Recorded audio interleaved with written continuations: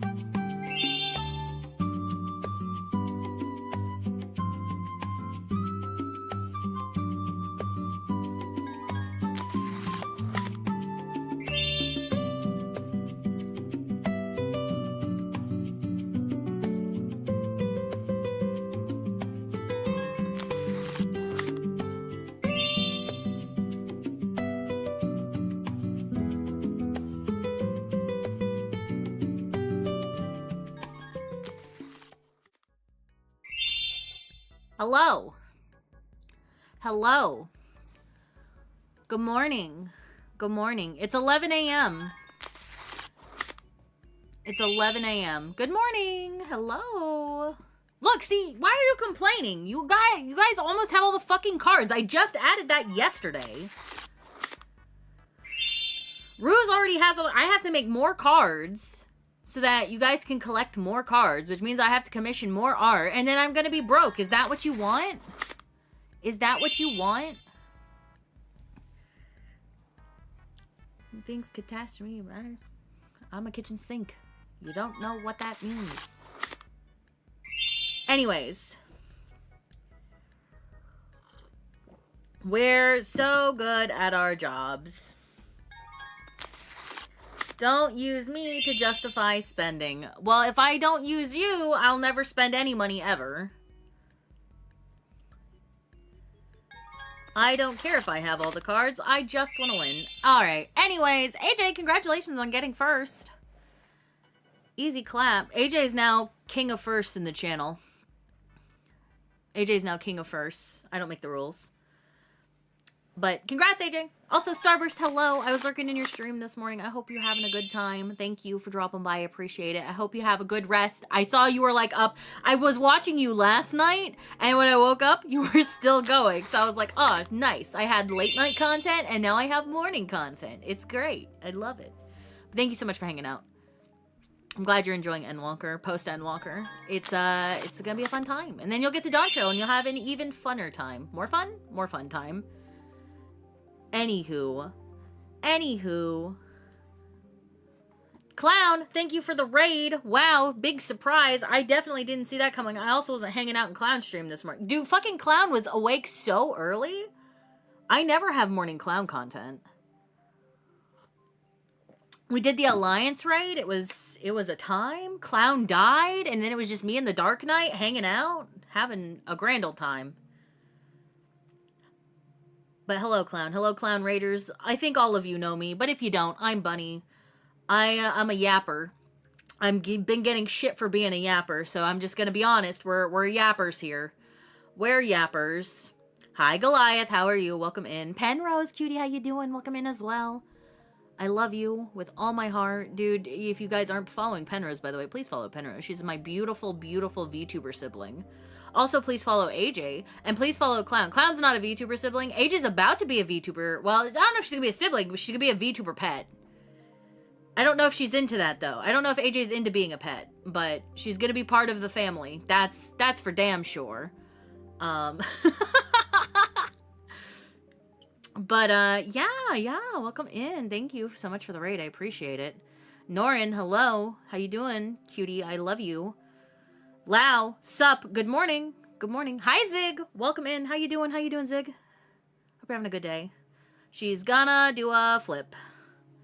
She's gonna do a flip. I woke up to see the FanFest news and was happy we don't need to melt in Vegas again. Dude, okay, so FanFest is April of next year, right? That means I have... How many months are left in this year? 4? I have 8 months to save to go to Anaheim. I'm gonna see if I can try to get Matt to do it because, fun fact, chat, if you didn't know, Anaheim is where they host BlizzCon. My first ever time in Anaheim, I went to BlizzCon 2018, and that is where I met Matt in person for the first time. So I think it'd be fun to go do a different game. Although, I don't know, after we went to BlizzCon, Overwatch kind of fell off and died, so I'm kind of scared to go to Anaheim and FanFest. Be the indicator that 14 is gonna fall off and die. Although, depending on who you ask, it's already done that, but I don't agree with that, so I don't know. Anyways. No one knows you from the raid. Well, hello, Clown Raiders. If you don't know me, my name's Bunny. My name is Bunny. And we do stuff here. I am excited, though, that it's in April and not in the butt crack of July, August, in one of the hottest fucking places in the country. Anaheim's fine, like, it's California, right? But,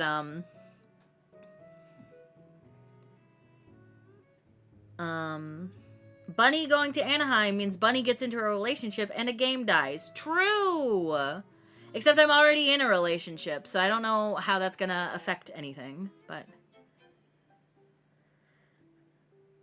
Excuse you, that's Lord Buckington to you. Okay, but you are going to become Lord Buckington, so maybe the relationship improves. Matt apparently already has a plan, so if you're expecting that to happen, it's not gonna happen. Also, I really should not be entertaining the idea of FanFest, cause chat, I wanna have money to have a wedding so that I can invite all my friends to come to my wedding. So, maybe just take out my retirement money for FanFest. That would be, that could be a thing. I don't have any retirement, though. I withdrew all of my retirement, so I didn't have a whole lot of retirement, because I only worked for the state for a year. But I did early pull out my retirement when I moved to Canada, because I wasn't gonna fucking use it in the States, and if I let it rot in the States, I wasn't ever gonna use it, so. I feel like you guys are the family pets in Lord Buckington's palace. Maybe. Maybe. Now it comes to lotto tickets again. Yeah, I saw Wavy was asking if people are going because he was going to go. And I'm like, hey, buddy, I won't want you to get your hopes up and, like, book all this stuff and then you not get a ticket because they're probably going to do lottery again. So just, like, heads up, it's probably going to be a lottery system. Now, I got lucky last FanFest and I got into the lottery. And then wonderful, wonderful people in this community ensured that I was able to go to FanFest. I don't know if that's going to be the case this year. I don't know if that's going to be feasible for me because flights to California are not cheap. So, flights are not cheap. XIV wedding? I don't think Matt would be into that, unfortunately. I don't think he would be into that. He wants to have, like, a proper, formal wedding. Me, personally, I wouldn't give a fuck either way. Like, I'm like, let's go down to the courthouse and do it right now, bitch. And he's like, nah, I'm going to do it right, so.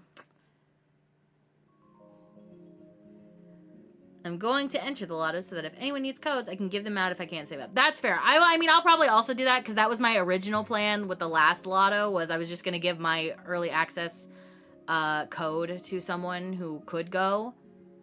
But I would like to go. I would like to go, especially if other friends are going. Now, if other friends are not going, I don't want to go. Cause I just don't want to see, there are people in the 14 community that, like, I don't really want to vibe with. And I feel like they would probably go to FanFest, but if my homies went, now that's a whole other conversation. I would love to hang out with them. Dude, I had so much fun at FanFest hanging out with the friendos. It was great. I got to meet the infamous $20 before he fell off the face of the fucking earth, dude, and just disappeared and died. That was a fun time. We did not end up going to a strip club, though. I'm very sad about that. We were supposed to go look at titties, and we just never did. We were all supposed to go... We were gonna see battle bots, too, but that didn't happen either. Just marry Norin or AJ. I would if I could, clown.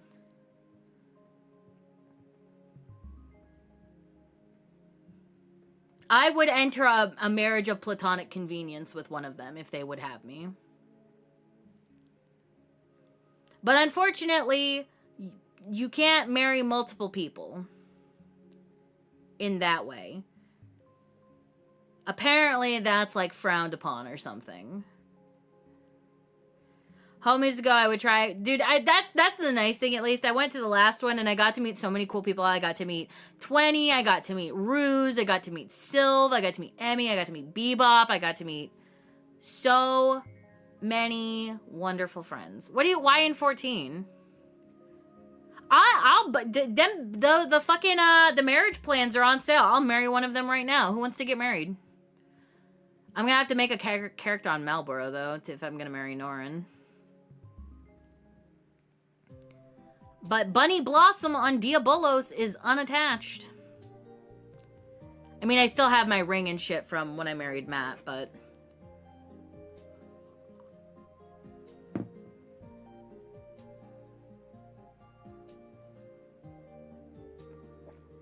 Anyways, chat, we're gonna do MSQ again today. I was emotionally distraught yesterday, and it's only going to get worse because we're in the bad time for Kaede now. A ring for each finger, yes. Dude, it pisses me off. Like, it genuinely pisses me off that I cannot just be around my friends 24/7 in person. Dude, I am such a fucking, like, person who loves, like, I don't like random people. I don't like strangers, like, invading my personal space. But I am very much like it's so funny because none of my IRL friends are like this. So I, like, obviously respect their personal boundary. But I love just, like, cuddling and hanging out with people and being close with them. That I am like a touchy person. But everyone around me is not touchy, like, at all. It's fucking wild, dude. It pisses me off, dude, that I can't just be platonically... Well, like, what? I don't even know what phrasing... I just can't be platonically around my friends in a manner that society deems acceptable. You know what I mean? Like... Because technically I'm still married to Maki. Rip Maki, dude. I miss Maki. I'm so sad because Maki was supposed to go to FanFest back in, what was that? God, that was 2023, right? She was supposed to go to FanFest, but then she ended up not, and I'm really sad that she didn't, and I will never forgive the people that caused her to not go. Oh, man. But yeah, I would like to go to, I'd like to go to FanFest again. But if it's not the end of the world if I don't, I do want to see the homies. That's the whole reason I want to do anything, is I just want to see homies. I want to meet up with my friends.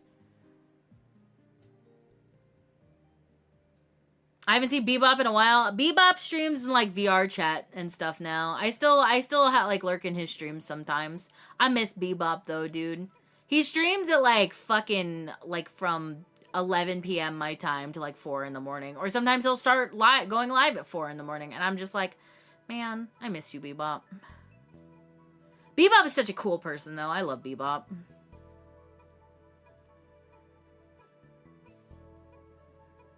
But it is nice that it's not, that FanFest, at least anybody that does go to FanFest, the Anaheim Convention Center is a lovely facility. It has a lot of space. I went there for BlizzCon in 2018. It was a good time. I enjoyed it. There's a lot of stuff in the area too, so, like, there's a lot of hotel options. If you don't want to spend, like, if you want to do, like, a whole trip out of it, obviously Disneyland is there. You can do, and you don't even have to go into Disneyland proper. You can go into, like, downtown Disney and still enjoy the day. There's a lot of cool stuff there. We did mini golf there the last time I went, which was super fun. Matt almost killed a kid on a go-kart track. That was considerably less fun, but, you know, he had a good time, I think. But I care about FanFest in the fact that, like, I still really like 14. I care about the game. I would be excited to go and see, like, the primals again. I would like to be in the crowd when Yoshi P walks out on stage and everybody's like, oh my god, that's my dad, you know? Like, I enjoy that aspect of it, but, like, I don't know if that's enough to bring me to the whole convention, you know what I mean? Like, I want to go if my friends are going, and I want us all to partake in that together, so. Yeah. I don't like crowds. I mean, that's completely fair, Clown. Also, like, I get it. Clown. If I invited you to our wedding, would you come? Please don't feel obligated to say yes, but, like, I just want you to know that you would be extended an invitation. But if you don't want to, like, that's completely fine, too. I can guarantee you there will not be a big crowd, though, because I don't have any IRL friends, really, apart from, like, the 2 that I have now, so. It's funny, I made a joke that we should stream our wedding, and I was like, wait, hold on. I don't want to actually stream it, but, like, maybe we could, like, set up a Discord call or something, I don't know. I didn't really like the Primals concert. It was a little overwhelming for me, but that's a me problem. I think the Primals concert would have been better if, like, we had been up closer and not watching on a screen, like, completely on the side. But, I like concerts, don't get me wrong. I am also a person who doesn't like being in crowds. So, for me, it was fine. I got to listen to the music. I got to enjoy it. I was on the outskirts, so I didn't feel like people were crowding me. For me, it was fine. But I definitely think it's probably a more enjoyable experience if you're, like, at least dead center watching them. Unlike we were. Like, I would love to, I really hope we get to go to Distant Worlds, because Distant Worlds is more my vibe. Like a sit-down, fancier event, like the Eorzean Symphony kind of stuff. Like, I could do that. That is probably more my vibe. Hi, Saz. How are you? Welcome in. Just give me a robot that I can control. We could do that. You could do like the VTuber thing like they do at conventions and get one of those rolling iPads. We can get one of those rolling iPads. I think I just hit my peopling limit by then. Yeah. To be fair, we had a lot going on.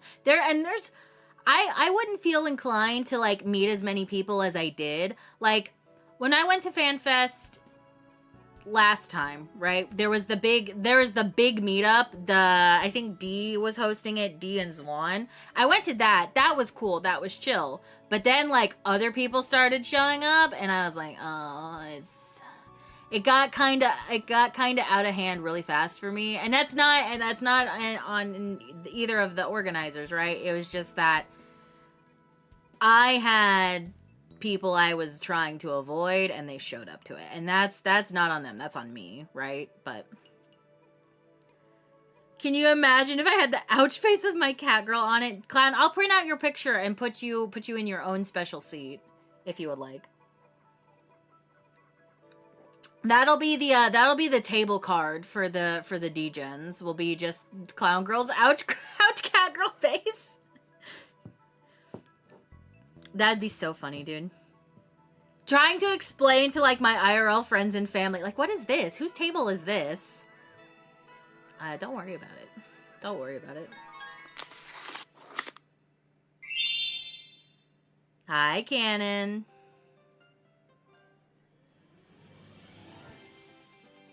Dude, it's funny because I didn't even see Sebi at D's meetup. I didn't meet Sebi until we were all at Player One. Because a bunch of us went to Player One to hang out. Player One was a great time. That was probably the best part of the trip for me. But only 10 pulls today, Cannon. Norin has already complained about it. But I hope you get something good.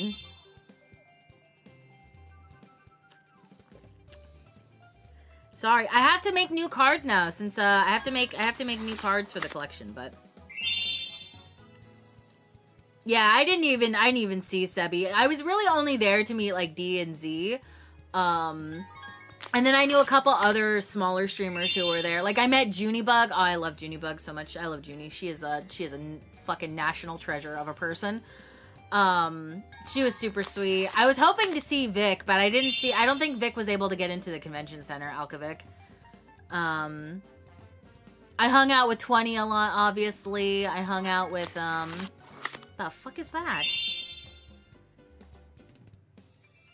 How can I swipe to have more pulls? You can't swipe to have more pulls.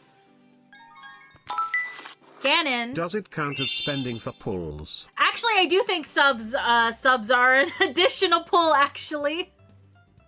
Cannon, thank you for resubbing with Prime for 20 months. You do, I think, get an extra pull for that.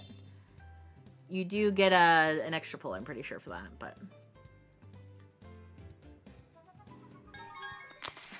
I think next time you need to limit, like, one a day for the TCG. So, what we can do, right, since I could just reset everybody's progress, and we could start it over again.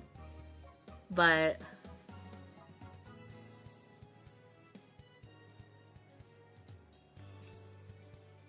no, actually, there are shinies. You can get holo versions of the cards. That's already in. My 2 days of progress. Yeah, maybe we do it as a single pull of the day. But Also, hi, Aristotle. I don't know if I said hello to you properly. See, like, that one was a hollow. Whoever just pulled that one was hollow. I didn't say hi to you, but welcome in, Aristotle. Ponto and I realized I played the same 11 Link shell a decade earlier and never realized it. That's so cool. I love that about video games, right? You can, like, interact with people and never realize it. Like, I wonder how many of you I probably encountered Clownfish in my Overwatch era. He just never realized, like, we just, right? We didn't meet until, like, 10 years later, so. One pull a day would make special cards hype as fuck. Yeah, I'm considering it. Like, I think I might add more cards to the thing, and then I might reset everybody's progress. So I'm really sorry if you would be upset that I reset your progress. But maybe we add more cards. Like, I'm thinking about making, like, a third, because it's 27 cards. I'm thinking, like, maybe we do a 30 card set. If I don't get a shiny, I will uninstall IRL. Well, Zig got a hollow PD.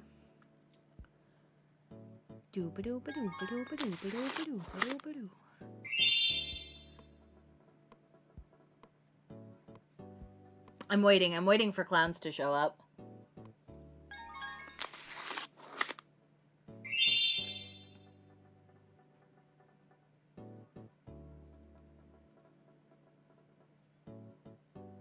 Any day now. Clown did not get a shiny. He got just a normal common card.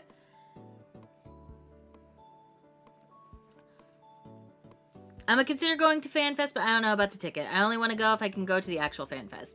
Well, see, here's the thing, AJ. Here's the thing. If you want to go to actual FanFest, you can buy 2 tickets. You can buy 2 tickets with a lottery code. So if they keep it the way it was, and I can swing going to FanFest, I will save one of my codes for you. I will save one of my tickets for you if I get in the lottery. I hate planes, man. Yeah. I feel bad for every person who wants to go to FanFest and has to board a fucking plane, dude. See, I was thinking about taking Matt, but Matt doesn't care about FanFest. So, like, I don't know what he would do if we went, because, like, I don't know. He would come into the convention, but I wouldn't want him to, like, just walk around not doing things he enjoyed. What is the TCG program? It is a Stream Elements widget from Ciari Designs. It's a customizable widget, is what it is. It's not like a program or anything, it's just like an overlay thing. But I have it connected to Redeems to make it easier. Starting to consider FanFest Berlin? You should go, Canon. How about Homie FanFest? This was NorinCon, Clown. Are you gonna be able to, are you gonna have to remote in for that too? Because, like, Clown, realistically, I know you hate crowds, but, like, if we did a homie meetup in Anaheim, like, I feel like you could get there pretty easily. You could just drive down. It's not that far of a drive, right? It's a matter of money mostly. I'm struggling at the moment. You know what, brother? I feel you. I am also in the same place. That's why I was like, I have 8 months realistically to save, but hotels in California are not cheap, and planes to California are not cheap. It's nice because there is an international airport. Is it international? There's an airport in Anaheim, so you can fly directly into Anaheim. Berlin is probably not that expensive. I have 1 year to get my life together. Yeah, you have I have 8 months to get my shit together. I don't know if I can get my shit together. I floated the idea to Matt. He did not really seem interested, so I'm kind of sad. It feels like I probably won't end up getting to go. Just because, like, we have other priorities in life right now that we kind of want to do. But I don't know. If you were to ask me, yes, I would want to go. I would want to go, but I don't think it is feasibly in the cards for me this time around. Even with, even with everything else. So, I don't know. I would go to a homie meetup over FanFest. I'm also at that point, right? Like, it's the same thing I had, like, when I went to TwitchCon, or not went to TwitchCon, when I wanted to go to TwitchCon, it was because, like, I was enthralled by the idea of going to a Twitch exclusive con. But TwitchCon is really only for partners at this point. For partners and networking. If you're not doing that, then you should not even bother going. FanFest, if you care about the game and you have friends, it's probably worth going, but I would not go for just the game alone, and I wouldn't, it would be really hard to convince me to go to Anaheim for FanFest, but not go into FanFest and just see homies. Like, I would love to see homies, but, like, if I'm going to Anaheim, I want to go to FanFest, so.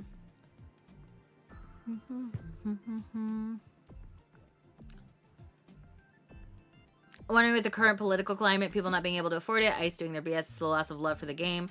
Hope it makes the desire for this fan a bit more limited from both national and international players go. That's fair. Like, I don't know many, I'm hoping that maybe people, I don't want the shitters to go. I'll be just straight up. The shitters that have been running their mouths in the community lately, if they never came to fucking FanFest, I would be elated, dude. But the problem is I think they would go for the notoriety attached to it. So, I can't say for sure. There would be people that they would be people I would avoid. Which sucks, right? Because, I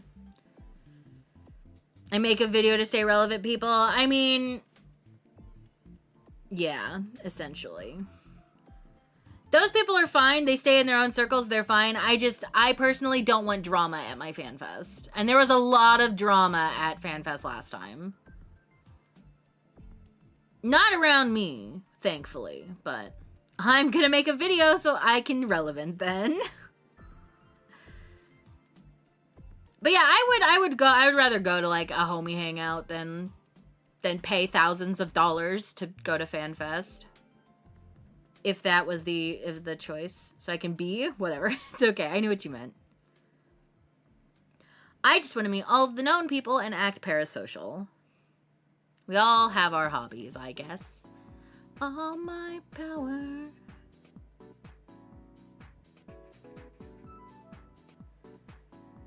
Yeah, like, this is the thing, right? Like, if you're gonna... That's always been, like, the whole entirety of this bullshit. If you hate the game so much, why are you still here, dude? Why are you still here? I don't get it. If you don't like it, don't play it. That's... I can understand valid criticisms of the game. I have criticisms of this game myself. However, if all you hate the game because of woke, blah, blah, blah, blah, blah, blah, get the fuck out. Why are you here? You don't like this game. You don't like playing the game, so don't play it. Don't pay the subscription fee. Don't engage with the content. Fine, whatever. Get the fuck out of the space. But because you have a blue Twitter check mark, you're gonna farm for engagement and get your paycheck. Whatever. Whatever, dude.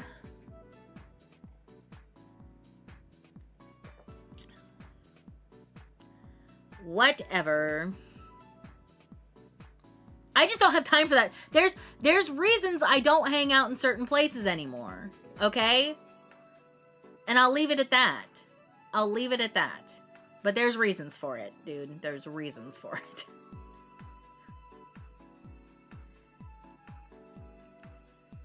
It's why, so this is why, like, I don't stream 14 except for when it's my bullshit.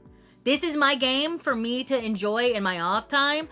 I love you guys so much, and I appreciate that I met so many of you through 14, but making it about the chat and the community, that's great. That's fine. That's not for me, though, because I have my own goals that I want to achieve in this game, and I don't want to build my reputation, my brand, and my quote-unquote income, because this is not a real source of income for me. This is just a hobby, but putting a monetary attachment to it, I don't want to do that off the backs of you guys and off the backs of 14. That's not how I would play this game if I was streaming or not. And it leaves a bad taste in my mouth using it for monetary gain in that way. Because then you start behaving a certain way. You start acting a certain way. Because there's a dollar sign associated with it. And I never want this game to be that for me, you know? You don't want to build your reputation on my literal virtual ass? Not my reputation, Canon. I want your reputation to flourish, though. So I will spread the good word of Allie Wood. Regardless. They're also my reasons. See, you get it. Like, the people that know, right? Like, I don't know, dude. I have opinions. If that's your prerogative with 14, that's fine. That's just not how I want to operate. So, if our circles are not aligning, then they don't align. You stay in your lane, I'll stay in mine. But I'm also not gonna sit here and pretend like I don't see the stupid bullshit on Twitter and not have an opinion about it, right? Because a lot of what's happening, like, I posted a tweet about it. Like, I don't want to draw more attention to that kind of shit, but I do want to clarify that this space, my stream has always and will forevermore be pro-LGBTQIA+, because I am bisexual. I identify as bisexual. Even if I am in a hetero-presenting relationship, I still really, really love women. So my space will always be welcoming for those who do not align with the cis heteronormative bullshit, okay? I believe that trans rights are human rights, and if you don't agree with me, then you probably don't need to be here. I don't know how you ended up here, but you don't need to be here if you don't believe that. And I think it's very important that even if you're not going to talk about, I don't like talking about politics and stuff like that, because this is my place to get away from that kind of shit. But I will, if you ask me, I will tell you my stance. And it's that I'm fucking liberal as shit, and I think capitalism is bad, and I hate the current administration, right? I don't like talking about that kind of shit because I don't want to think about that kind of stuff while I'm having fun with my hobbies. But I do think it's very important to vocalize your stances on things, because especially if you are identifying with certain communities and you are hanging out and providing space for those communities, they deserve to know where you stand. Like, I at least owe you the bare minimum respect of saying, I support you or I don't support you, so that you can make an informed decision on whether or not you want to be here. I owe you that respect, and you owe me the respect of at least hearing my stance, right? So, if our stances don't align, door's right there. Get the fuck out. You don't need to be here. I don't want you in my circle. You don't want to be in my circle. Get the fuck out. I don't care. We'll leave it at that, right? But I don't have time for that kind of bullshit anymore, dude. I'm almost 30 fucking years old. This is not high school. This is not grade school. This is not, none of that shit even should be like a thing that you have to worry about. I don't have time for it anymore. I'm not gonna fucking pussyfoot around with you people and talk about is it or isn't acceptable, whatever, is it appropriate that a developer on Twitter said something or liked a post or retweeted something on their own personal private account. I don't know. Let's grow up, let's be mature. If you don't want to be in my space, don't be in it. I won't be in your space, okay? Like, let's just call it what it is. Let's just call it what it is and call it a fucking day, dude. I don't like politics, but I've always lived by don't be an asshole. That's a good mentality to have, right? Like, if you don't even know enough about politics to really have a strong opinion, as long as you're not an asshole, like, that's like the bare minimum, dude. Just don't be a fucking dick. Just don't be a fucking dick. I don't want to go because all the flag shit are reviewing Wook Lamont, and that just sucks too. Yeah. Dude, people treat the 14 team specifically as if they are fucking pariahs, martyrs, whatever you want to fucking call them. They're just people, dude. They are just fucking people, and they're doing the best with what they've got. Square, if you want to be mad at anyone for the quality of 14, be mad at Square Enix, who keeps siphoning all of their funding away, okay? I have complaints. Do I have complaints about the quality of the game? Yeah, it's a little lackluster in what I know they could do, right? But at some point, you have to acknowledge the fact that Square Enix it's hemorrhaging money from this game to do their own stupid other bullshit side projects. That, like, remember that stupid NFT game they were making? Has anyone heard anything about that? No, because NFTs are fucking stupid, and it was a waste of money. It was a waste of fucking money, dude. I have a question. Can you be in my space? Always can. I will always take up space in your life if you would like me to. If you steal someone's coffee, it's called mugging. Please don't steal my coffee. Please do not mug me for my mug. Also, welcome in, Persona 5 fan. I'm also a Persona 5 fan. Welcome in. Hi, Frenchie. It's the new CEO. He wants to be the hello fellow kids meme. Dude, I just can't believe, like, they were like, Square Enix were like, we're gonna put our whole pussy into NFTs, because that's the future. And then NFTs died, like, nobody really does. The only people who do NFTs anymore are people who are already doing NFTs. They're all just grifting each other, right? At this point, they're all grifting each other. And that's fine. They can exchange their fake little decimal amounts of money between them all, okay? Like, that's... All the money I have invested in cute boots and skirts on the Mog Station vanished into NFTs. Yes, that's my biggest complaint, right? Square Enix wants to be like, here's an expansion's worth of glam that's going to cost you essentially the price of a new expansion, and you can get the same outfit but with different shoes or different pants. The accessories are also separate. You can buy them separately for $8. You're gonna charge me, like, for me, it's gonna be like, if I do it, it's gonna be like $54 or something like that after tax and everything for a glam set. And then you're going to have Yoshi P get on the live letter and say, yeah, the content's not where we want it to be, but that's because we have a lack of resources, and your solution is to just charge me an expansion's worth of money for a glam that when you make similar glams, those glams only cost $22. That make it make fucking sense, dude. Make it make fucking sense. Full Mog Station, no content, dude. I'm really hoping Clown was showed us a video of some of the new glams that haven't been put in, like, they're not in the game yet for like, you can't get them in the game yet. One of them was the new outfit, which I'm not gonna lie to you, I did swipe for, but it was because it was the price I was expecting. The price for this new glam is what I was expecting. We also have the Galatea stuff, which is coming out, which I will probably also swipe for. Because I'm a Reaper hoe, and that's like the Reaper outfit from that one dungeon, right? I'm really hoping, though, the Tactics crossover gear that they showed, I'm hoping that's an event. I'm really hoping that's an event, but... I came in while you were on your rant, and I agree with you on what I heard. People need to be nice and mature about things. It's not that hard. Yeah, that's... I just don't know why we gotta be like fucking children on the internet, dude. I saw this TikTok this morning where this girl she went on a tangent about how people online need to be bullied more. And I'm not really an advocate for bullying, but you can tell the difference between someone who's been online since like the 2000s and someone who just started being online and like within like the last 5 to 10 years. I by no means have a thick skin. I am very sensitive, but I have also been forged in the fires of like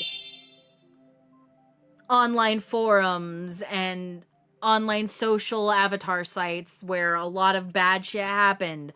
I was groomed as a teenager on Kick. Like, I had all of these very formative experiences that led me to have the opinions that I do about how you should behave online. I feel like I have a very good idea of what it means to have online internet etiquette. There are a lot of people that don't have internet etiquette, and it fucking shows, dude.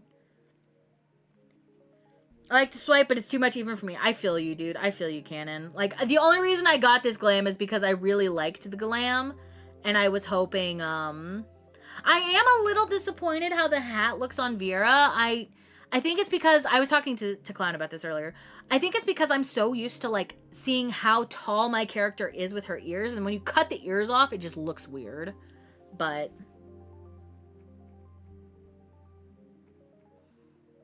I'm hoping for a Tactics crossover too, yeah. That's a terrible mentality. What did I say?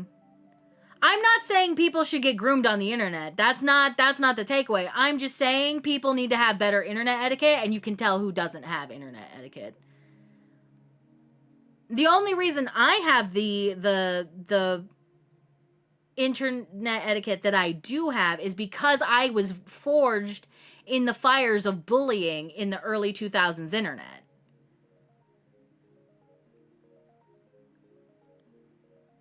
I don't really like to have the mentality that people need to be bullied more, but some of you have never been bullied on the internet, and it shows. From row to midi because of the hat. Yep. I'm very much of the stance now, like, okay, I don't agree with, like, the ID bullshit that every country seems to be adopting right now because they just want an easy way to censor everyone. I do, however, think that children should not be allowed on the internet anymore, dude. Yeah, like, no, I don't mean mean-spirited bullying, but, like, if you go online and you say some stupid, fucked up shit, you should be bullied for it, dude. I think more people should feel shame. Yeah, that's the problem, is people don't feel shame, dude. The girl who said that people... No, but see, the point she was trying to make... I think her TikTok specifically, she was talking about people who have, like, eating disorders, bullying fat people. That was, like, the context she was talking about it. But, like, the whole premise of it was, like, these people are being, like, you, like... They get on the internet, they say some stupid shit, and then they have no repercussions for it. And I think COVID was a really big problem with that. Like, a lot of people got online during COVID, and then they didn't really feel the repercussions of it. Nobody was really like, if you said stupid shit, right? Like, you immediately got clapped back on. And then for some reason, during COVID, nobody wanted to do anything confrontational because whatever. Yeah, they got comfy with, like, not being called out for their bullshit. And like, that's what I mean when I say, like, people need to be bullied online more. Like, if you do stupid shit, you should feel shame for doing stupid shit, and people should call you out for it. That's why, like, I have no qualms about talking about, like, this drama shit, because people are saying stupid shit, and they should be called out on it. Right? It's like, it's back to the whole thing. People don't have fucking etiquette. Online, socially, in public anymore. Like, dude, all I'm gonna say is, like, remember how everybody lost their fucking mind when that woman punched that Nazi? This person was, like, doing an inflammatory interview with her, and she said some, like, stupid Nazi shit, and the woman, like, full on, like, reeled back and punched her. And people were like, oh my god, I can't believe she punched her. That's assault. Oh my god, no, if people say stupid shit, they should just be allowed to punch them. You should have repercussions for your actions. The freedom of speech does not mean the freedom of consequence, dude. If you say stupid shit and you're trying to say stupid shit to inflame someone, you should get your ass beat. Okay? You should get your ass beat. I'm not even fucking playing anymore, dude. Like, it is always morally correct to punch Nazis. Like, I don't... Oh, man, dude. Hi, Maker, by the way. Welcome in. Need to be bullied per se. It's like, the people need to be bullied online more thing. That, the whole point of that statement is really, like, people need to have consequences for their actions. And it gets boiled down to, people need to be bullied online more.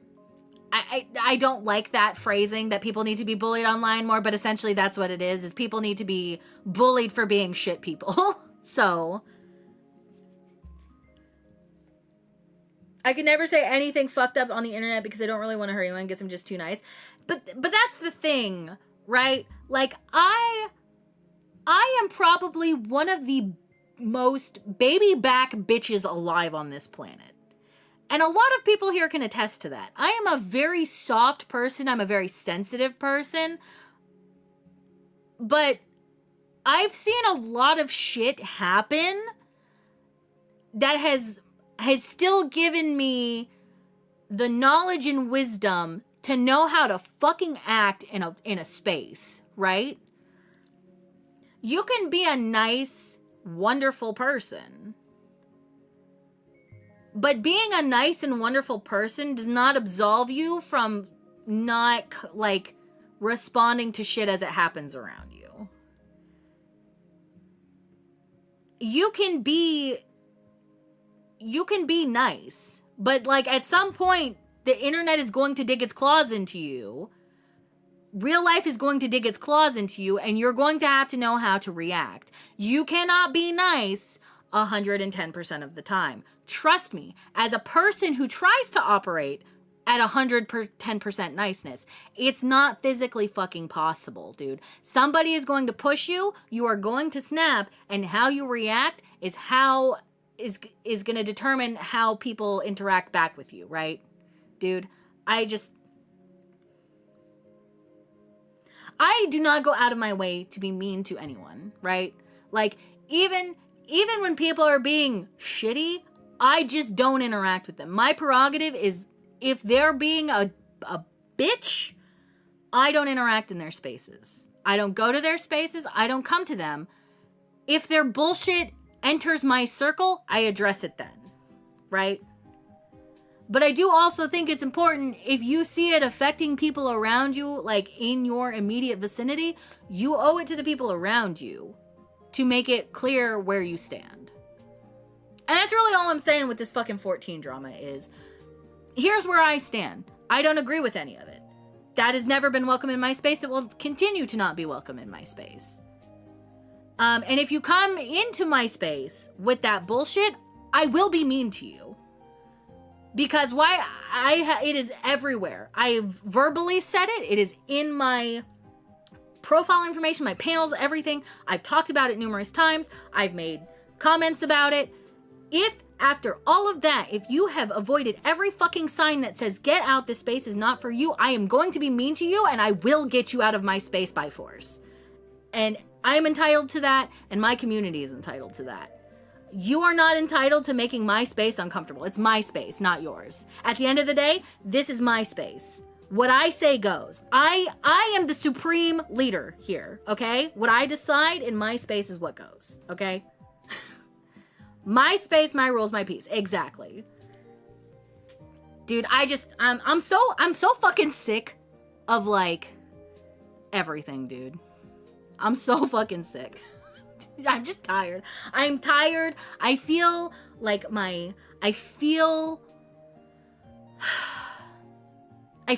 just feel, dude. I have a lot of emotions. I have a lot of fucking emotions about stuff.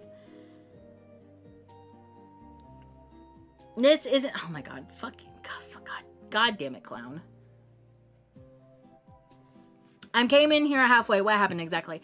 I got on a tangent about something because we were talking about FanFest and how I personally don't want to see, I am making the determination on if I want to go based on if my friends are going, because I don't want to interact with certain creators in the space. I only want to go for my friends and because I want to support the game. Those are the only reasons I would ever go to FanFest.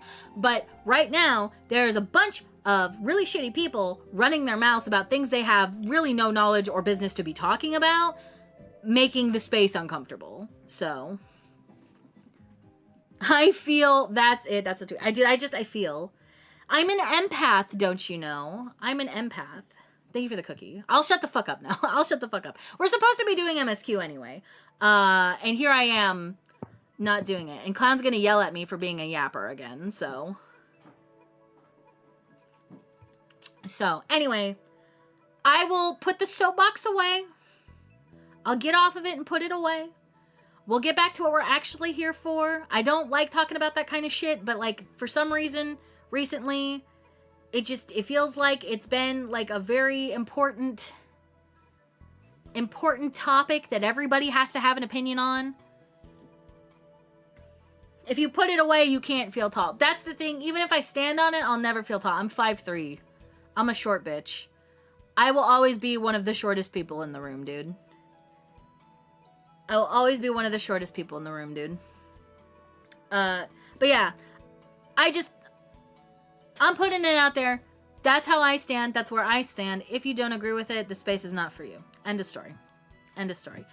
If you have a problem removing yourself from my space because you think you can try to sway me, or you think no matter what, everybody has to hear you say your opinion, don't worry. I can take care of you. My mods can take care of you. My community can bully you too. I don't care.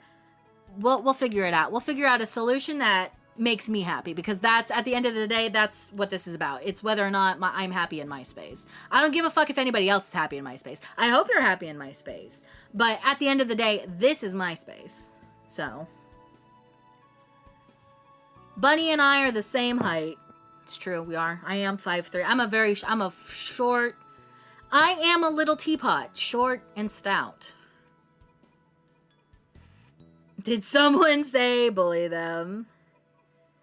My main issue with your space is the 10 GC card limit. I think bits, not to be a fucking penny pincher or anything, but bits also, any amount of bits will, I think, pull cards as well. Tip me over, baby. Yeah. Do you know Tom from MySpace? No, Tom was never in my top 10. Not as short as Sylv. Dude, I love Sylv. Sylv, I just want to pick her up and put her in my pocket. I'm not even that much taller than Sylv, but like Sylv, I just want to wrap her up. I want to wrap her up and put her in my pocket as my little friend to take around with me. Tom was my only friend. I had a profile picture with a spoonfish. She'd fit, she would. I could wear Sylv as a scarf. Dude, speaking of Sylv, yo, chat, the new glam, like I said, I swiped for the new glam. Who is this cat girl and why is she standing in front of me? I bought the new glam, right? I bought the new glam. It is such a fucking Sylv-coded glam. I've been saying that ever since I saw, like, the data mine leaks. It is such a fucking Sylv outfit. I love that. Like, I love it. Every time I see anybody wearing it now, I'm just gonna be like, that's Sylv. That's Sylv.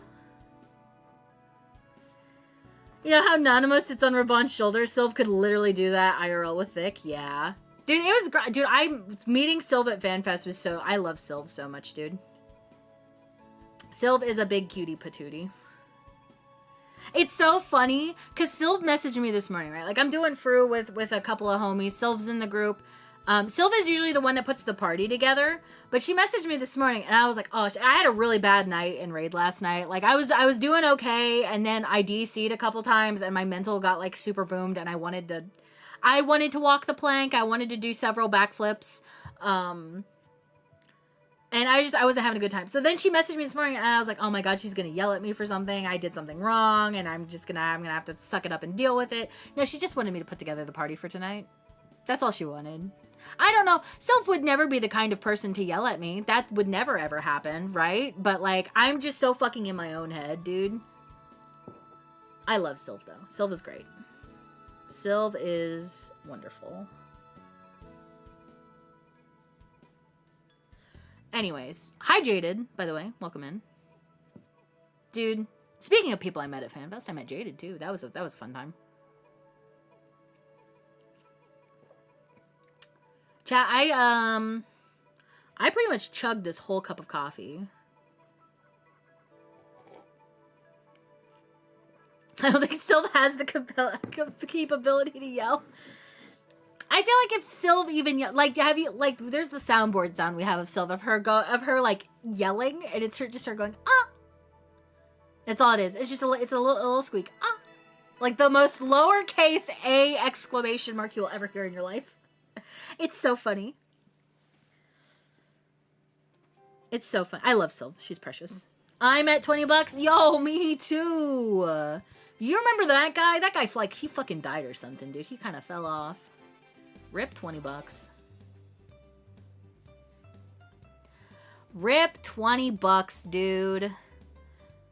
Relative pain. The less concern when there's nothing in the tank. Sylv is the perfect example of someone I would put in my pocket. See, same energy. I literally said the same thing like 3 minutes ago. I was like, I want to wrap Sylv up in a little bow and stick her in my pocket. Take her everywhere with me. Not at FanFest, NorCon. We were talking about that, dude, right? Like, I think a lot of us would just prefer at this point to go to a homie convention, a conglomeration of homies, or a congregation of homies is what I mean to say. Me and Sylv are the same size. Yeah, that's what we were talking about, because I'm like, I'm 5'3". Ruse and I are the same height, right? The only person I've ever met who's been shorter than me is my sister, who's 4'11", and Sylv, who I think is like barely 5 foot, if that. She might be under 5 foot. I don't remember exactly how tall she is. But nothing is small enough to enter your pocket, except maybe weed. True. NorCon is as real as Gamer House. Yeah, my sister, my middle sister is 4'11", so I could see it.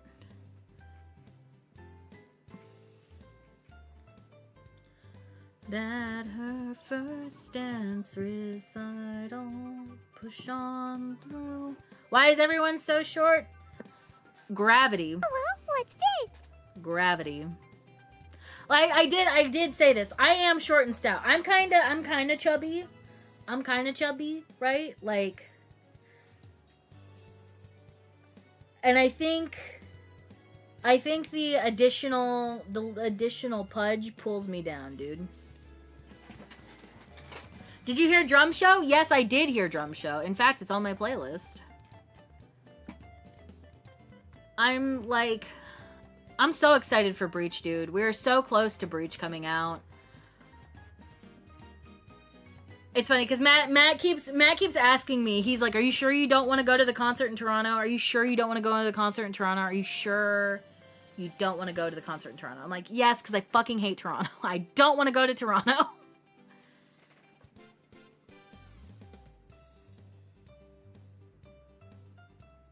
My grandma's over a foot shorter than me, like 4'10", so tiny.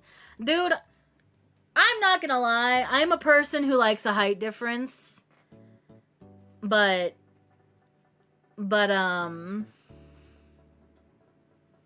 at some point it just has to be silly, right? Like, it just has to be silly. $400 for a concert feels crazy, yeah. I can't justify it, dude. And to be fair, it's $400 for where I would want to sit. I could sit on the lawn, but the lawn is not great. And that's not where I want to be for a 21 Pilots concert. I don't want to be on the lawn.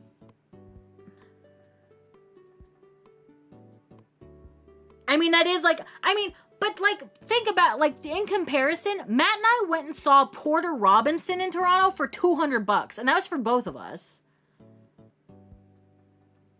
We went to Igloo Fest in Montreal, and that was like $80 a person. Like, it wasn't terrible.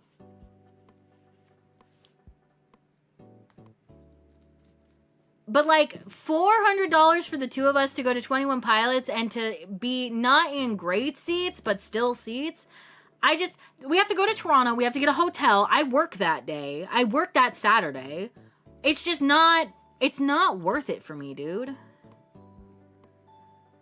I'm going to be so honest with you, chat. The only concert I would pay an obscene amount of money for, I would pay, and it probably wouldn't even be that much. I would pay at most $1,000 to go see Queen with Adam Lambert as the frontman. That is the only time I would spend an exorbitant amount of money on anything. And that's because, one, I love Adam Lambert. I love Adam Lambert so much. I have been like a diehard Adam Lambert fan since before American Idol. And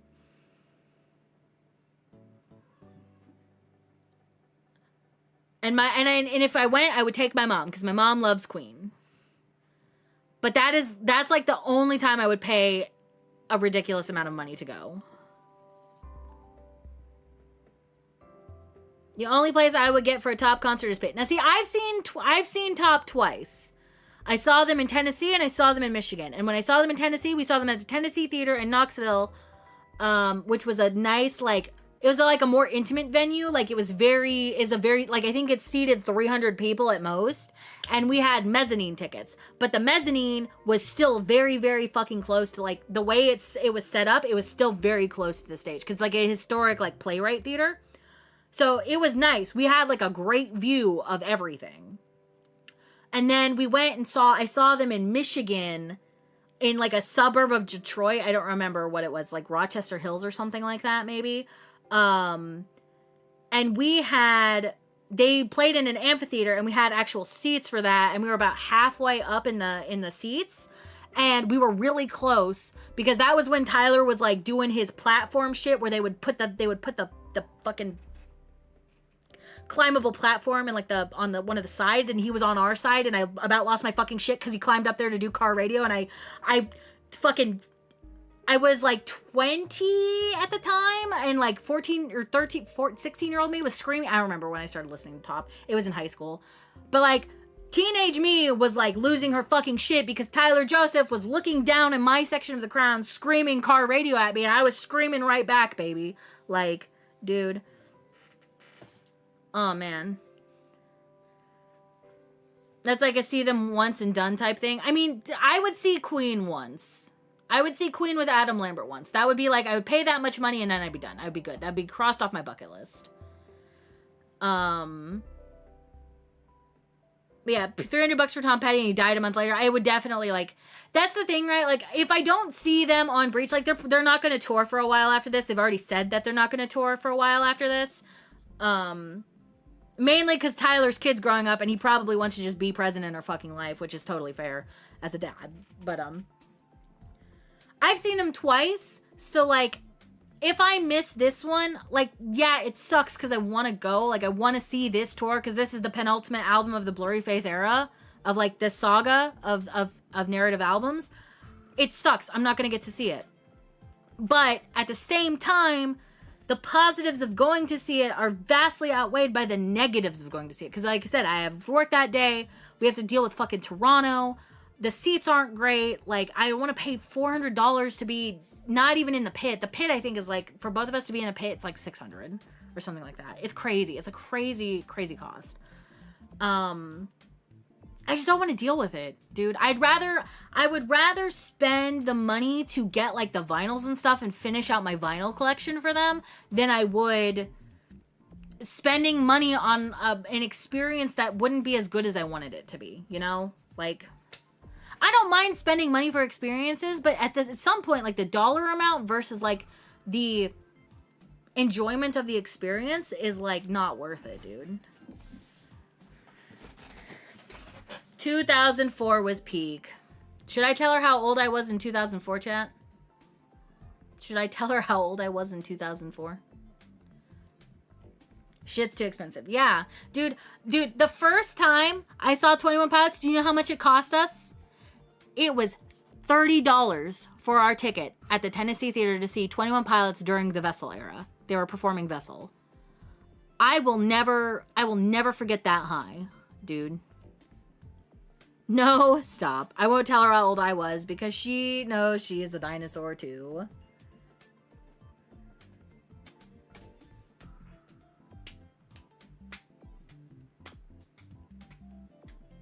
Anyway, chat. Why am I catching these age strays? Look, all I'll say is, chat, I was not even 5 years old when the towers fell. I was not even 5 years old. I love you. You're my favorite MILF.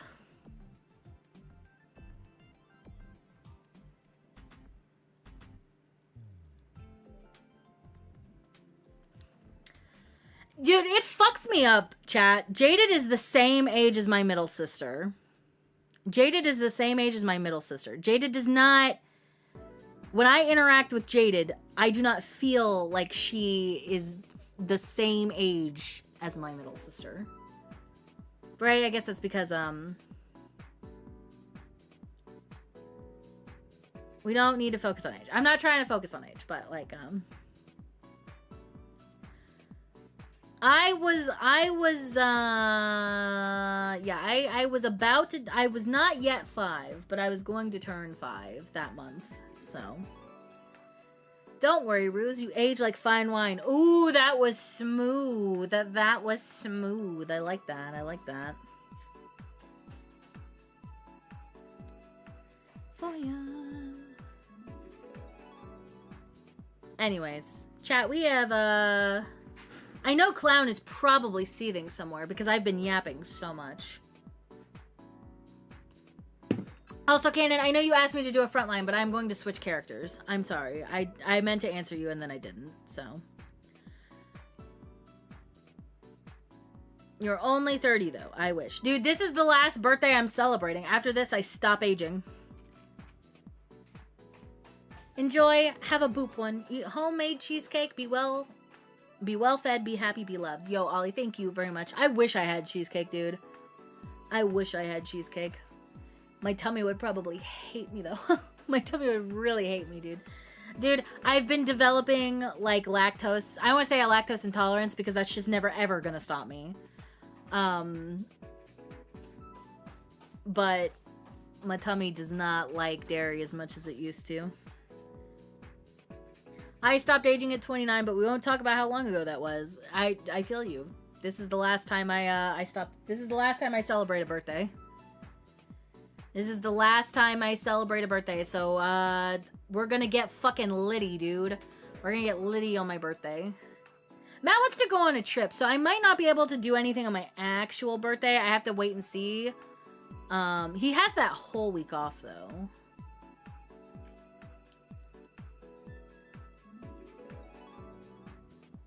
Quite an experienced 29-year-old woman. Yeah, you just stack experience. I never seethe. I just like giving you crap. Well, stop giving me crap, clown. I'm sensitive. I'm soft. I am a baby.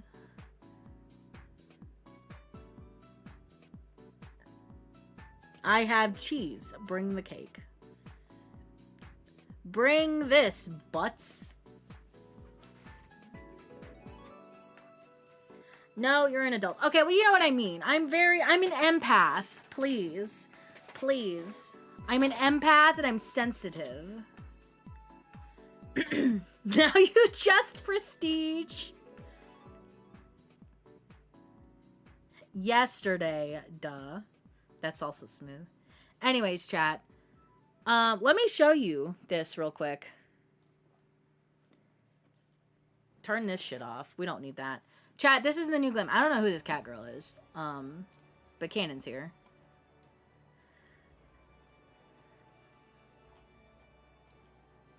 Canon is staring lovingly at the Aetherite. Yesterday was 75 years ago. Wake up, everyone. You are in a coma.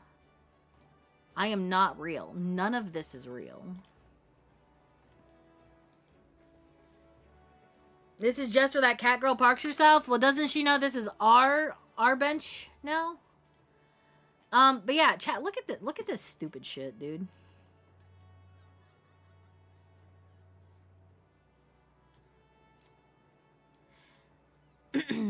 At least I can wear it. She was there first. I have been standing here all morning.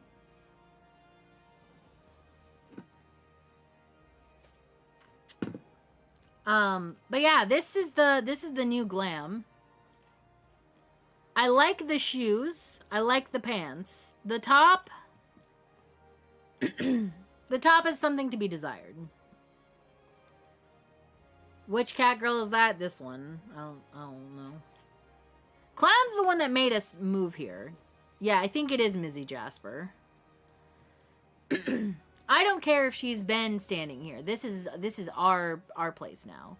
Them cozy bitches have not been here in months, so we have taken it over. And by we, I mean Clown. The rest of us just followed. But yeah, this is the new glam. I like the shoes. I like the pants. The hat is cute. I think it looks better on Midlanders, Catgirls, and Aura. It looks cute on Lalafell too, but for like, it's like different. It's a different kind of cute for Lalafell, but I need to buy it twice. I like it. My biggest complaint though is, do you see this right? You can't see my mouse. My mouse isn't captured. But you see like the tattoo under the like bracelet there, the chain bracelet and the leather bracelet? That bit of tattoo, if I take my top off, that tattoo is still there. I don't really like that the tattoo is still there. Also, the pom-poms clip into my boob. But that's beside the point. If you look closely at Bunny's finger tattoos, you can see MS-13. True.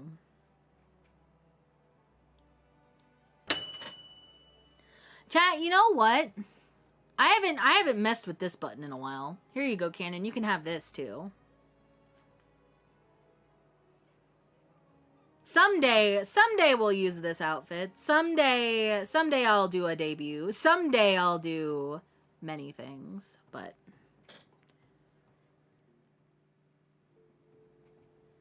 I'm excited. 3 was my favorite. I put myself in the wrong place. Hold on.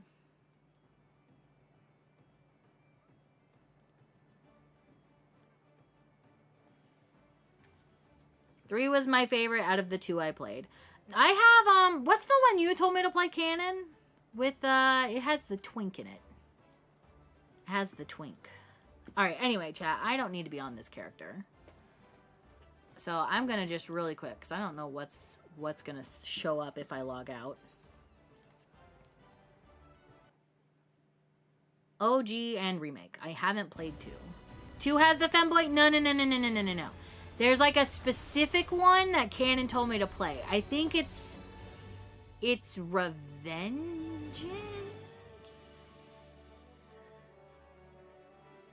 I don't know anything about Metal Gear Solid, so I can't really say for sure. I can't really say definitively. Same femboy. Okay, well, not 2. I would have remembered if it was 2.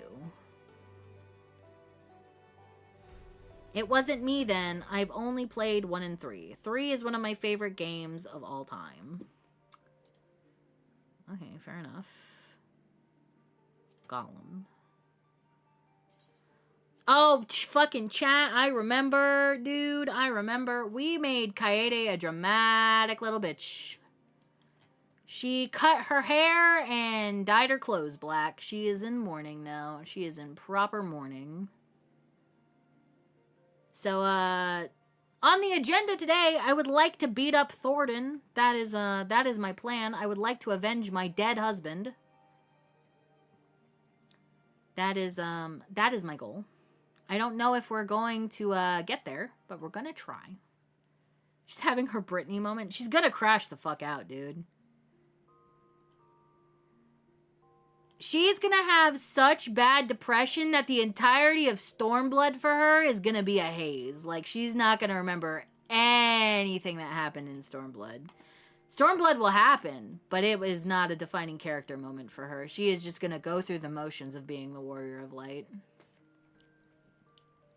There's only one thing I'm going to write for her during the time frame of Stormblood, and that's her, when they get to the Ruby Sea, she's gonna go home and see her dad. That's pretty much it. Also, I'd like to formally apologize to anyone who's been keeping up with Kaya. I wrote a fucking novel for her yesterday. I wrote, like, hold on. You know what? I'm actually, like, genuinely curious. I want to see how many words that ended up being. Also, chat, Tumblr is holding, I made 3 separate side blogs to try to write as Naren, because AJ was cooking yesterday. I think we figured out how we're gonna get Naren into Zari's butt to get out of the first. And I was trying to write stuff for Naren, but Tumblr has suspended all 3 of my Naren blogs, and I have no idea why. I would save the HTML layout for them, and they would immediately get suspended. So I'm a little pissed. I think I'm gonna just write them on, like, I have, like, a main Tumblr that the rest of them are hooked to. It's Library of Eorzea. I think I'm just gonna write Naren shit on Library of Eorzea until they, at whatever time, release my blogs back to me, and then I'll move them over. But I want to see how long this fucking thing I wrote for Kaya was yesterday. When I linked it in the lore Discord server, I was like, holy wall of text. I'm so sorry. Character counter. Word counter. I don't like anything that has the word GPT in the title. We're not going to go to that one. Oh, fuck.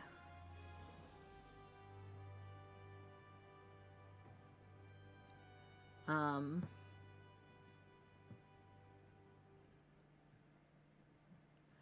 also need to go back through and,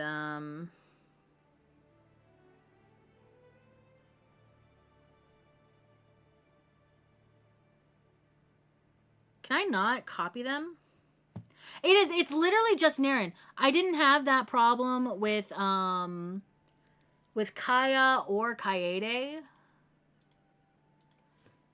That was not a problem I had with their blogs. And it's weird because I'm using the same like theme for them. I'm using like all of the same shit for them because I want them all to look like uniform. Okay, let's copy this whole fucking wall of text. Word counter.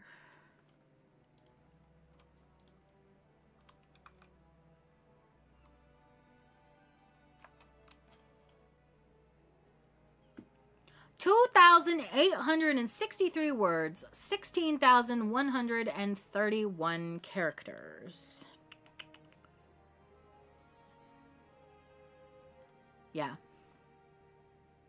Who's Naren? Yeah, she's my OC from the first. She's, where's she at? I can show you her. I can show you her. Bum, bum.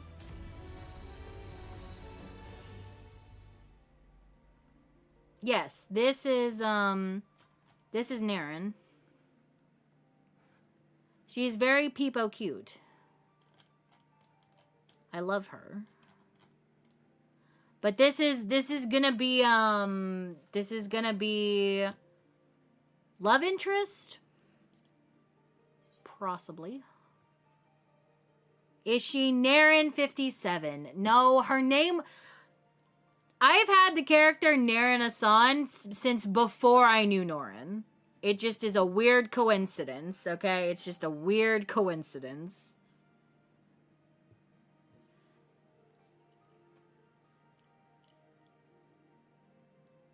Ugh. Okay. Hopefully me having coffee will keep me sane today. Norin 56 is based as fuck. Real.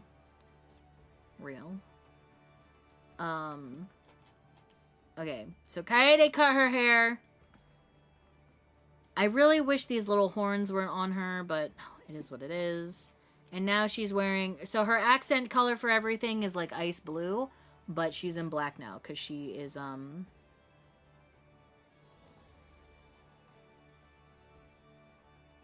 she's in mourning. She said I sounded cute, so I love her. I've never been acknowledged that hard by a woman. I'm glad for you, Canon. I am happy for you. I think we're in post, right?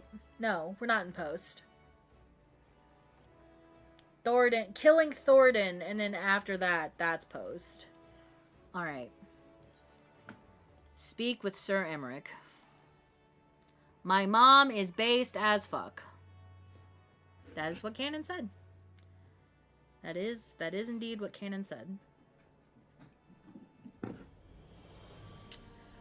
She loves you guys. She would tell any of you you're cuties. Thanks, Norin56. I don't think I've directly interacted with Norin56, so...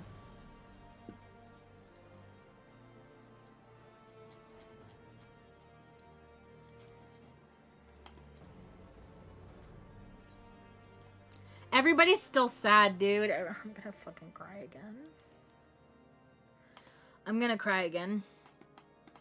Can you fucking shower, please? Curse those bloody whoresons and piss on their swiving round table. I agree. Nobody knows how to act. Nobody knows how to fucking act.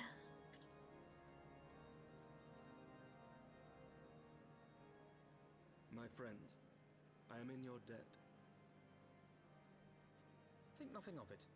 Am I sucking his nuts? No, but he smells, dude. He smells. Some wounds do not heal. Wouldn't you? Canon, my husband just died. He just fucking died, dude. Breathe through your mouth, Jesus Christ. I'm not a mouth breather. The founding. The scriptures, 1,000 years of lies, all to deceive the common man. Nay, our own brothers and sisters. For the blood of the Knights 12 flows within all our veins. You knew this to be true. You knew, and you concealed it.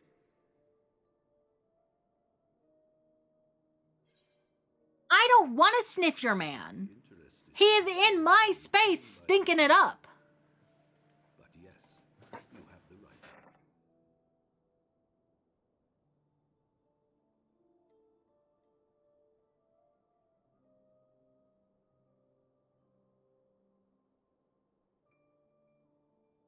The architects of Ishgard, King Thordan and his Knights 12, entrapped and butchered the great worm, Ratatosker, that they might partake of her eyes and thereby transcend their mortal lives. No, Estinian.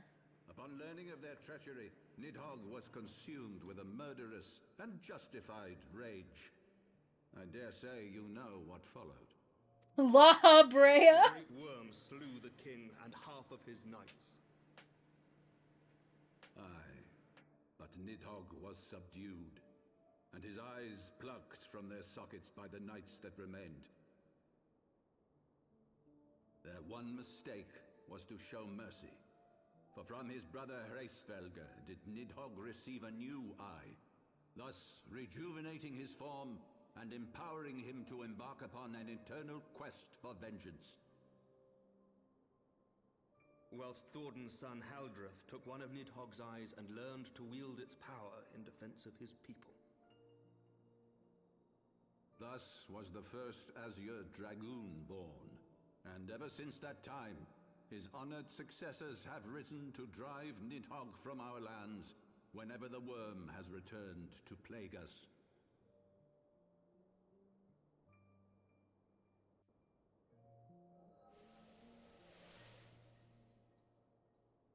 I ask you, my son, will you answer for my sins? Will your son and his son answer for me as well? What do you mean? If a man cannot atone for his sins in the course of his all too fleeting life, must his progeny then be held to account? Must every subsequent generation be judged as well?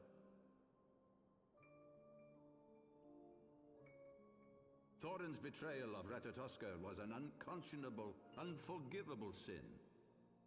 Should we then, as his descendants, meekly surrender ourselves to an eternity of punishment? Nay, say I would not see our children sacrificed in a vain attempt to appease an implacable foe. Dragons are not like us, my son. To they who live forever, the wrongs of antiquity are as those of yesterday. No reparation. That's his office, Norin. That's not even his private room. This fact alone should serve as ample justification for our actions. Yet some refuse to see it as such. For men like you, who yearn to commit themselves to a nobler cause, a more compelling narrative is required. This is your solution. This is how you protect our people. You have given us a lost cause, a death sentence. With your compelling narrative, you but doom our countrymen to give their lives for a lie. And they do so gladly. Highborn and lowborn alike are proud to serve, to fight and die for their country.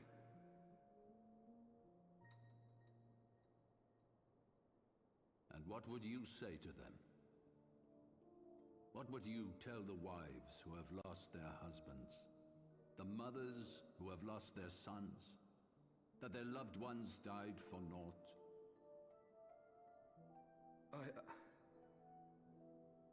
Over the course of 1,000 years, countless men have donned these robes, and every one of them came to accept the necessity of this solution. Once, I hoped you might come to accept it as well.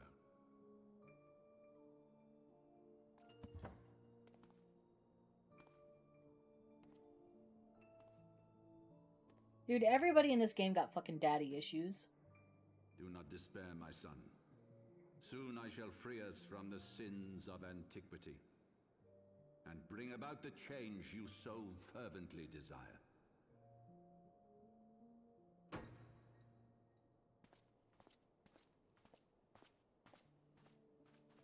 Me too, sister. If he has spoken with others, I would have their names. Escort him to a cell and question him thoroughly.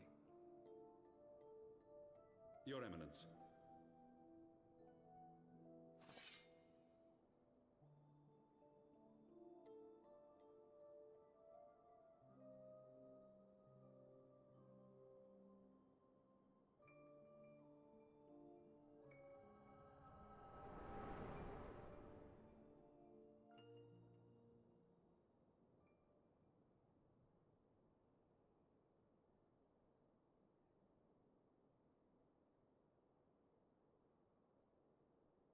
You saw something, did you not?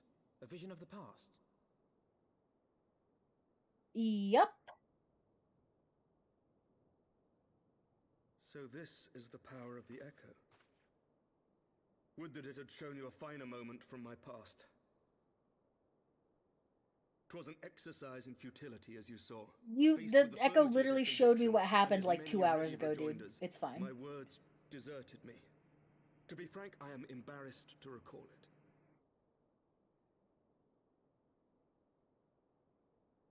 A friend once impressed upon me the importance of differentiating between words, deeds, and beliefs. Were he here, I suspect he would judge your father's conviction to be no more than rank, self-serving delusion. Even so, I cannot help but wonder what manner of change he intends to bring about. I have given some thought to that as well. During the battle within the vault, the Heaven's Ward demonstrated strange and unnatural abilities. Aye, the manner in which Ser Zephyrin struck down Lord Horschiffon was unlike anything I've ever seen before. Oh, Kaede's standing there. She's so fucking mad. mad. King Thordan and his Knights 12 as they are depicted in scripture, holy powers and all. Mere fabrications, which have become objects of faith, instilled with the belief of countless devoted souls. 7 hells! If Lady Iceheart can use her own body as a vessel for summoning, I see no reason why others could not. Are the Heaven's Ward truly so reckless? Unbelievable! As they fled, my father spoke of Aziz La. Though I know not what he intends, I fear no good shall come of it. His ambitions are too great, and his minions too powerful. We must find the Heaven's Ward and stop my father before it is too late.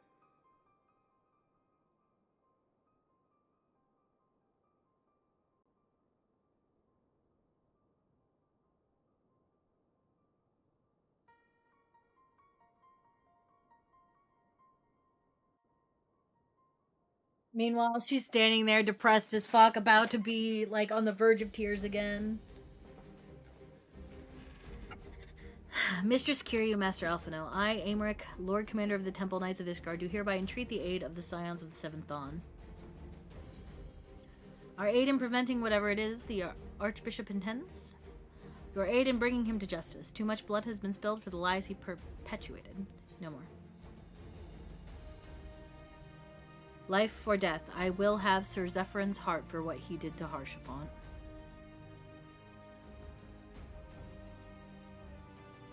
Yes. Yes, of course. You two were close, I know! Oh, God, the wound rips open anew, dude. Oh, I gotta fucking write something. Hold on, chat. I gotta write. I gotta do what AJ does. I gotta write something down. Have you considered telling her to just stop being sad? Jaded, I don't know if you know this, but all of my characters are sad. All of them. Not a single one of them can avoid the trauma that flows from my keyboard. Okay? Not a single one of them is immune.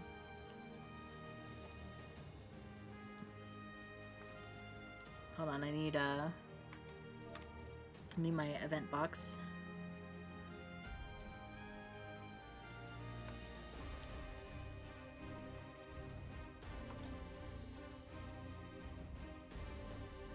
That's because they are your characters. Yes! Now you're starting to put the pieces together.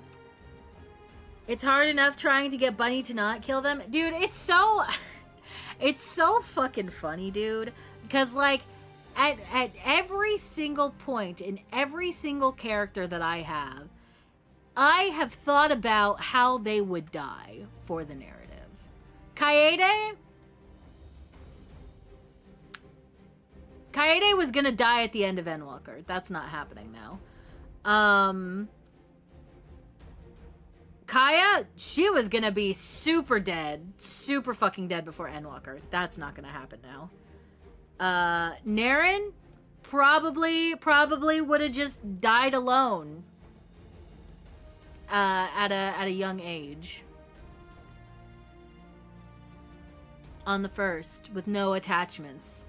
That's not happening now. So, I don't know. I feel like I need a character I can kill, and I just need to be allowed to kill them. They will all experience a like near death, something akin close to death, but none of them will actually die. It's so fucking funny, dude. All I want to do is kill a character, and everyone around me is like, buddy, you can't kill your character, please. Please, we have development for them. And I'm like, okay, fine, I'll let them live. I'm sorry, I'm writing, chat. That's what I'm doing.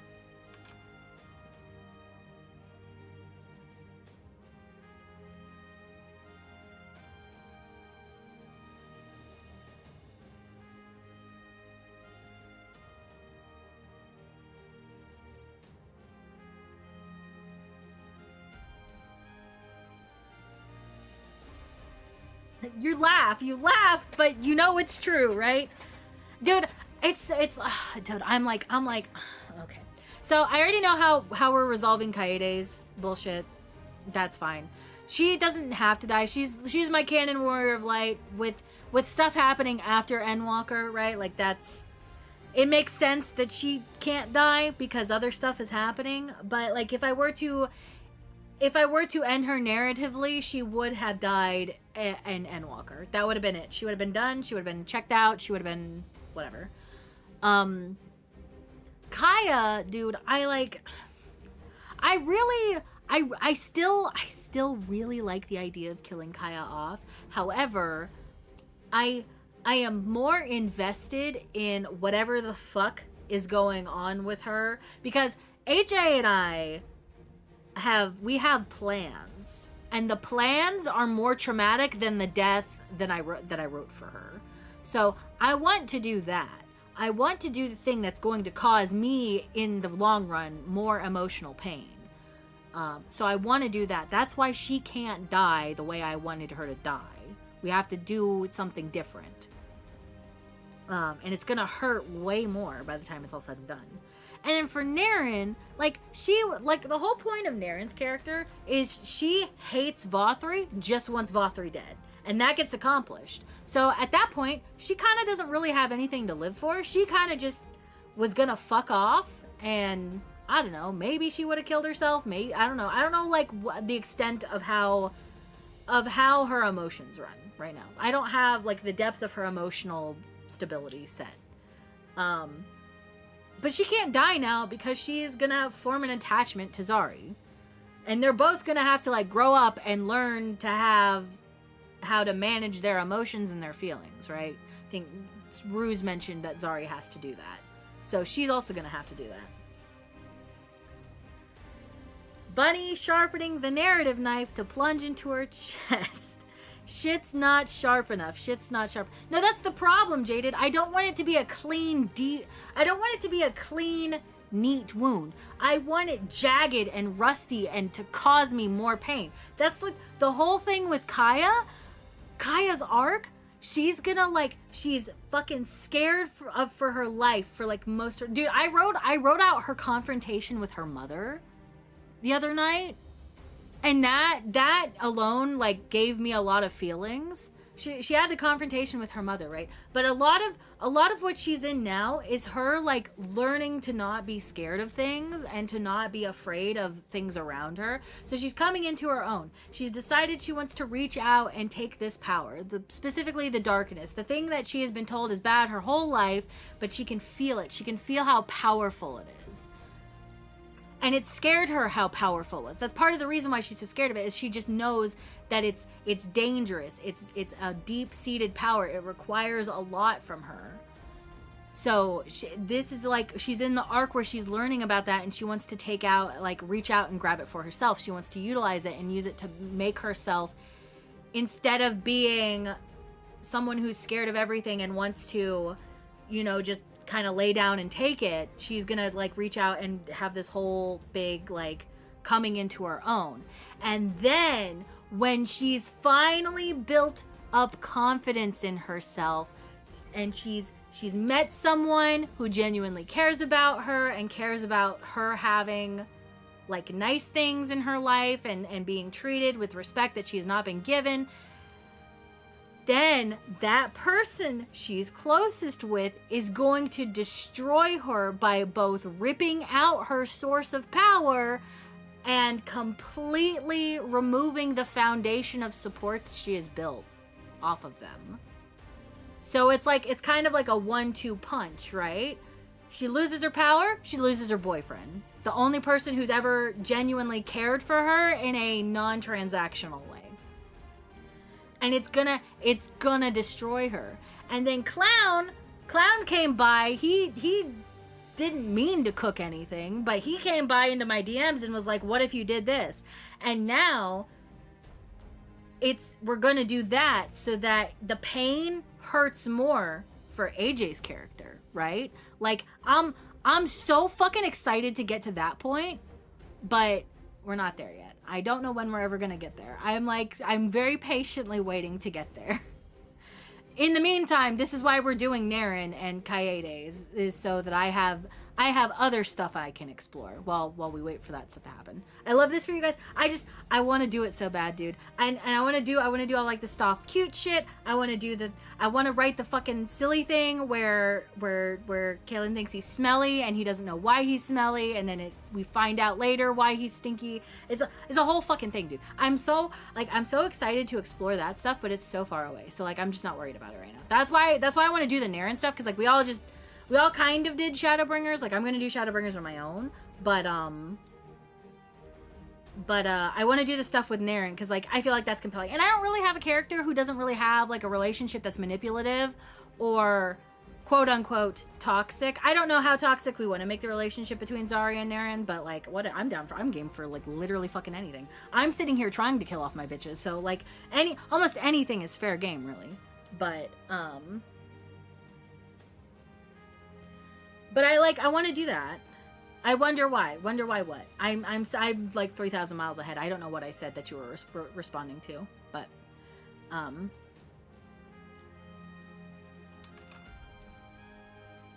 supposed to be writing chat. I stopped writing to like whinge about stuff.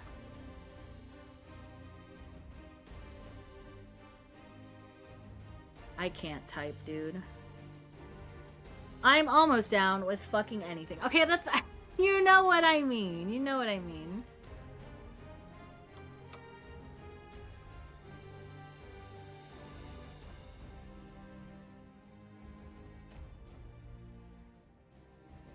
Why all of your characters are in manipulative relationships and you keep trying to kill them off? I have a lot of unresolved trauma from my past that I need to work through, and just putting it onto characters that have no real world, impact is the easiest way, honestly.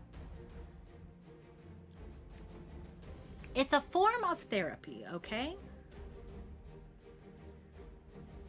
but like the wonderful people my friends are, they are helping to heal that trauma and encouraging me not to basically metaphorically kill myself. You know what I mean?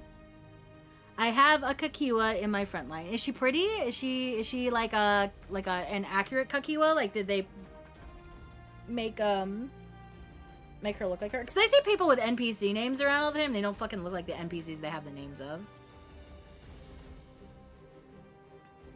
She is not a one-to-one. Welp. Dude, I think Erenville's mom is one of, like, the prettiest Vera I've seen in the game. 85 to 90%. Okay, you know what? Fair enough.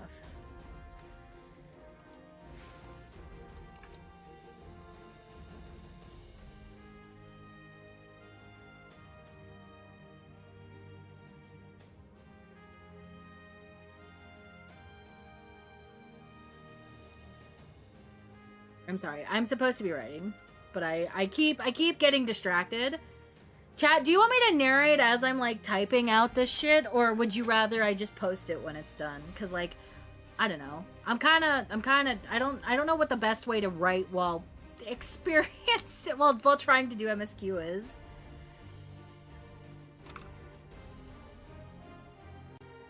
I guess I could like. Can I do this? You can watch me write it in real time, I suppose.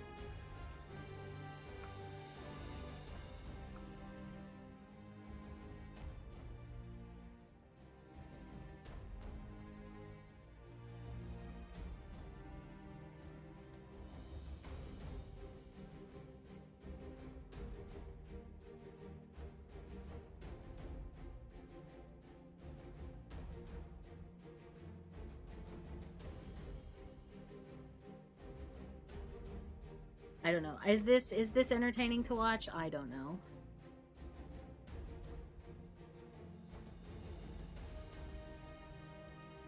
I can't write on stream. I took notes and outline stuff, but actually writing I couldn't concentrate enough.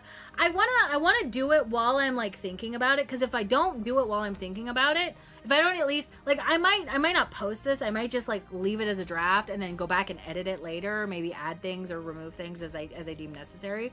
But like, I don't know, I feel like I will miss, like the idea will leave my head, and if I don't write it the way that I want to write it, I'll forget. Because like, I will think of like a line that sounds so beautiful and poetic and amazing, and if I do not write down that line that I have thought of, I will never remember that line ever again, how poetic or beautiful it might be. So I need to get in there and I need to hammer it out. But like, if it's in my head, I can't just write down a note on a fucking sticky note, because I'll lose the sticky note and I'll forget it, dude.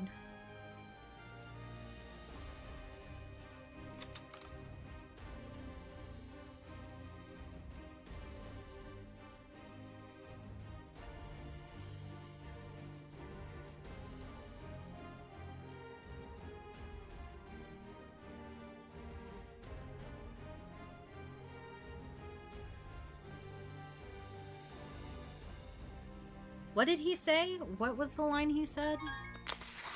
Okay.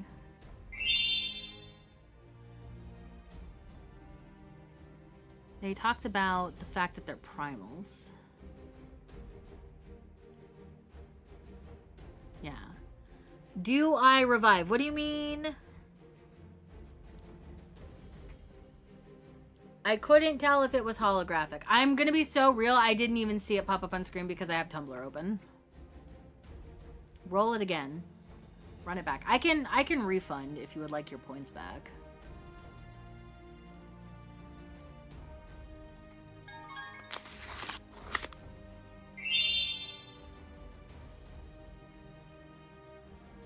That was not... I don't think that was holographic. Anyways. They're talking about its primal. Good. I'm still dead. Don't die, clown. Don't die. She came back to them, and Amaric...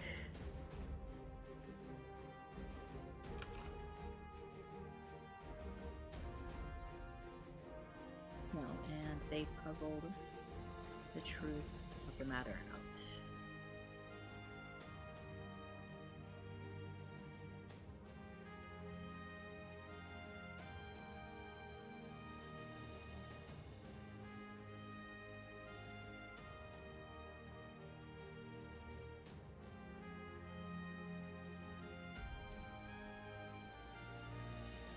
His knight's 12.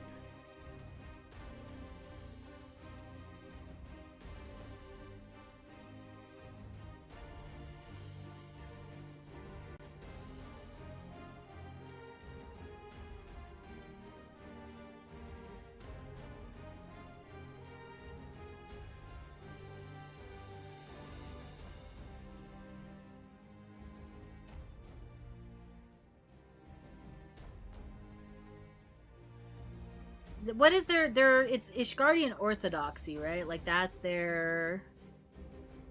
like the definitive name for their religion. I can't spell orthodoxy. Orthodoxy, there we go. And the foundations of Ishgardian Orthodoxy.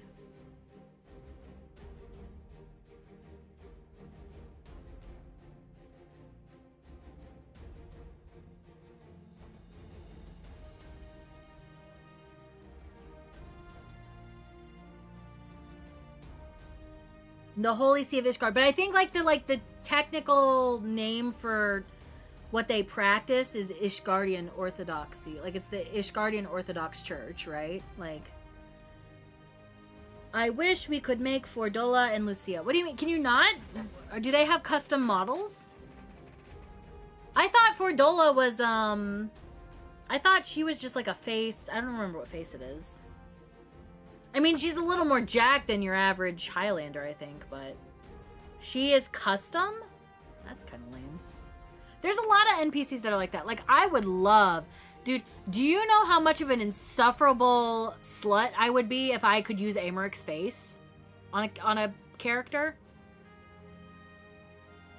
I would be the biggest whore on Balmung if I could have a fucking Elizin that looked like Amaric.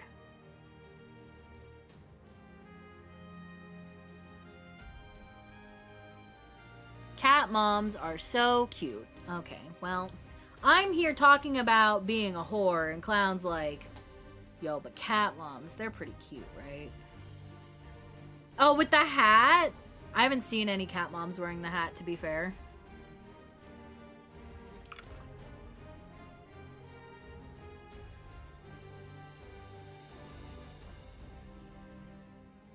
How much is a no.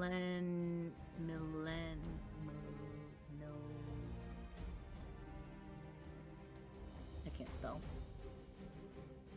A millennium is 1,000 years, right? A millennium of fervent prayer.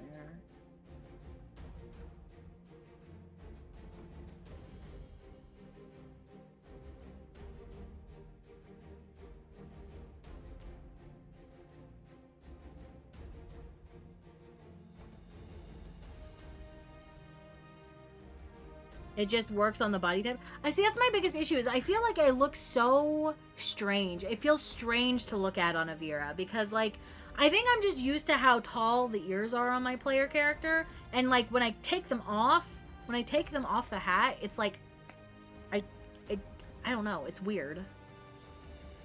Cat Mom just looks like Billie Eilish to me. I could kind of see it.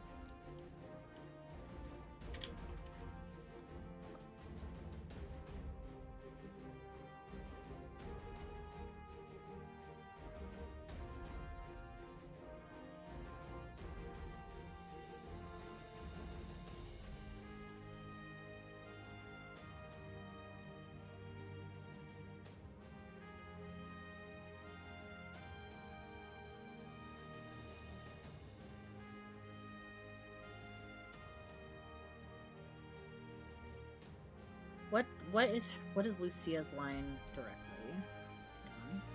Can I copy it from the game?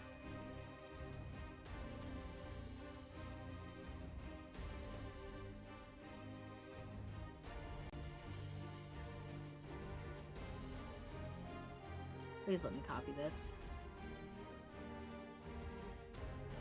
Oh my god, I did.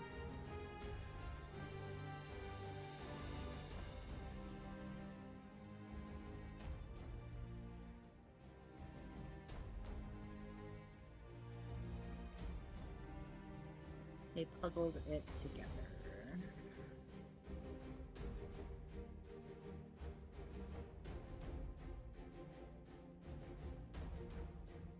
No, puzzled it together is not the phrasing I want.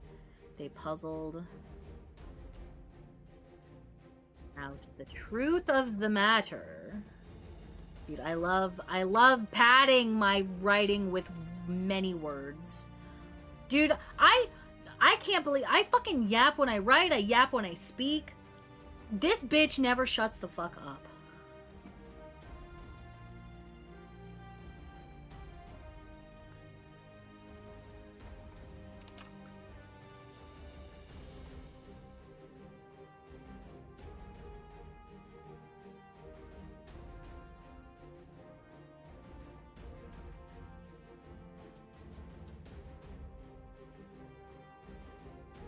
No one's telling you to shut up. Yap more, please. Okay, it's just like dude, I think I need to, that thing that I wrote last night, I think I need to split it into 2 parts. Cause it's long. It's almost 2,900 words. I just didn't want to fucking deal with it in 2 parts, but I think it might be, I think for accessibility and ease of reading, I think I might just need to break it into 2 parts. And it's like this is a single moment. Like this is an interaction. The thing that I'm writing right now is literally what is happening right now on screen. This is an interaction that is gonna take no more than maybe 60 seconds. But here I am, 3 paragraphs deep, dude. Like I am so. I don't know if I'm just overly descriptive or if I feel the need to convey every single fucking emotion and thought that is happening. But I don't know. I feel like I'm so fucking wordy, dude.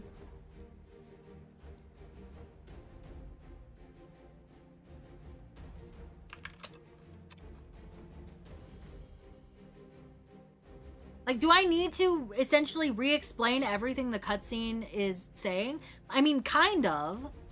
Kind of. Because if you were just reading this, you would have no context for anything.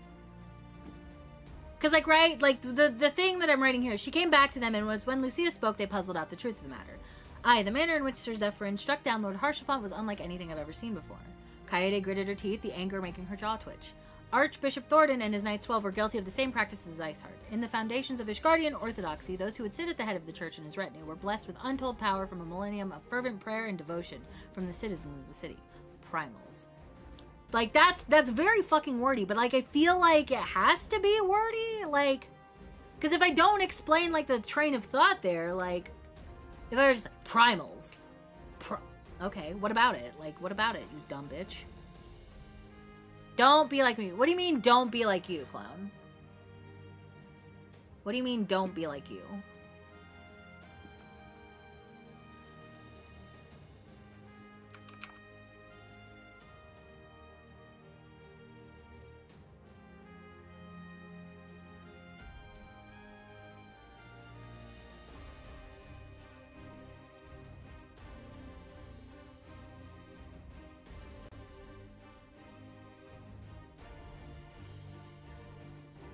I will never give further thought to anything. In fact, I'll forget what I just read in 5 seconds. Okay. Clown, do you read the stuff we write? Like, I'm genuinely curious. I know you're in the lore Discord, but, like, do you read the stuff we write? I DM'd you a story I wrote for my character, debating on if I like it or not yet.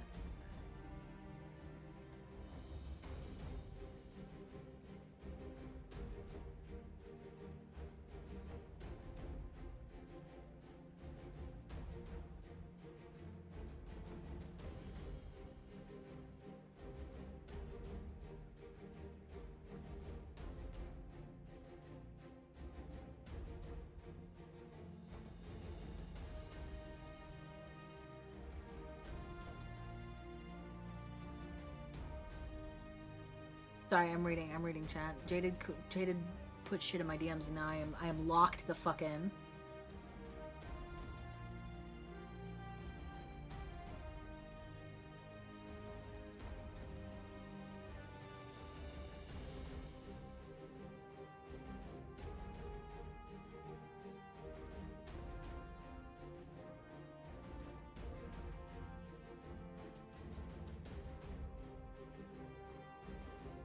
Aw, dude, I love the ending, dude.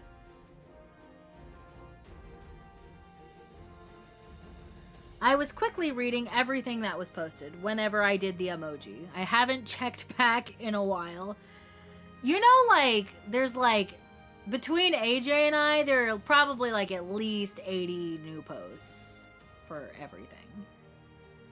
Dude, I really like it, Jada. I love the ending especially.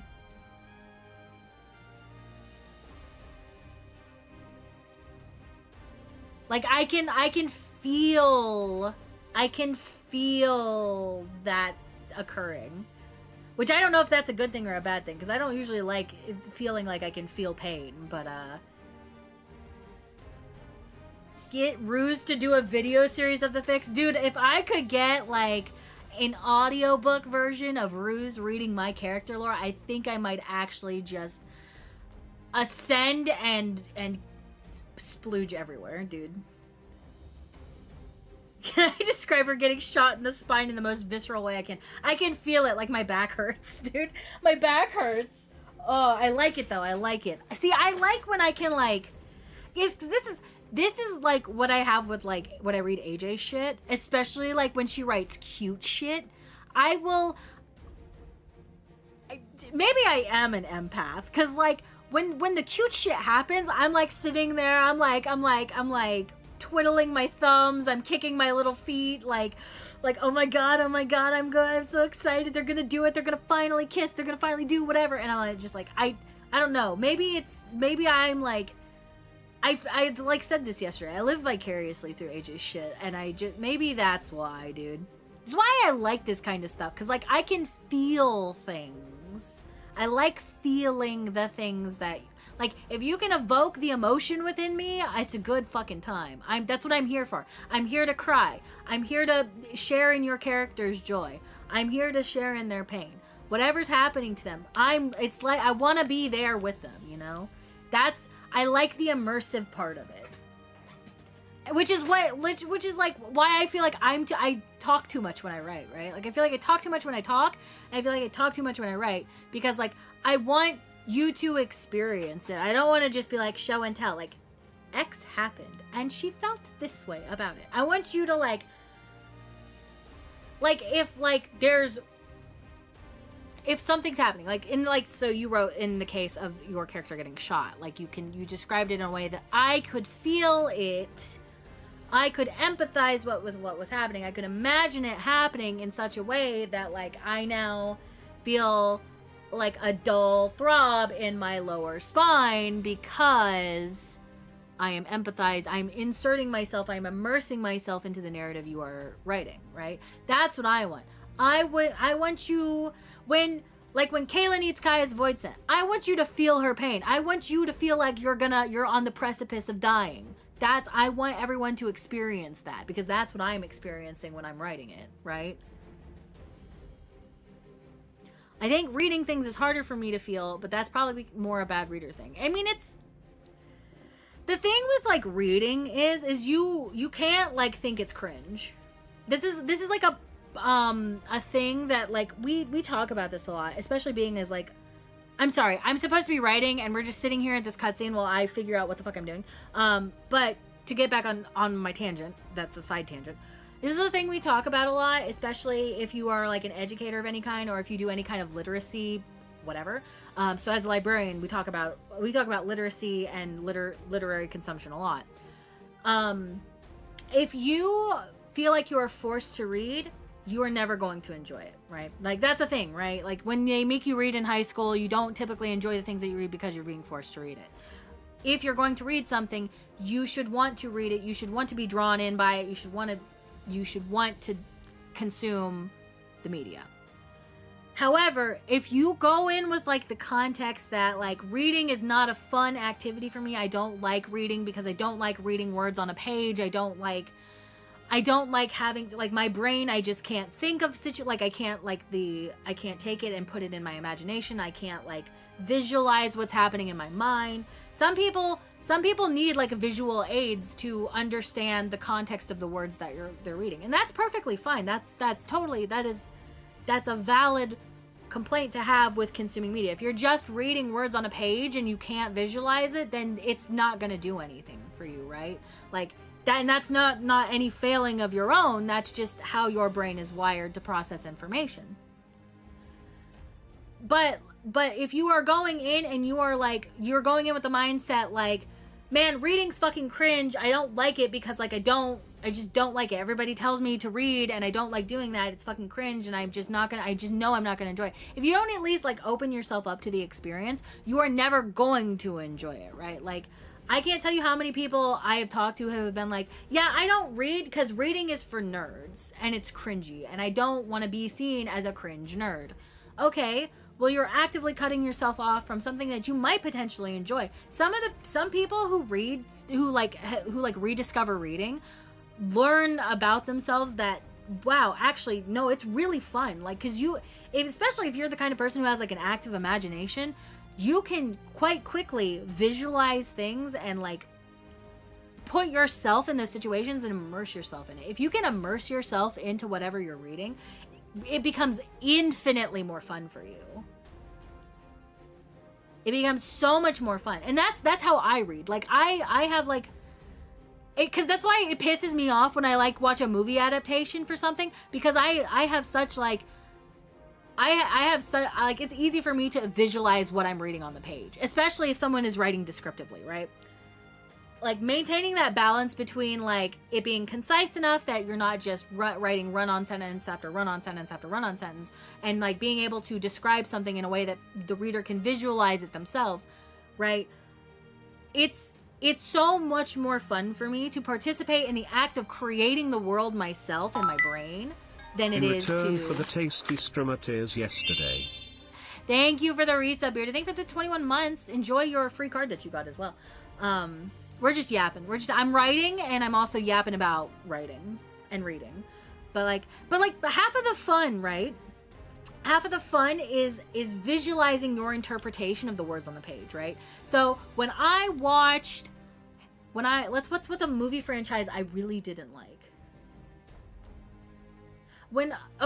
I only watched an hour of the new Artemis Fowl movie because I knew it was going to be bad. I knew it was going to be bad for multiple reasons, but I watched it. I cannot tell you how much I hate the Disney Artemis Fowl adaptation because I loved those books as a kid. I had a very clear picture of how I thought every character looked, how I thought the world that they were in looked, and Disney completely fucking ruined all of that, right? This is why I have such a problem with movie adaptations. There are very few movie adaptations of books that I like, that I genuinely like. The most book accurate movie I think I've ever watched has been Holes. I think that's probably been the most accurate media, like visual media representation of a book I've ever consumed. But I really don't like movie adaptations for the reason that I immerse myself in the books and I build it up myself, right? That's why. I don't find reading cringe. Well, that's what I'm saying. Is that sometimes it may not even just be a case of you don't find reading cringe. Some people are just, they need visual stimulation or like a visual connection to the text that they're reading. So if you're like a person that needs a visual, I can't recommend graphic novels enough, or manga, stuff like that. Manga adaptations of stuff is becoming really popular as well. If you need the additional visual, I don't want to say guide, but like the visual interpretation on the page with you, that's more than fine. Like, is whatever is engaging you and you're like enjoying the content, that's all I ever care about with people who read. Just reading is such like a fun thing to do, and as you like practice it more and more, like you get better at reading, you get better at visualizing the narrative, right? Like it is a thing that it is a mental muscle that you have to train, right? Like, I don't know. I refuse to watch Artemis Fowl. Those books, though, Chef's Kiss. I had a lot of problems with Artemis Fowl just because of they fucking Disney'd it, and yeah. Anyway, I never read The Mortal Instruments, Jaded. It is not a series I ever read. I'm okay with a little creative freedom in movies, right? But like, there are books that I think if you do not if you do not respect the source material of the writing on the page, you're going to miss the whole point of the story, right? Like, when you are retelling the story for a movie, yes, there are constraints that you have to work within. Most movies are 2 hours and 10 minutes long, right? Like, there's not, if a book is really long, you either have to break it up into multiple movies, you have to cut down things, you have to pare down things. I understand. I'm okay with a little creative freedom in like making it adapt to the material, but if you change something so fundamentally important to the narrative, it fucks me up. I can't do it, dude. That's why I have a lot of problems with Artemis Foul's movie adaptation, because they changed a lot of things that were fundamentally important to the overall story that was being told. And when you change the story, it's obviously no longer the same story, right? Like, movies are, in my opinion, better than the books, and I read the books first. See, I've never read Lord of the Rings. I've only seen the movies because I felt like it was going to be one of those franchises that I don't know if I would have been upset that things were different, but I would be constantly aware of the things that were different. So there are certain things that, like, I will purposely watch the movie before I ever read the book. I will purposely watch it, and then when I go back and read the book, I'm like, oh, okay, so this is different. All right, I understand now. Right, like, yeah. Hob is the opposite, though. Love the vibe of the books. The movies are fine, but you can see they drag the story to make it 3 movies. The first one I adore, though. Fun fact, the first Hobbit movie is the first and only date I ever went on before I met Matt. So, judge my life experience by that, if you will. His writing in Lord of the Rings is really not it, in my opinion. I mean, that's fair.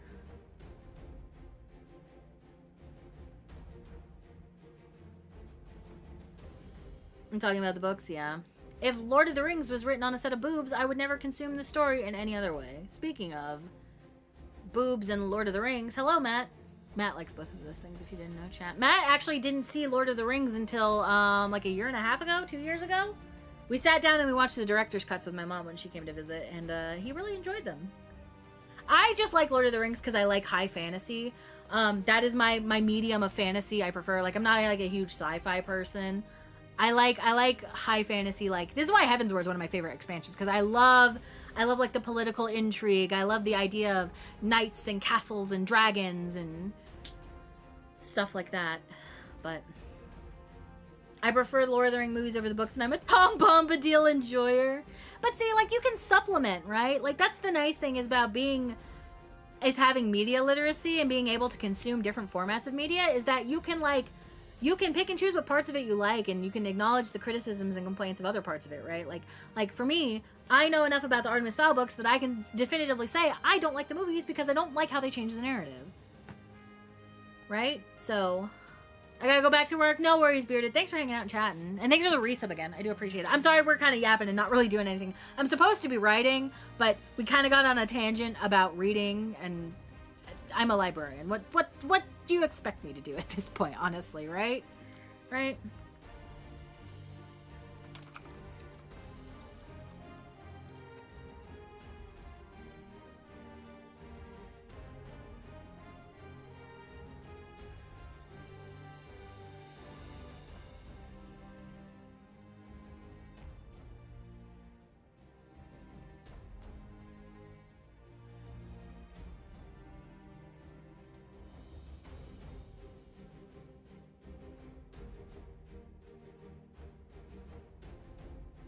Sorry, I'm back to writing, chat.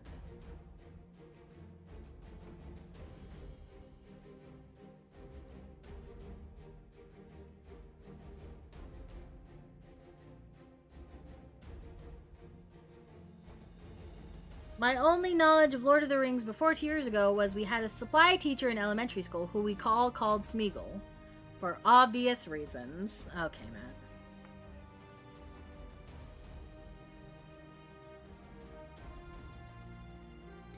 Oh, chat, they don't put the lines that you pick in the fucking script, dude.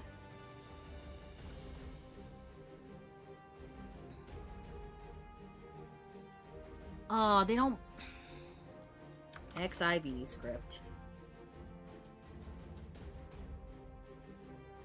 And to be fair, she did look like Smeagol and talk in this evil, raspy smoker's voice. And her hair was thin and pulled super tight back. Hi, Nomi. Thank you for the cookie. I'm sorry, I'm writing and yapping. Heaven's Ward. Scions of the Seventh Dawn.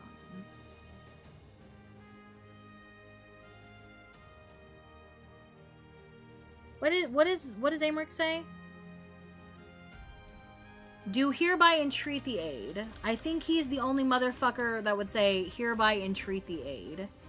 Hereby entreat. Yes. Ha ha ha ha ha ha! I found it in XIV script. I'm cooking, chat. I'm cooking.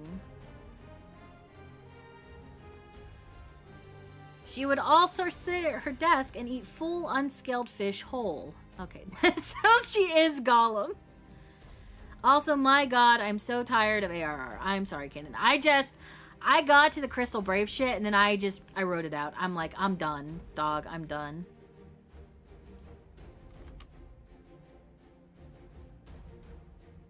Alright, let me copy this line.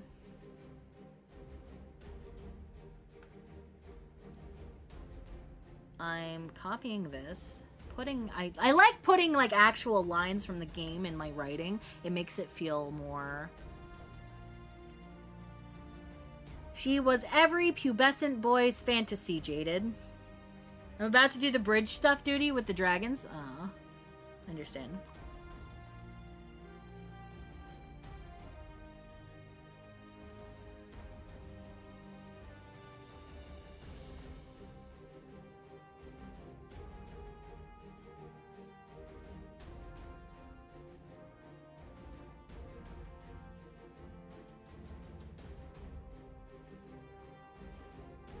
Oh, don't automatically format it as bold. I don't want that.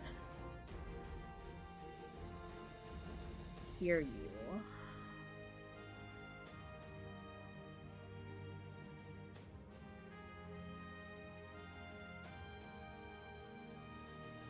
I didn't mean to line break it like that. I wanted to line break it like this. Alphino spoke.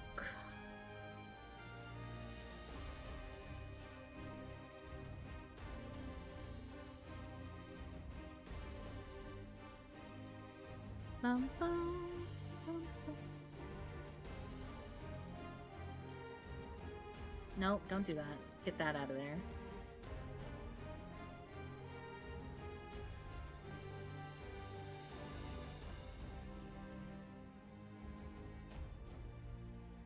He steeled her face into a mask of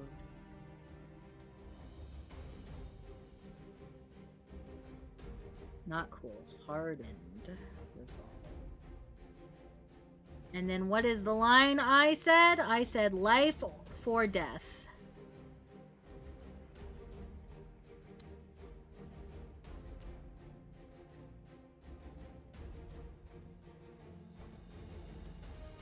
And her voice trembled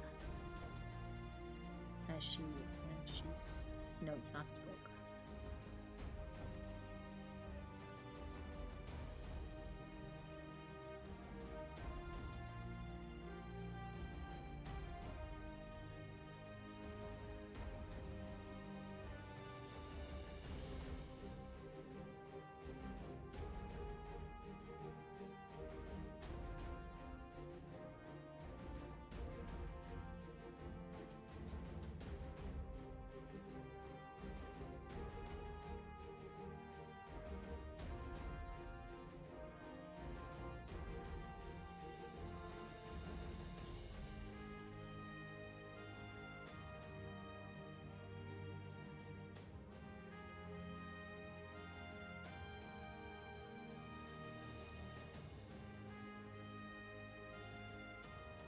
Okay.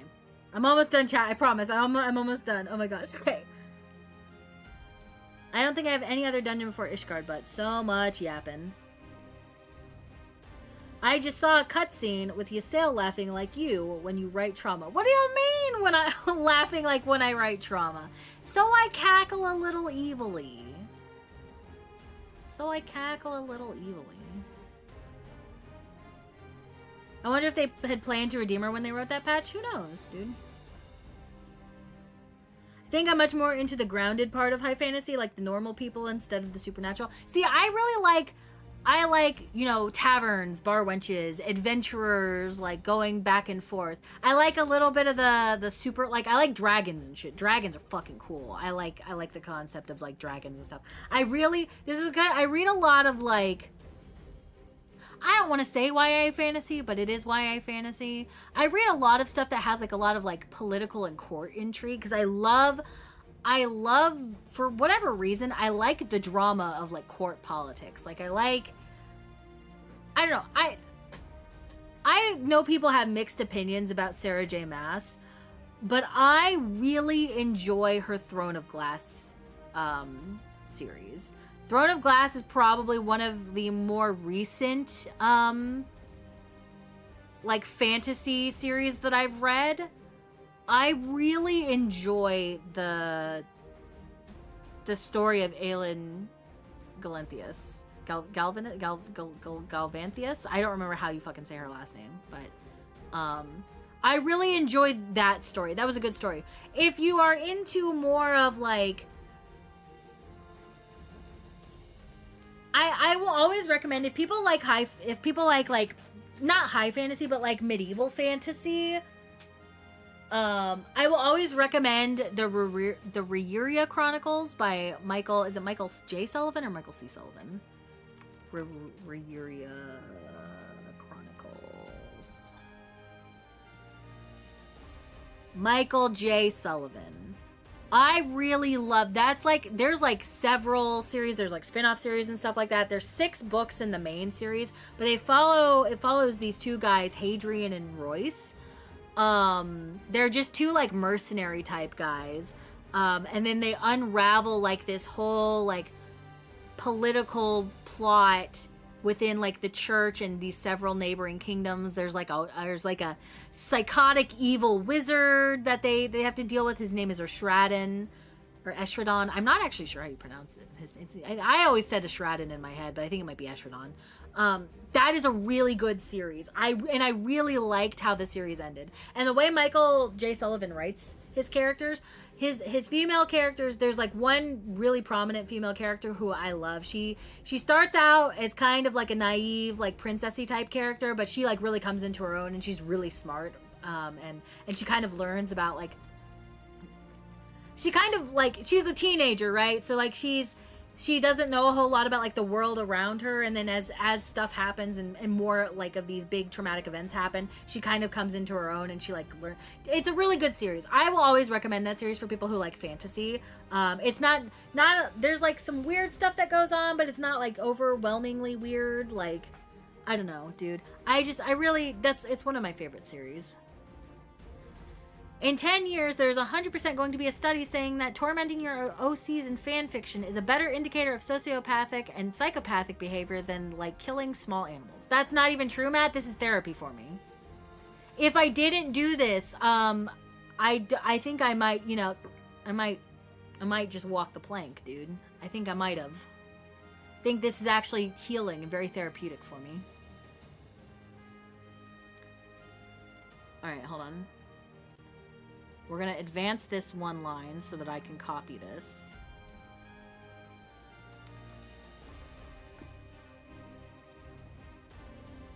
Claiming it's therapy will also be a high-end indicator. Is there no pleasing you?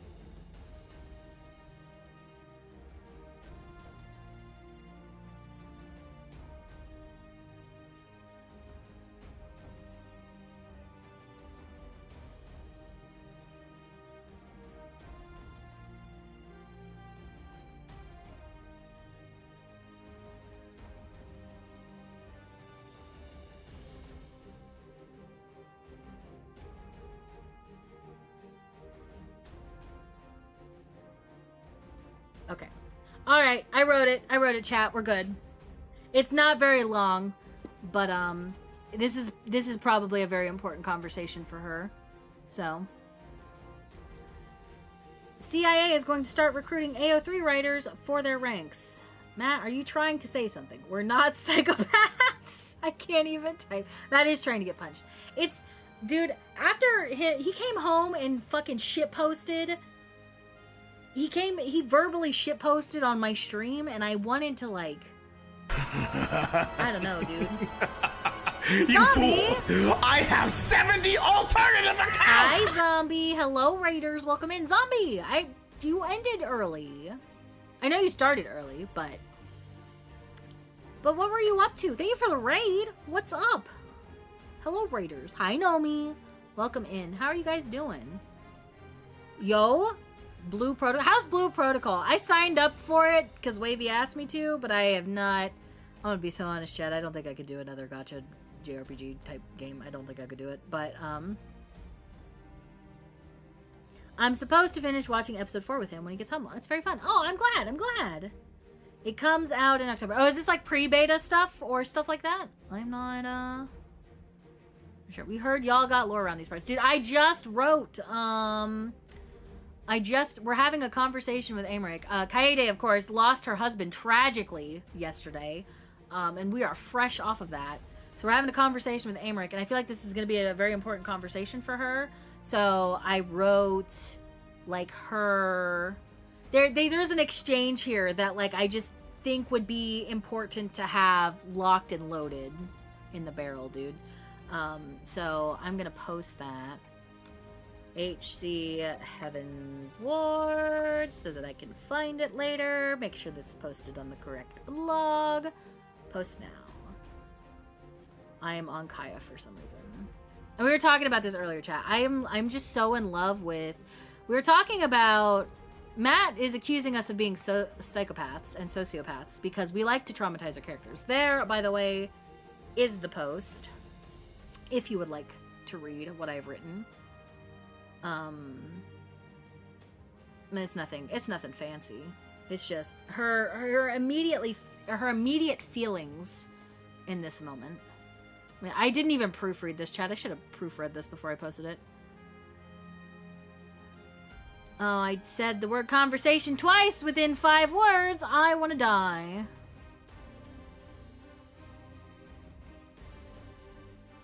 Interaction.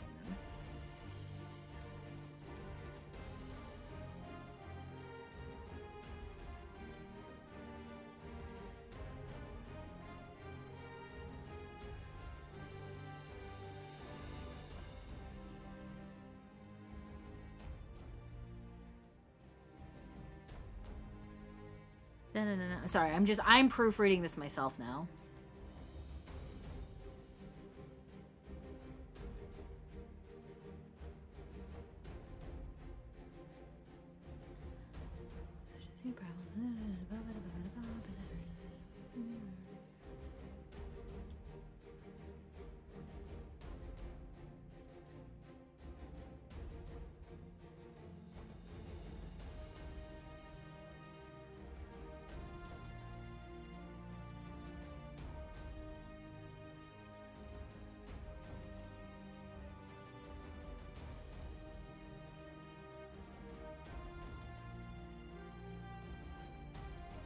You two were close enough. God, that fucking line, dude. I'm so soft. I'm so brokenhearted, dude.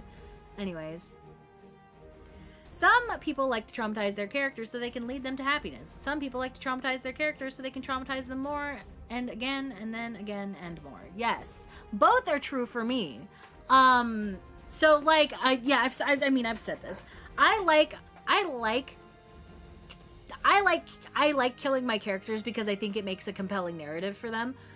Because a lot of the media I consume does not kill off the characters. And like, I feel like maybe they would be better characters if they died.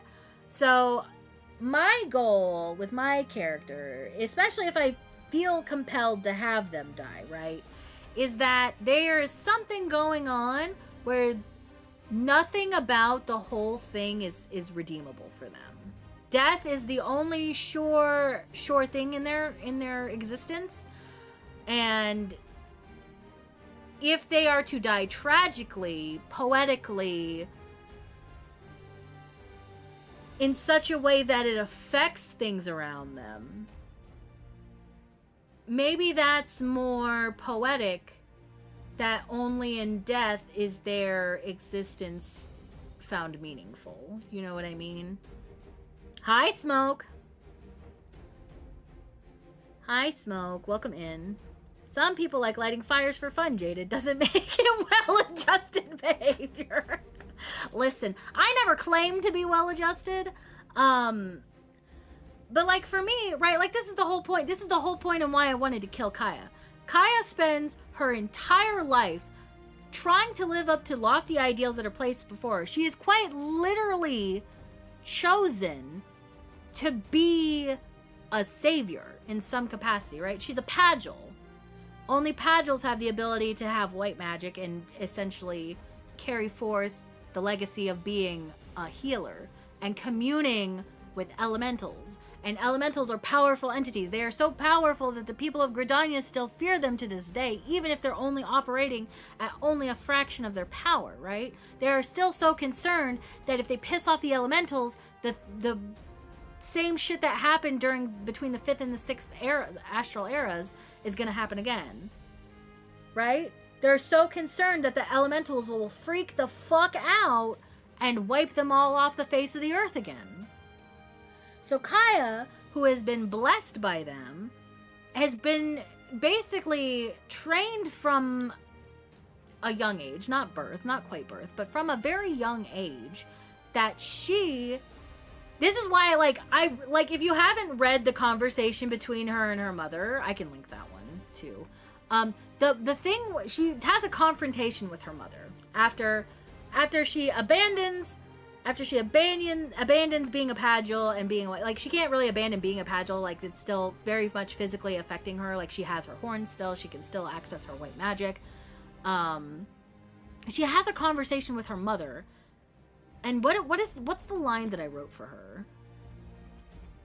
God, I gotta scroll through all this Amdapor shit. I wrote so much for the Amdapor shit.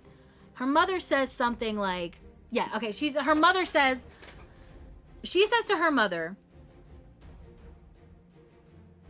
they have an interaction, they have a run-in again where she's been gone for a while. Everybody kind of assumed she was dead because she disappeared after the Battle of Cartno. Her mother is like, she talks to her mother and she's like, this is all you have to say to me after all this time has passed. You do not even care that I sit in front of you now alive. You are my mother. I have spent my whole life trying to live up to your ideals and your expectations, yet not once did I ever feel like I could achieve that. What would it have taken, Mother? What would it have taken for you to show me even a fraction of devotion, of care, of love that you held for my horns, of my blessing? Because that's all her mother ever cared about. Her mother was so into the idea that her daughter was chosen, that she could be the next Elder Seedseer. She was blessed by the elemental. She never gave a fuck about her daughter. She only cared about the power that was bestowed upon her, right? Like, depressed but horny. What do you mean depressed but horny? Dude, I'm sorry. I didn't mean to get on a tangent. But, like, this is very, like, why the whole death thing was gonna be so pivotal for Kaya, right? So she's given this God-blessed, like, not God-given power, but, like, God's given power, elemental given power.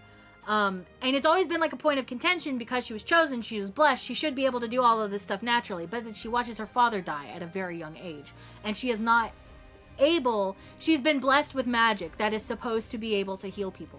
She cannot heal her father. He dies in front of her. She is fucking, like, 4 years old, dude. She's a child. She can't save him. She's 4. She doesn't know what's happening. She doesn't know how to access that kind of power yet, right?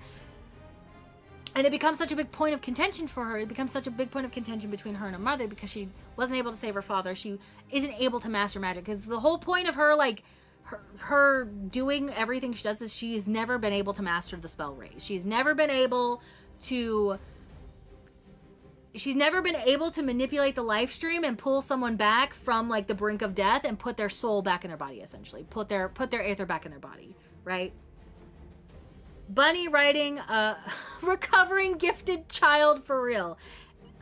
Listen, I'm not gonna lie to you. All of my characters are rooted in myself, right? Because that's all I know how to write is myself.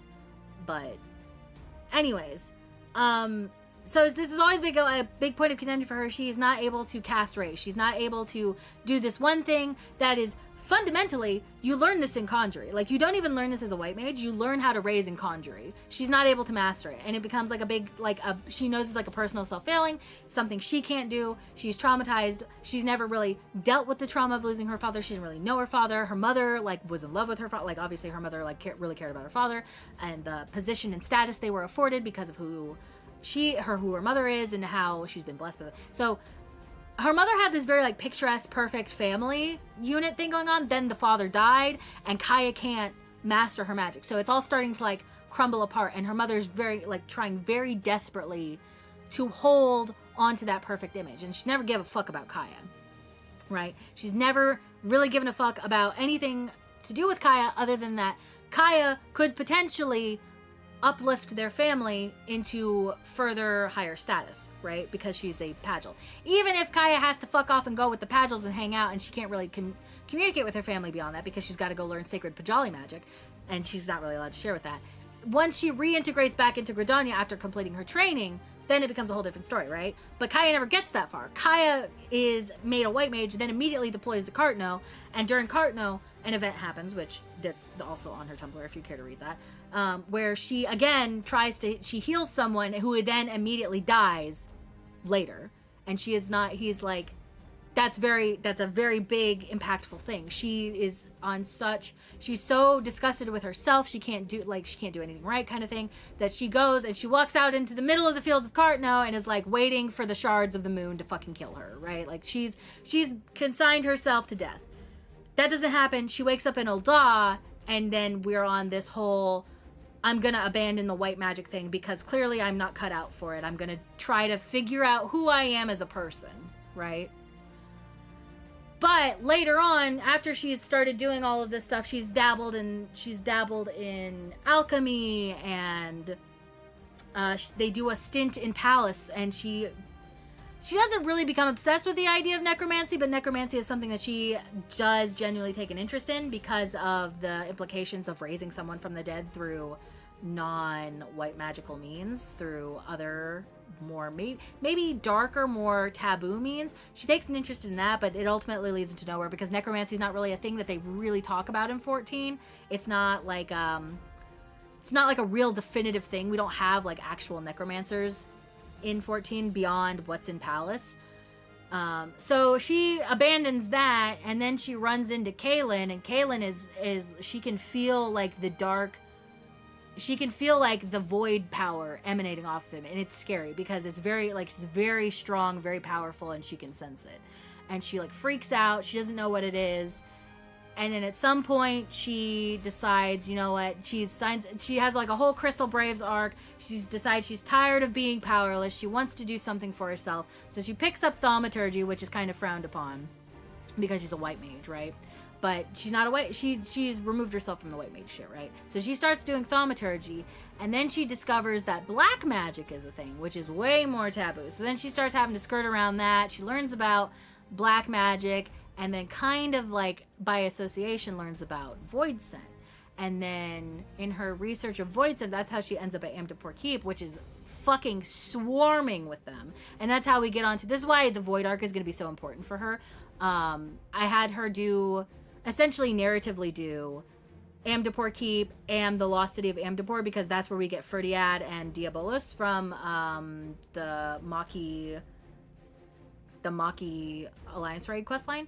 So she has to learn about them. She takes some tomes from the Lost City of Amdapor, and she's gonna use that to research the Maki Empire. And they're the ones that were using black magic in connection with blood pacts for void scent. So that's where she's gonna really start getting interested in trying to do the whole void scent power thing, because it's very strong. She knows it's very strong. She felt it roll off Kaylin.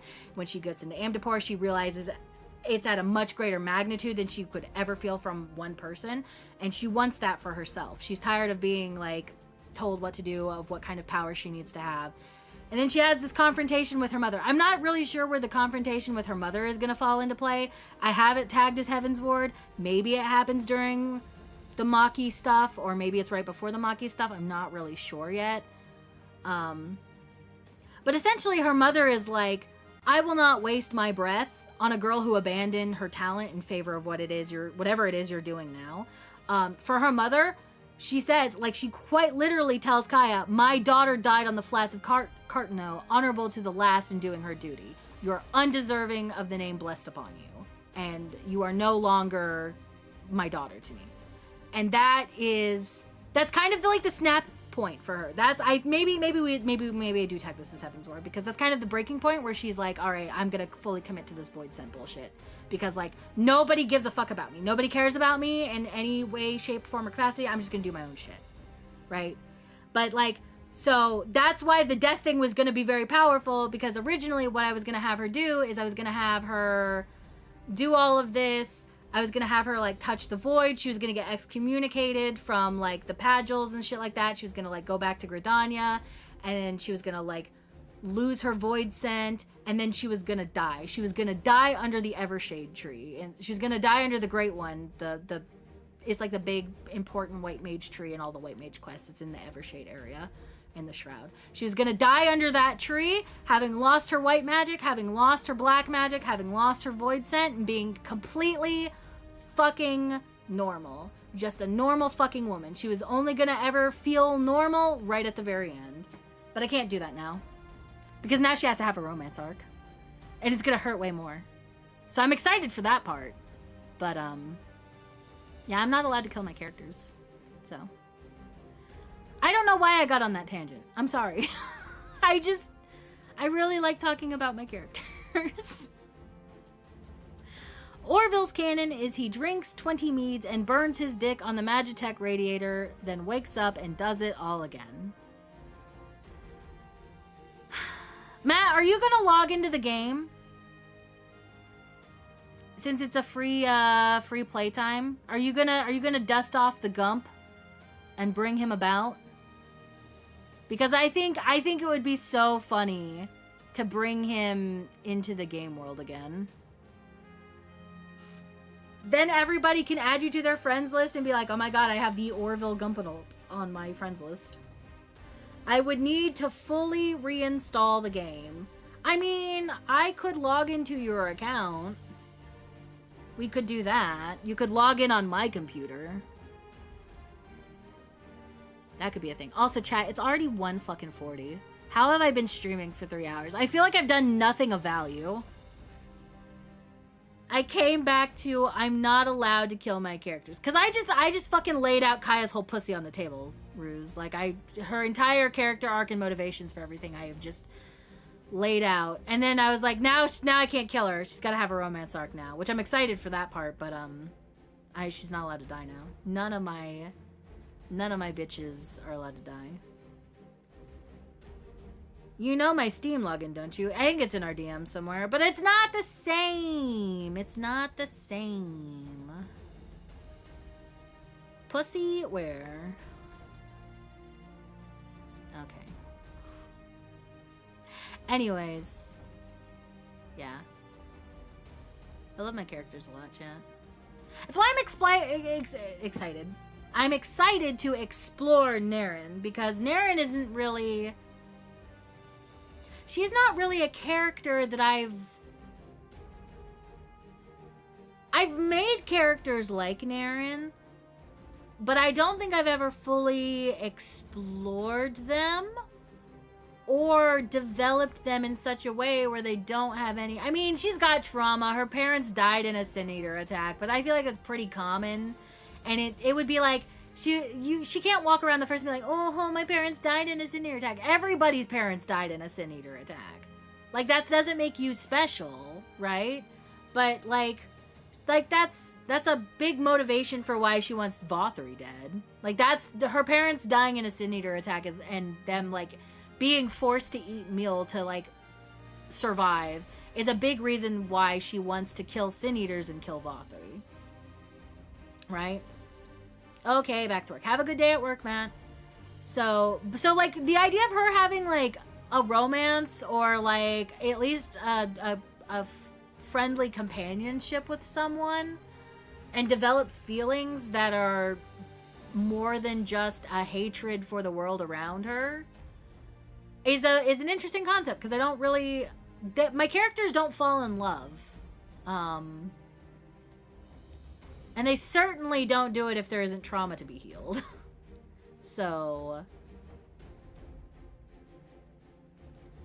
I'm interested to explore it. I think Ruse, so I tried to make 3 different blogs for Naren. Tumblr is still holding them all hostage. So I think what I'm going to do is I'm just going to post them on like my my like collective Tumblr, like the Library of Eorzea one, and then I will just post links to those. They won't have like a dedicated blog because I'm so tired of Tumblr just trying to rock my shit in relation to it. But yeah. Anyways, chat, I need to go fill up my water cup because my throat is dry and I have not really been drinking water. I just downed a cup of coffee. But now that I've yapped a lot, I think what I'm gonna do is I'm gonna go pee and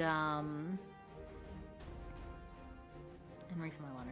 They let Granson be a character in the role quest, and his only thing was he lost his fiancée, so you could make that work. I mean, yeah, but I mean for Naren, it's not really even so much the fact that their parents are dead. It's that they're dead because of bullshit reasons. Like, she doesn't like sin eaters, and it's very funny because she's part sin eater, right? Like, she's consumed enough meal that she has partial control over her transformation, but it's not really, yeah, I don't know. It's also funny because at the end of all of this, Naren is just gonna be a normal fucking bozo because Alisaie is gonna, like, purify her when she does the porksy shit. Man. I'm gonna go refill my water. I'm gonna run ads. They're not supposed to start for a little bit, but I really need to pee, so I'm just gonna take the opportunity to do this. And then we'll come back and I'll shut the fuck up about my bitches and we'll, do MSQ again. I'm sorry. I didn't mean to yap so much about stuff. I just got very excited because I like talking about them, even if it does distract me from what we're supposed to be doing. So yeah, I'll be right back. I'll be back in like 3 to 5 minutes, okay? I love you all. Kissies.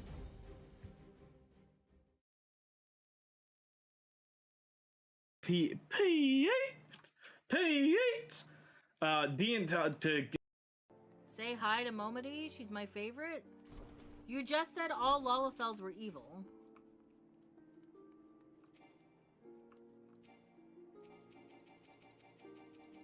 I can't say hi to her. I'm sorry. Oh no, step bro. I'm stuck in the wall. Oh no. Oh no, step bro. Oh no.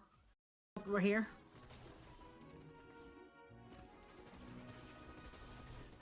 Fuck you, bitch. I'm you, but better. Well, Miku went inside. Ah!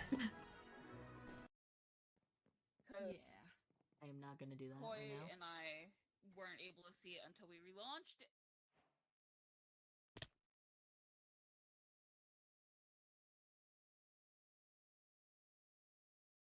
Who just has a fucking hole in their house? Did you know that the critically acclaimed MMORPG Final Fantasy XIV has a free trial and includes an entirety of A Realm Reborn and the award-winning expansion Heaven's Ward up to level 60 with no restrictions on playtime? Sign up and enjoy Eorzea today. Is this a fucking 3-way fight? I told you already.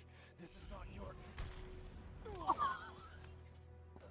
Holy fuck, you can't just punch Mr. Devil May Cry. Dead weight. I won't let you kill each other. Oh, he took that dead weight comment to heart, dude. That was a core moment for him. I'm putting a stop.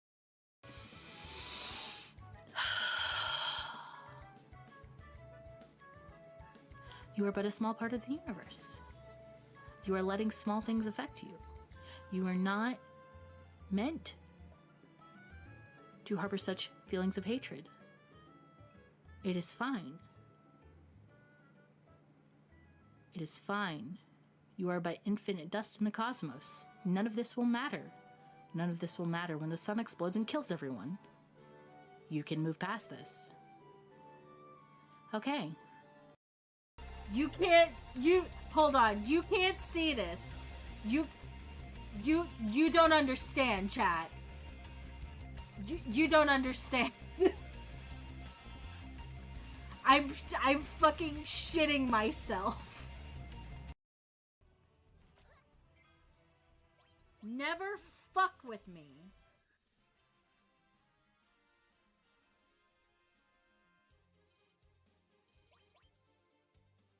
And now that that bozo's dead, I don't feel bad about doing this. Oh, he just stays dead, dude. Get fucked, idiot.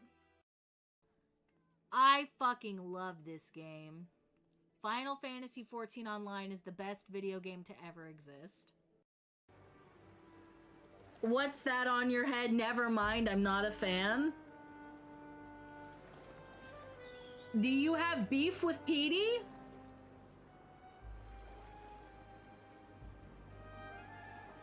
Why don't you say that to Petey's fucking face?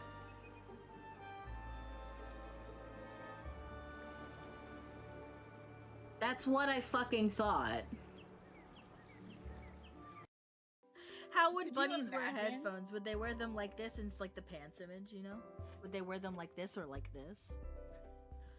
Are we doing that? I like this. Should we accurate? Oh, wait, I actually think I might do Ow. it. I'm not even kidding. She can just put her milk directly in my mouth. How about that? Put Nafika's milk right in my mouth. I remember him in Praetorian. It's just a mindless beast driven by darkness. Let's put it out. Oh my! What the fuck? What the fuck was that? This is literally a me problem. It's a me problem because I rebounded. Oh god, I can't see a goddamn thing. Oh god, where am I? Please help. Please help. Was that correct? I don't know. Hey, that's not my corner. I can help you. Infidel! Prepare to charge! Cannon? Okay. I'm back. I love the excited yapping though. I know, but I never shut the fuck up, Rose. I never shut the fuck up. Anyways. I heard the fuck you bitch I'm better as the enemy cloaks MVP played. I'm sorry, Norin. It's okay. I have faith in you. I believe in you. You'll get them next time, champ.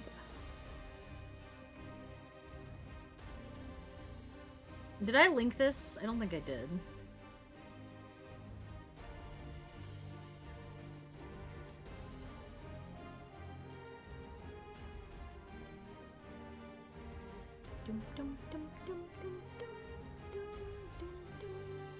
Okay, hold on. I had to do this.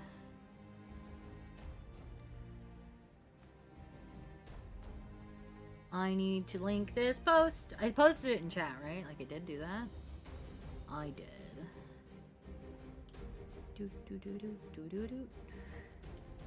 Where did I link it at, though?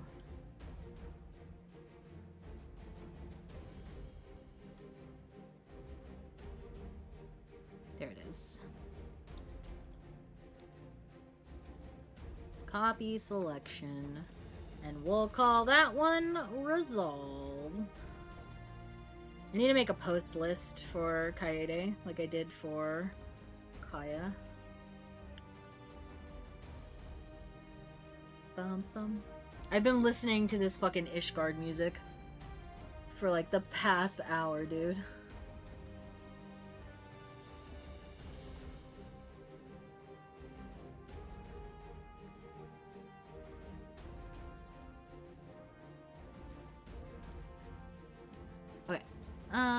Here we go. Kugane, better than Ishgard. I mean, I like Kugane. Ishgard, though, will always have, like, Ishgard was, like, it was, like, my first expansion I was, like, super excited for. So, I will always have a soft spot for Ishgard. Also, hi, Cryocious. How you doing? Welcome in. Now, imagine me, Clown X Fish, listening to Limsa for 16 hours. Clown, I listen to all of the music in this game, so I am just right there with you, buddy. I also, whenever I'm AFK and Limsa, I'm also listening to the Limsa music. So, just Petey. We haven't had Petey show up. Nobody's rolled rare Pete's today. They get the Pete's, they get Petey and, oh, you know what? That's why my tracking's so fucked up, Chad. I didn't turn on my ring light. They've been pulling Petey and Pete's in TCG. Look, you got Petos. Petos. I have to remember to really enunciate the T. I have to really remember to enunciate the T in Petos. Not yet. No Petey yet. Alright. So, after I finished writing that emotionally draining piece, because it wasn't destroying, but it was draining. But, Peto Bear. Oh, what do you mean, oh, clown? Now we can move on with MSQ. Much has changed since our order's founding, but our duty to combat the primal threat has not. If the Archbishop and Heavensward are guilty of the crime of summoning, then Kaede and I will stop them. Would that I could join you in pursuit, but alas, my father's absence has thrown our government into chaos. Ever since the founding of our nation, there has been an archbishop to serve as a guiding light for the masses, a force of stability to counterbalance the High House's ceaseless maneuvering. Convincing the people to recognize the truth of our origins would have been difficult even without my father's support. Even with my father's support. Fuck me, dude. Reading is hard.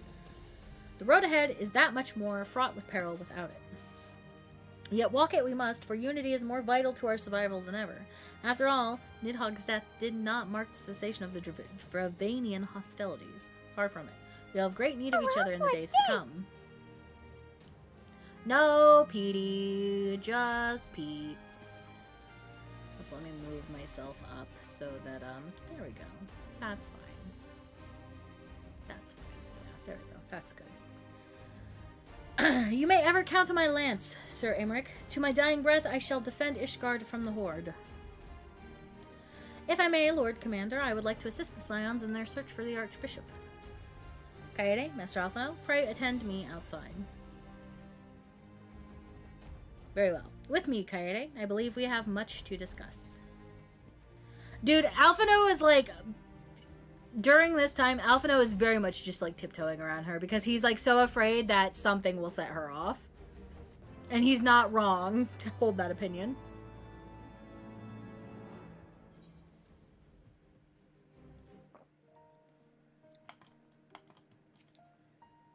Where could they be headed? And what does Azus Law have to do with it? The Soleil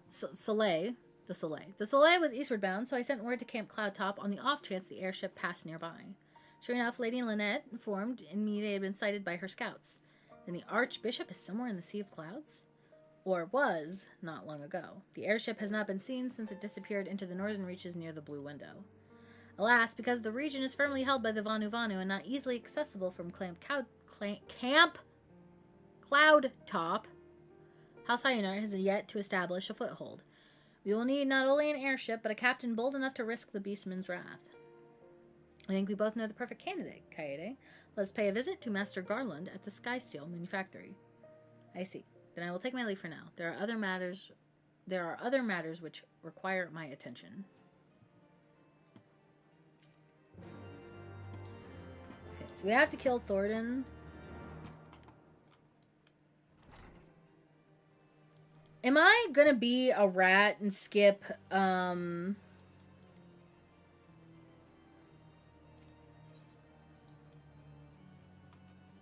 Nidhogg stuff?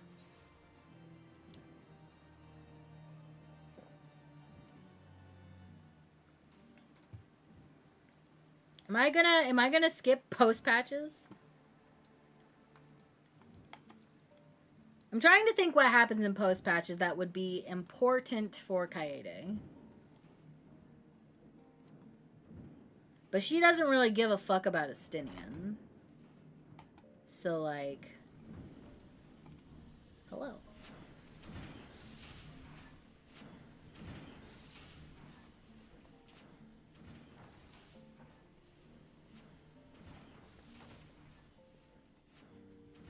Ah, the dastardly duo. What mischief have you two been getting up to lately? My husband died. You haven't heard, have you? I hardly know where to start.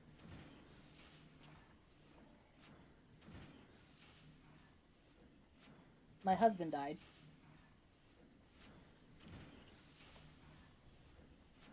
He was a good man. Why am I the one that has to recount all this? Sid, have you heard of Azisla? The Archbishop spoke of it before he fled. No, but it's probably some source of phenomenal cosmic power that's key to his plans. From what he told Kaede, the Asians tried to tempt him as they tempted Gaius with the Ultima weapon. Even if he spoke true about playing along, I can see him attempting to seize it. As if we needed another reason to pursue him.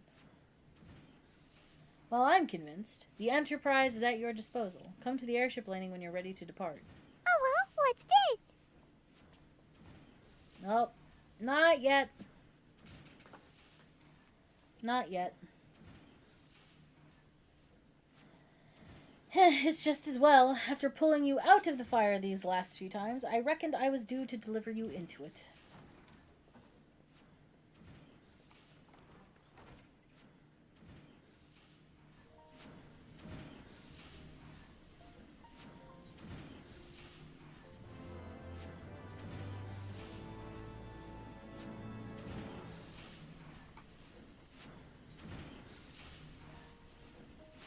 Into the fire, is it? In that case, I should inform Tataru of our plans. Pray go on to the airship landing. I shall join you anon.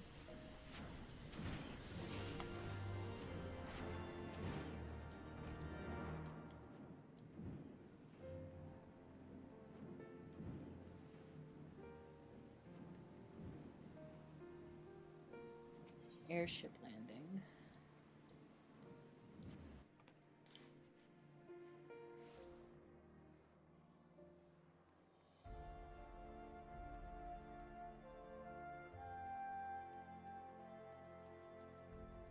Hello, Sid. Boys have been hard at work preparing for our flight, and I'm pleased to say we are ready to depart.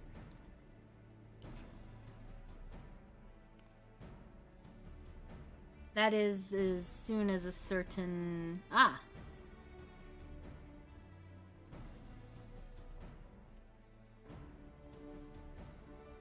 Pray forgive me my lateness. Tataru and I had much to discuss. We still have no news of the missing scions, but she assures me that eorzea and Riol are pursuing promising leads. Come. We can continue this discussion aboard the Enterprise. When do we get Stola back?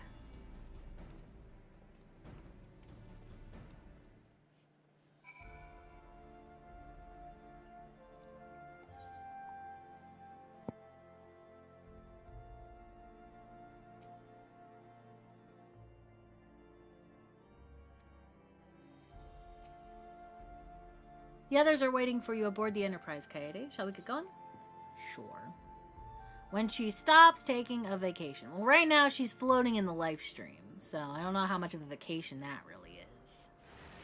But... oh, fuck, we're gonna have to do... to the northern reaches of the Sea of Clouds, the whale. Where countless isles yet remained uncharted.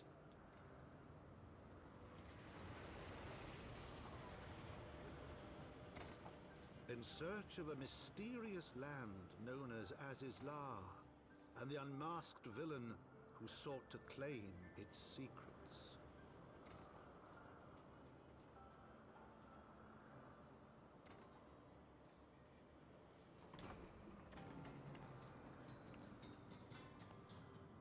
Oblivious to the new threat which followed in their wake, they came.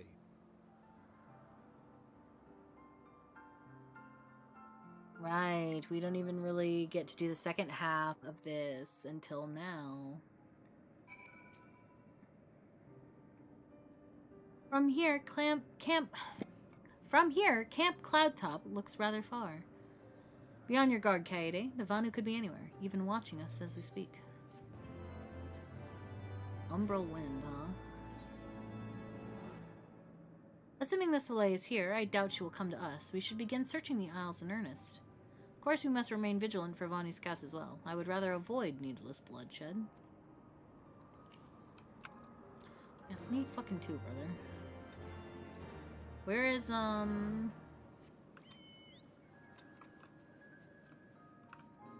that's the camp. And then the big ship is there, too. Wow, I can't believe that they flew all the way over here. So, like, they couldn't use that airship to come over here? Right. We do have the whale. The whale will be soon. Hey, buddy, you are... It's a long fucking fall if you trip. Gods, look at them. So many isles, so many places to hide. No, we must not lose hope. He is out there, Kaede, and we will find him. Yo, you fucking bet we will, buddy.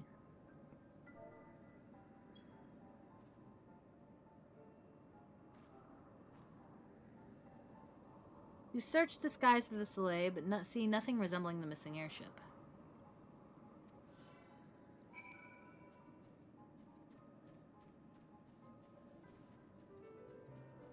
Hello, what's this? Oh! She did it! She did it! She got Petey!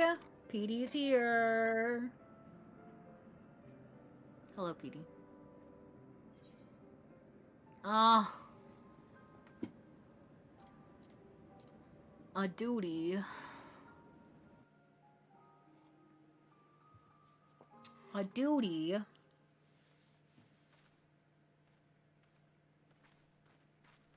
I think it's rare. Oh, are you doing your Pete's or are you trying to check your count? Because the count's rare Pete's. Mayhap this effort was doomed to failure. Just my Pete's. Oh, you know, fair enough, fair enough. Begs mercy of Netherlings. Does not fight, does not wish to die. Was that a Vanu being attacked? But by whom?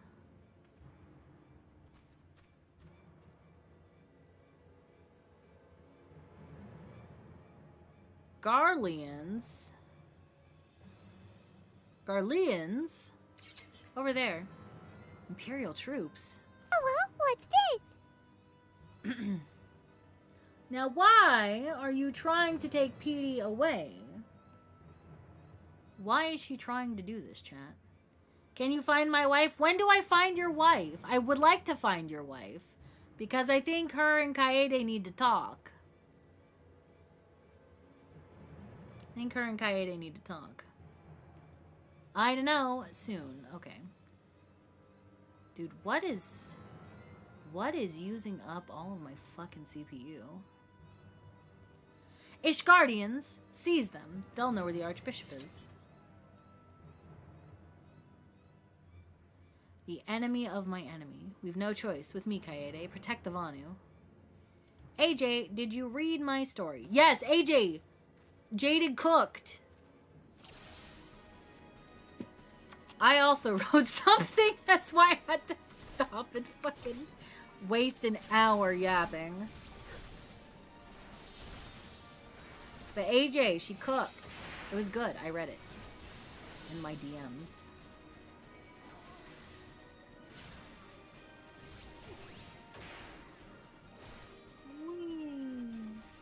Look at all the movement I have, being a physical ranged.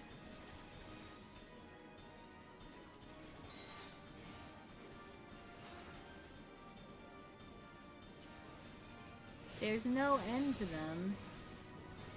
I'm trying to in between rivals matches. You know what? Fair enough.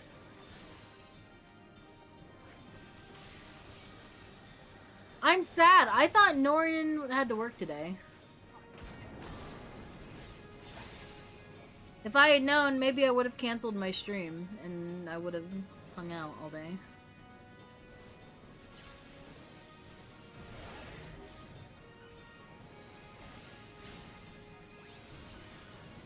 Oh, Alpha, no, I'm so sorry, dude. I'm so sorry. But my work content. Do you know Clown was streaming super early this morning? Maybe he could have been the content for the day. I don't know what I'm doing anymore, chat. I'm kind of just...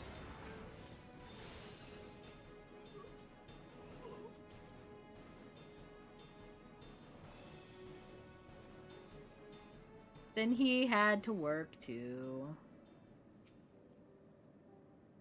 Netherlings save Lanu Vanu from certain death. Showers Netherlings with thanks like summer squall. Lanu Vanu knows not what wind bears Netherlings to cloud sea, but warmly welcomes them. Shows gratitude where gratitude is due.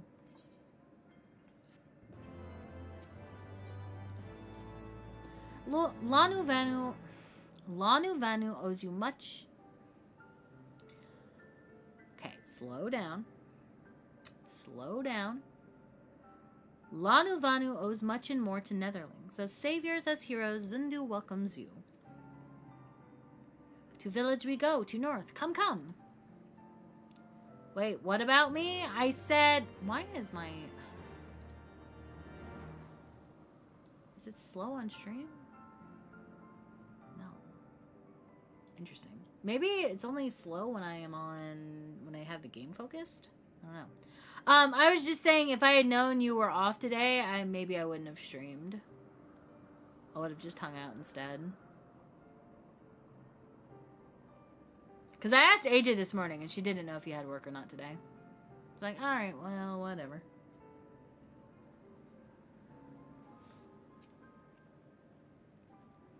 So the Garleans were searching for the Archbishop and believed that the Vanu knew something of his whereabouts.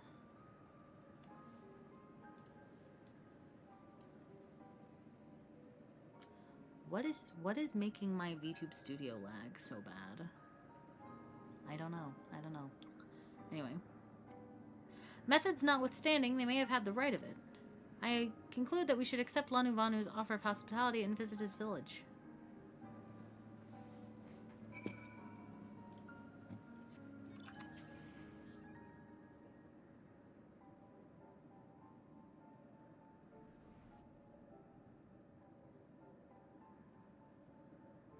Alright, the stairs.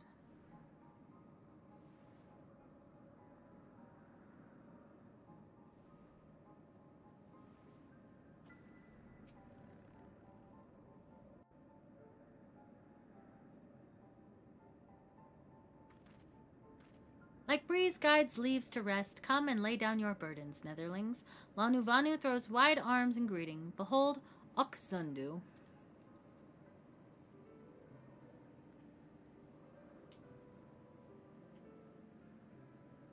A far warmer welcome than the one you received from the Vundu, I think.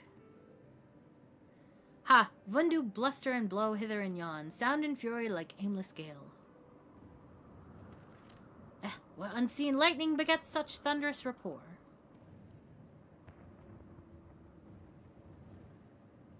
There you are. Did you see it? It's that damned flying whale again. The Imperials are after it. Where? The white?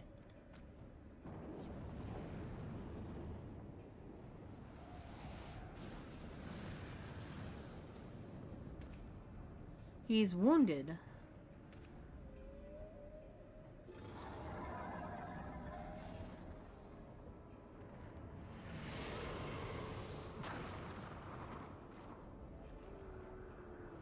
Whoa, he eated a rock.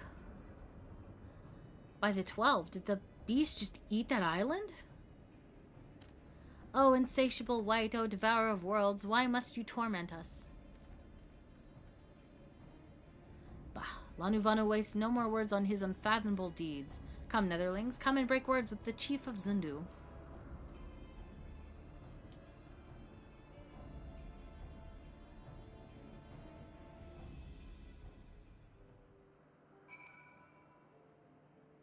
Okay.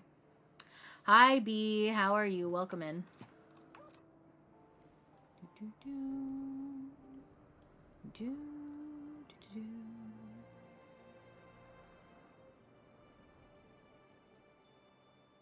Missing something? Oh, yes, down here. With wisdom deep as nethers, and eyes clear as cloudless blue, Sonu Vanu speaks for Zundu. Hearken to his words. Voiced, please.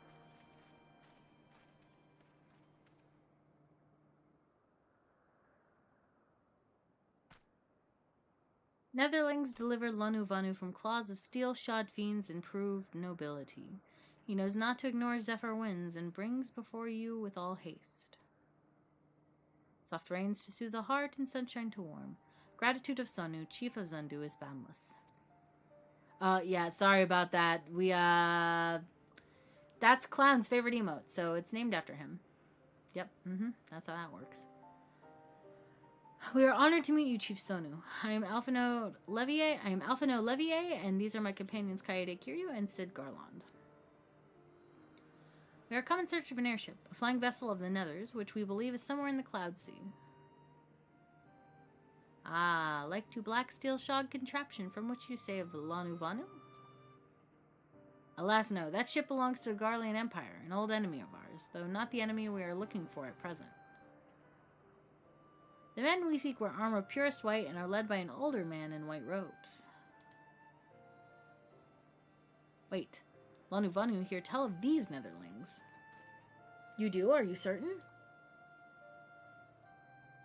As sun rises and falls and returns, we are. Zundu scouts can testify to words of Lanu Vanu. Aye, aye. Winds carry purpose of Netherlings to our ears as well. Netherlings seeks key to Azisla. Now we're getting somewhere. Tell us, Chief Sonu, what exactly is this Azisla? Beware, Netherlings, for blackest clouds portend greatest danger. Look not into heart of tempest. There lies ancient birthplace of sin, home of forbidden secrets. To speak more is to call the wind.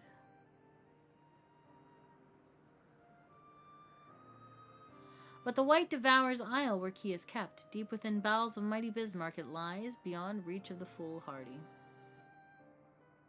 And beyond ours. Rejoice not in his gluttony, Lanu Vanu, for his stone gives way to water, and wind all yields to the white.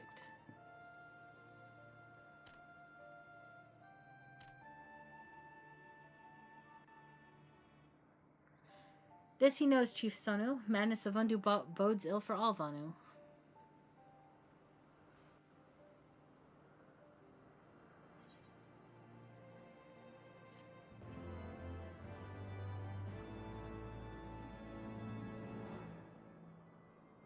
Yeah, I got hit with the Epianator. I'm very sleepy.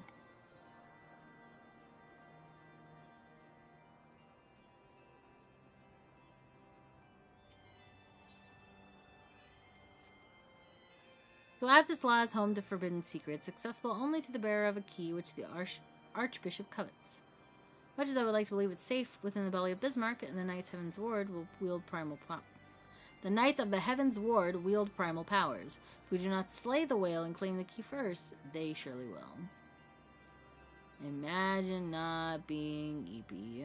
Dude, I'm so eepy. I could take a nap right now. I could just lay on my bed and take a nap right now. Also, hi Soul, how are you? Welcome in. God, I'm out of it, dude. Quite how we will go about it is another matter. As was the case in our battle with Leviathan, we are out of our element, and this time we still have far fewer allies to call upon. Be that as it may, our customary approach still holds true. We must begin by learning more about the white. Let us each question the residents of the village, then regroup and share our findings anon.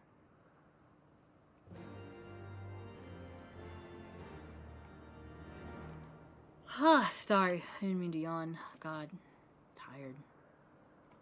I need to stop waking up at 5 a.m. chat. Dude, I chugged that coffee, and now I'm crashing. If netherlings seek knowledge of the white, then speak with Kunuvali, foremost keeper of tales. But neglect not to present self with humility and respect. As sun yields to moon and moon to sun, netherling must greet Kunuvali with a bow.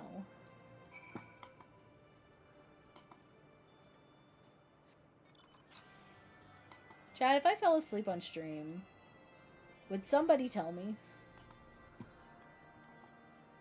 Would somebody call me, DM me? Just want to know if somebody would have my back.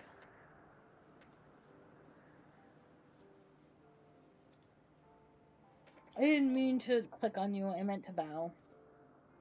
I would. Thank you. I appreciate you.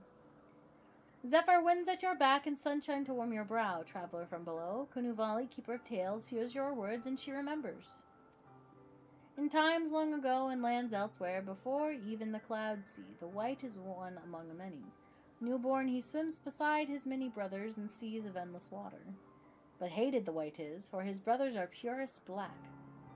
So great is their contempt, their loathing, that they turn upon him and rend his flesh asunder. And so he falls only to rise again, for merciful gods raise him to the heavens, and there he is reborn. The white still longs for the sea to which he cannot return, but in rebirth a splinter of the divine is shared, and so he opens his maw. From whence come the clouds, and a new sea is born, home to him alone.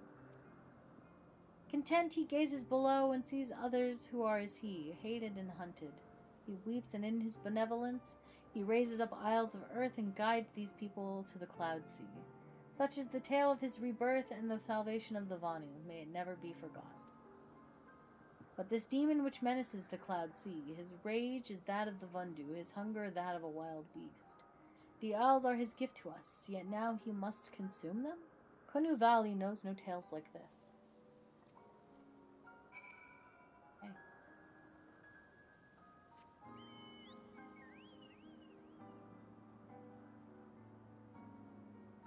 Sorry, I had to sneeze.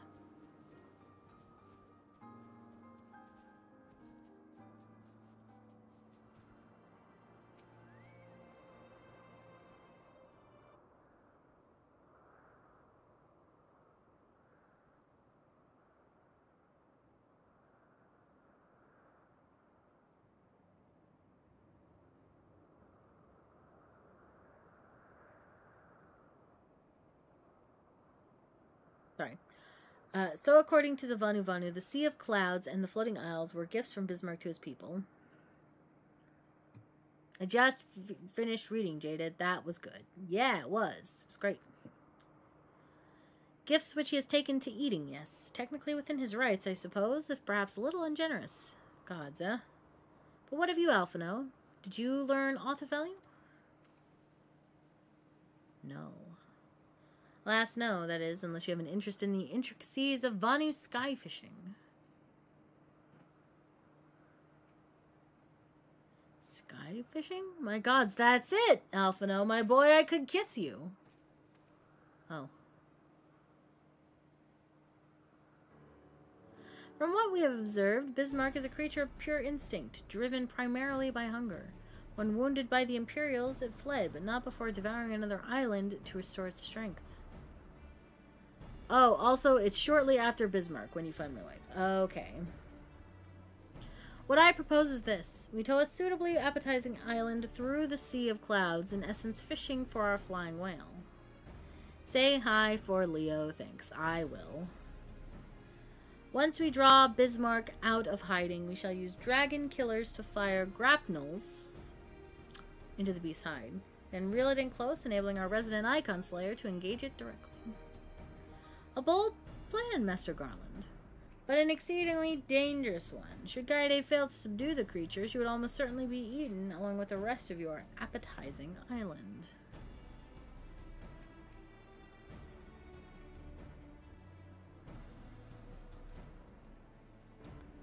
Oh, she won't fail, and if anything does go wrong, I'll be at the helm of the Enterprise, ready to tow her out of trouble.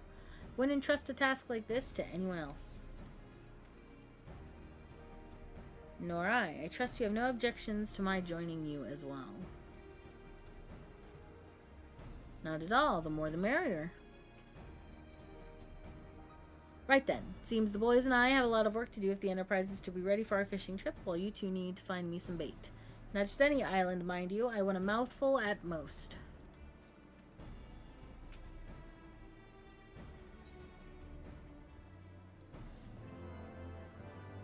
Chat, what if I ended early today? Like, I'm like really... I can feel it in my head. Like, I'm like... You know, like when you feel tired and you can feel it behind your eyes? That's kind of where I'm at right now. Do what you want, baby. We support you. Thank you. I appreciate it. Go rest, damn it. It's not even that I'm, like, not rested. It's that, I was up at 5 a.m. I was up at 5 a.m. And so, like, normally I try to get at least, like, an extra hour of sleep. Like, I'll go back to sleep once Matt goes to work. But I just have not been able to go back to sleep in the mornings. I feel bad, though, because, like, I chugged a full cup of coffee, dude.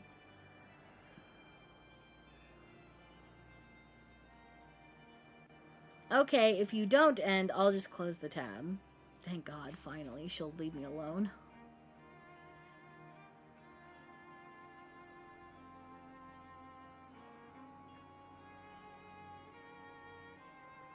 Norin, but our job. What even is your job? You were saying this earlier. What is your job? Dude, it's because no one's yapping at me, dude. I have to sit here and read Alpha No B in a bitch. I am not gonna all afternoon. I am not gonna single biddy all afternoon. Thank you for the singular biddy. Like, I'm glad you're here, but I want you to take care of yourself, too. Maybe I won't either. Maybe I won't 5 biddies either. Thank you for the 5 biddies, Norin. Stop that, though. Put your flavorless gray Doritos away. Thank you. No, it's okay. I'm just gonna, hold on. I'm just gonna take my glasses off. I'm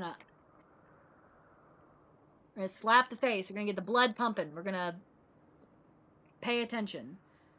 We're gonna pay attention. Okay, that's not the takeaway. Frenchie, thank you for the singular biddy. Oh god, okay. I just needed to slap myself awake, okay? Just needed to slap myself. Okay.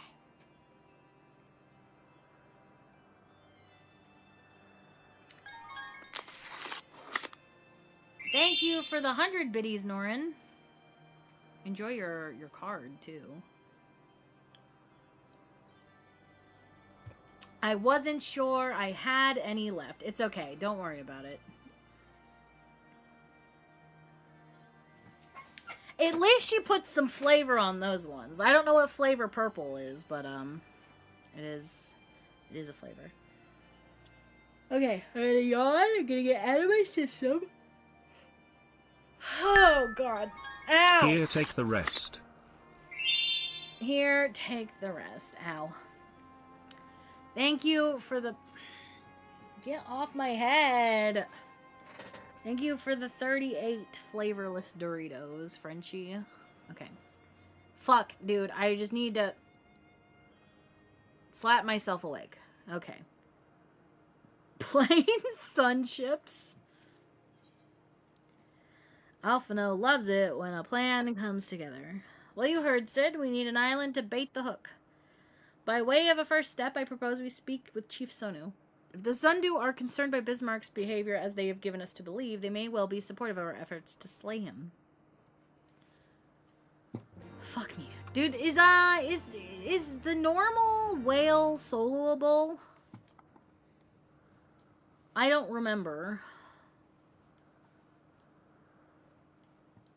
It's the hard one that's not soloable, right? The Tramontane is upon us. The white feast and the Vundu rejoice in his carnage. You can solo all of them. Okay. Hear me, Chief Sonu. This creature which torments you now is not the deity who raised up the floating isles and made a gift of them to you. He is a perversion of your beliefs given form by the Vundu, a false savior who consumes that which he should rightly safeguard. Yet it need not be this way, Chief Sonu. We have the power to strike down this impostor, but we must beg of you an island to see it done. Moats against the tempest, in vain do they struggle. Yet who is Sonu to speak of what may be? Perhaps even the Trematone can turn to the Ponente. Ponente? Very well, Netherlings. When you are ready, tell Zendu scouts what manner of island you require, and they guide you to it. We shall not fail, Chief Sonu. On that you have my word. Come, Kaede, let us see how Cid's preparations are progressing.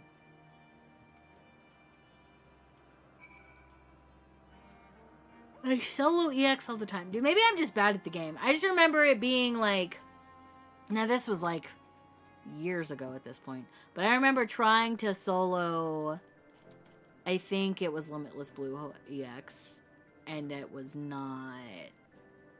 It was not happening. I remember having to beg Autumn and be like, hey, can you log in and come do this with me? Because I need it for Wondrous Tales.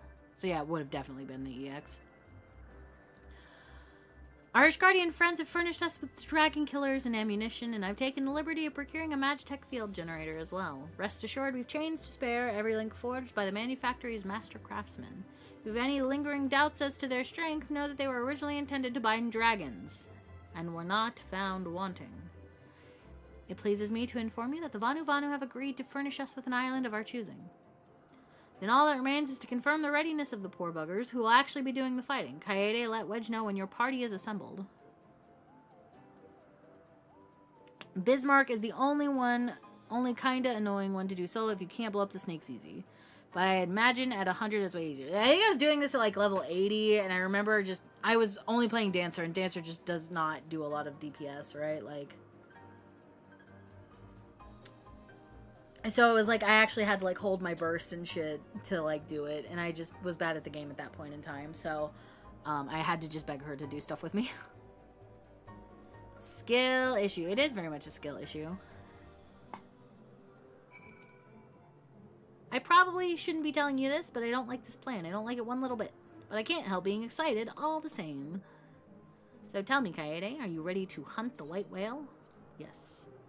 After you then, Kaede. All aboard. The Limitless Blue Heart is now accessible. I am told we can unsync it, so that's what I'm gonna do. Confirm.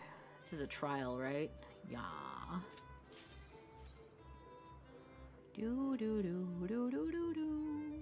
I forgot to fix my portrait. I do like the music though for Limitless Blue. They're like do do do do do do do do do do. It's a rat jam.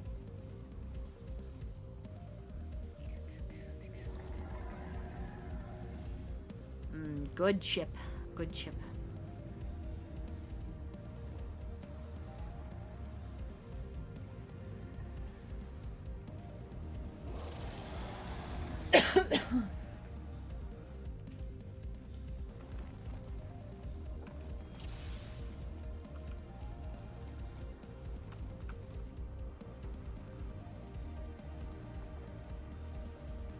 He's gonna slam into me.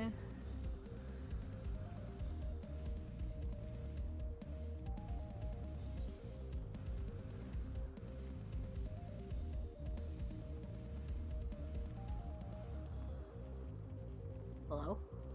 Oh. I had to pull.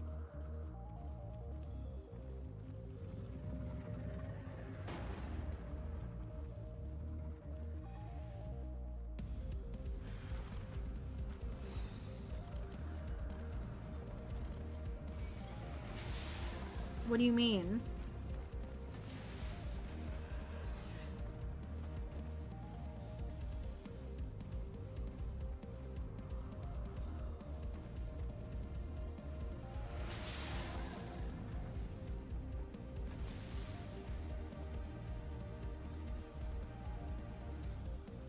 You gonna slam into me again? Yep.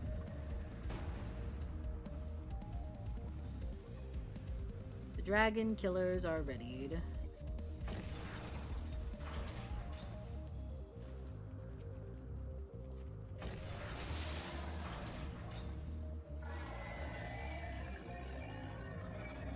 We're gonna wind up the tech step.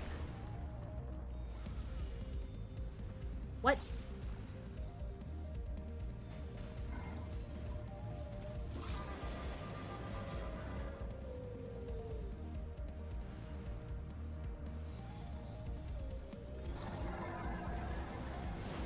I don't remember which one you're supposed to do first. It's like based on like the color of the sky or something. Oh my god, please.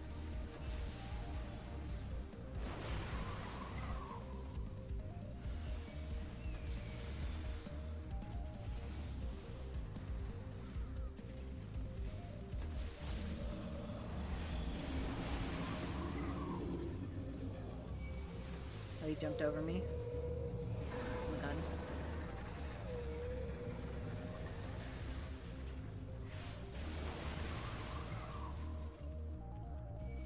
Did I mess up?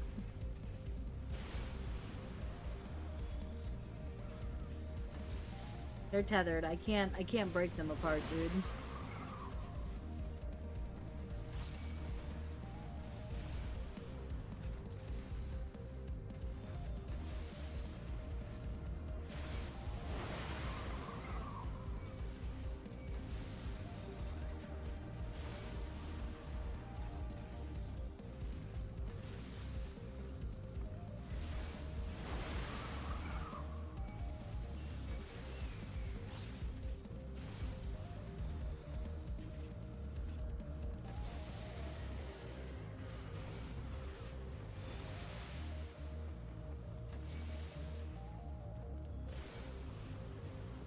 Oh my god, I keep hitting the fucking tornado.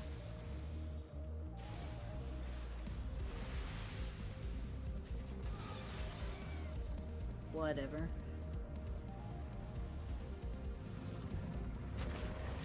He's back.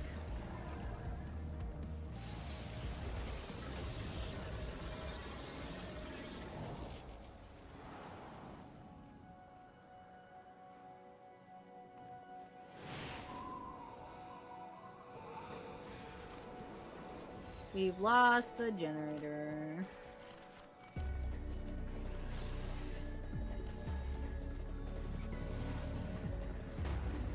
You bitch.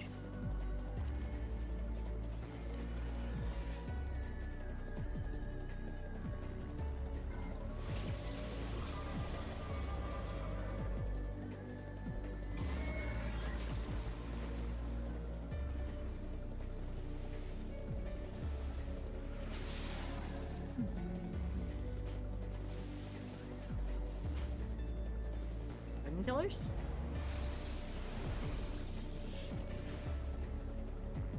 Dragon killers? No, we gotta do Thunderhead first. Now they're readied. Oh my god, please, just click them. Oh, I was so scared that I was going to fucking hit it. I was so fucking scared I was gonna fucking hit them. En avant and en avant right off the edge.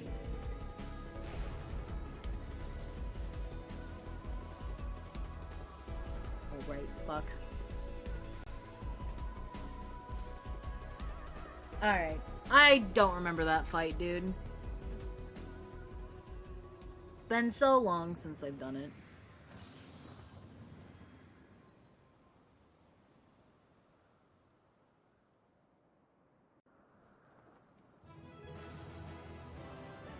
Bum, bum, bum.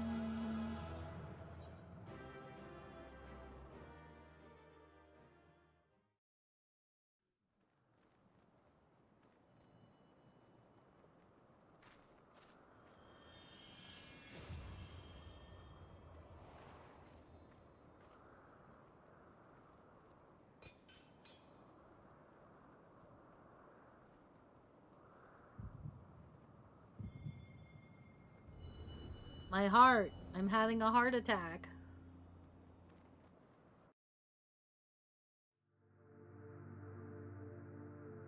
Not now, Mom. Stuff's happening.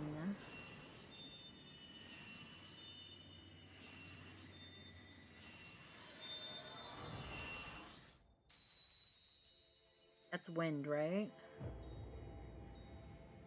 Warrior light, beloved. I can hear you again. Eidolon, all made. Darkness, light to none known. Hark, receiver, blessing, small.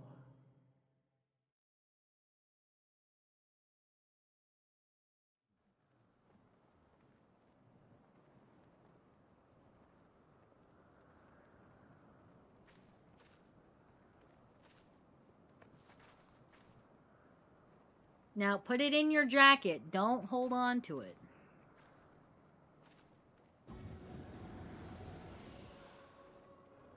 Okay. So falls the Lord of Mists, as did all others before him.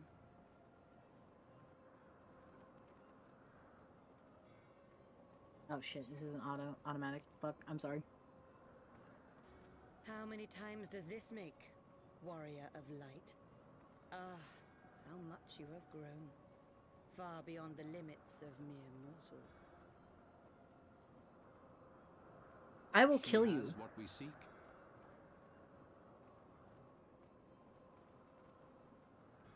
That she does. The key to Aziz's Law and the secrets of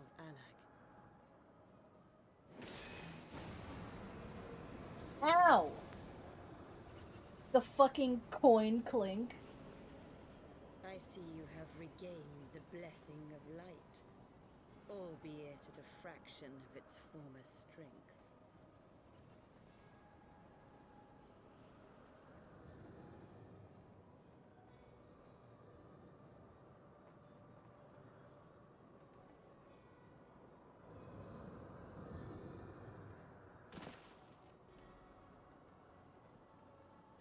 My thanks to you, Asian. And to you as well, Warrior of Light, for saving us the effort of slaying Bismarck.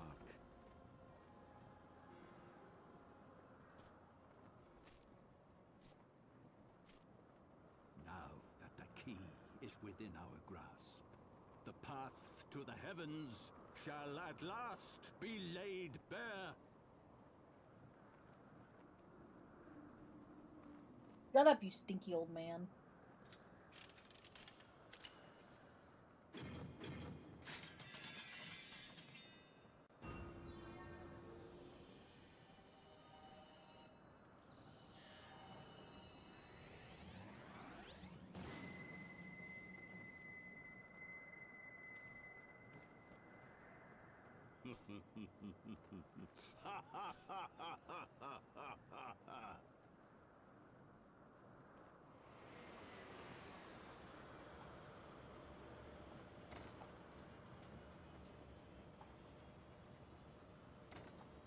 I hate you, I hate you, I hate you the most!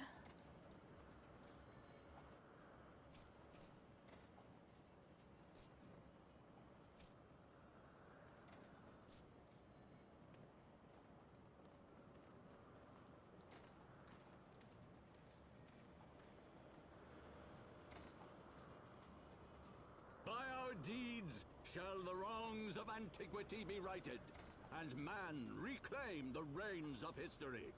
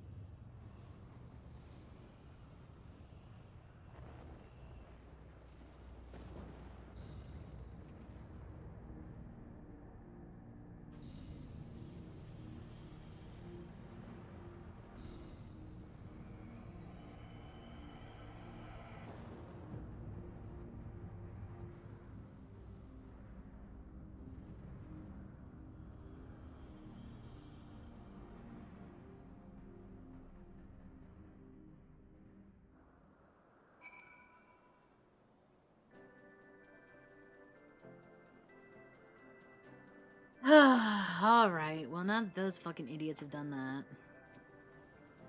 Forgive me, Kaede. Had I known what was happening, mayhap I could have done something to stop them. Last Wedge and I were still sealed within the engine room and heard naught of the struggle until it was over. And now, for all our efforts, the Archbishop holds the very thing we sought to keep him from. But all is not lost, for we yet live and we know their destination. Let us give chase and bring an end to their machinations. Though we failed to secure the key, we must not forget that we succeeded in ridding the realm of another primal, and prevented the Vanu Vanu's lands from being consumed in doing so. Those who do at least shall be glad of our deeds this day. Let us go inform Chief Sonu of our victory. Sid and the others will need a moment to tend to the Enterprise, besides.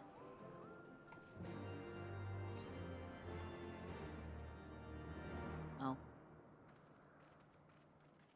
Oh, thank you for the free narrative teleport. Wait, something is amiss.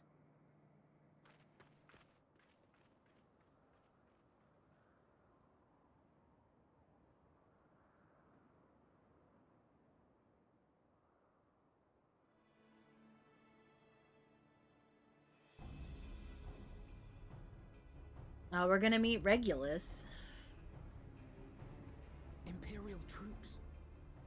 And they have already secured the area.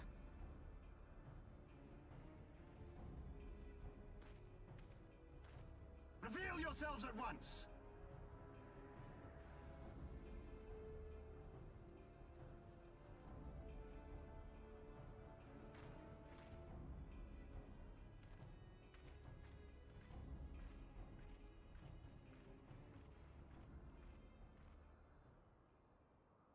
And there I was, expecting more beastmen. Who are you?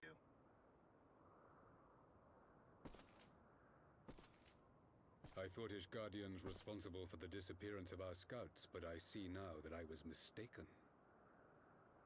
Yo, what up, Varus? I hate you. Just as Wire observed.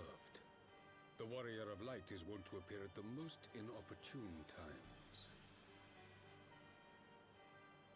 The Warrior of Light? She who bested Van Baelsar? Well, we don't talk about Baelsar, because that didn't happen. It would seem that the famous hero of eorzea seeks Aziz's Lar as well. Hardly unexpected. The secrets of the Allagan's power to bind icons to their will could scarcely fail to interest the scions of the Seventh Dawn.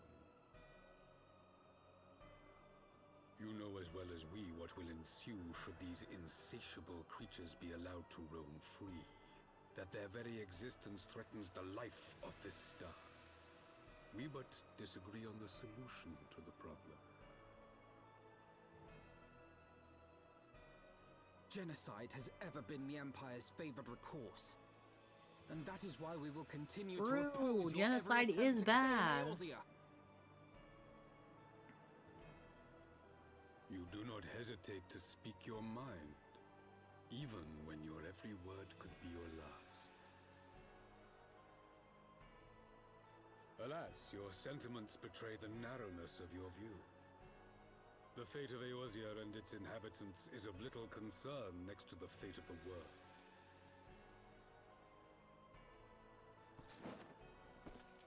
Tis my solemn charge as Emperor to bring the icons to heel.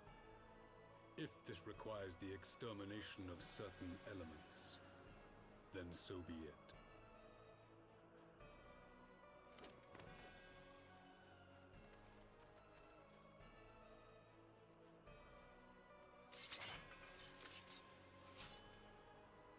No, don't! They are not his thralls!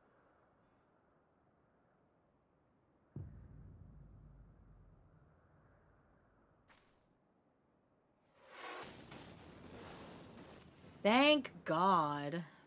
Why the fuck is it Wednesday? I mean, that's just how time works. Where did that come from? I'm glad it's Wednesday. It means that I work Saturday and then I'm off for a full fucking week, dude.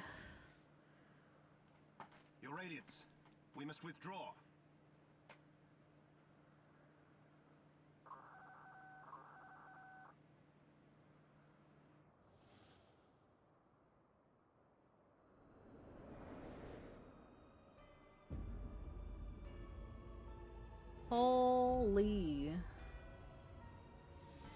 Last day before PAX vacation. Yo, I hope you enjoy PAX, Soul.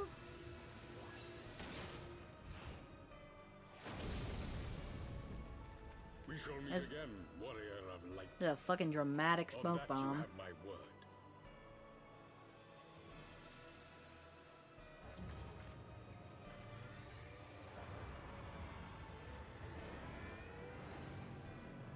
God, I love when they do like cinematography for cutscenes. So Garlemald too has designs on Azizlar. But why would the Emperor himself elect to lead the expedition?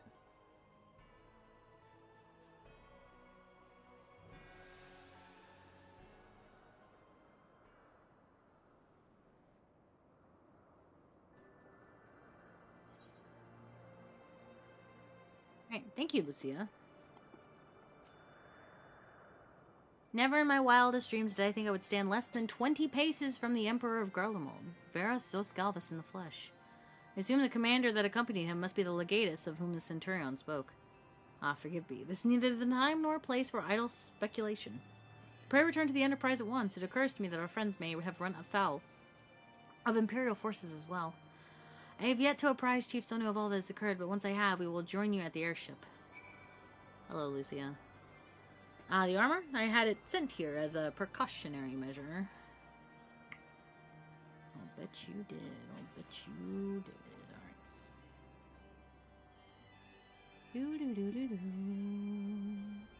I like the Sea of Clouds aesthetically, but holy shit, running around this map in MSQ for Aether Currents and stuff was a pain in the ass. Doo-doo-doo.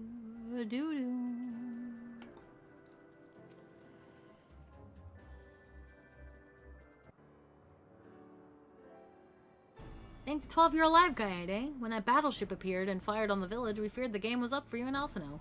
When the seven hells was that? First, the Archbishop turns up with an Ascian in tow, and now the God's damned Emperor pays us a visit. What is this, a procession of notable bastards? Who's next, the keeper of the seventh bloody gate?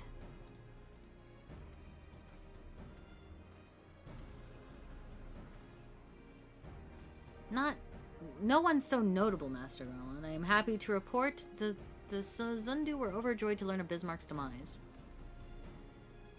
Chief Sonu sends his warmest regards, kaede. There is much talk of westerly winds. Miraculously, none suffered lasting harm during the raid. It would seem the Zundu were taken entirely unawares and wisely chose to offer no resistance. Since they have no more to fear from the Empire, for the present at least, had the Emperor truly been intent on their extermination, Oxundu would have already been leveled. Plainly, Varus is only interested in reaching Azizlar.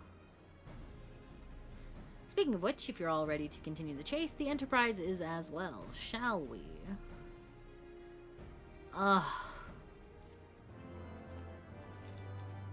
I want to get through Thornton because I have another thing like already written out and prepared. Because we're about to fucking lose Iceheart, right? Like that's the next bozo to go. God, there's so much death in this X pack. Like impact, like notable character death.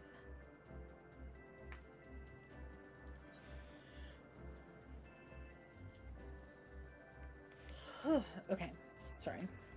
I need to slap myself awake again.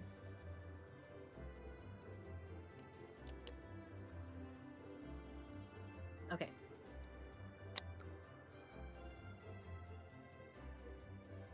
Ugh. Okay. Holy shit.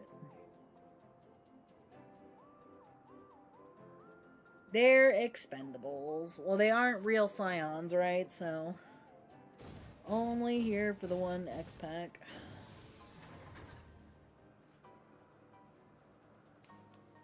Is this voiced?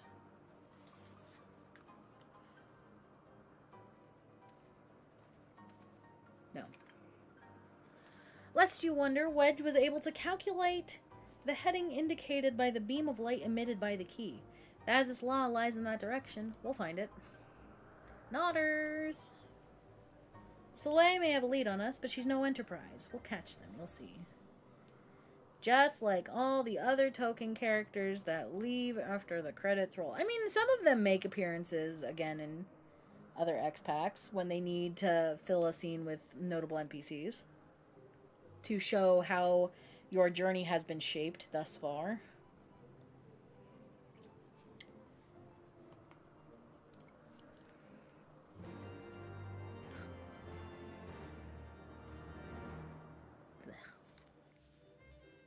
Got hair in my mouth, chat.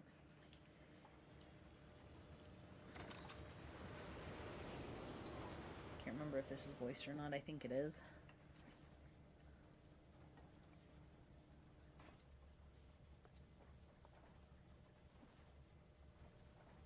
I did not think that I would ever have occasion to pilot a suit of Magitech armor again, least of all under these circumstances.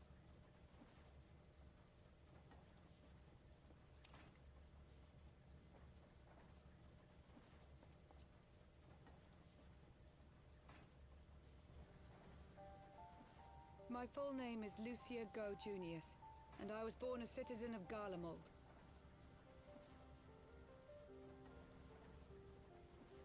Ah, that explains it. When we first met in Ishgard, I very nearly called you Livia. God damn it, Sid. Livia? Livia Sastunius? The tribunus who served under Gaius van Baelsar? Aye, she was my sister, though we spent little time together. After our parents were killed in an uprising, we were sent to live in different households, setting us on separate paths. Livia felt at home on the battlefield and chose to become a soldier, while I underwent training to become a spy. Then, Ishgard was... my mission. It was believed that Allagan relics of great worth were stored in the vault, and I was sent to investigate. Though I was given little information at the time, I now suspect I was searching for the Kiwi but recently lost. And then I met Sir Emmerich.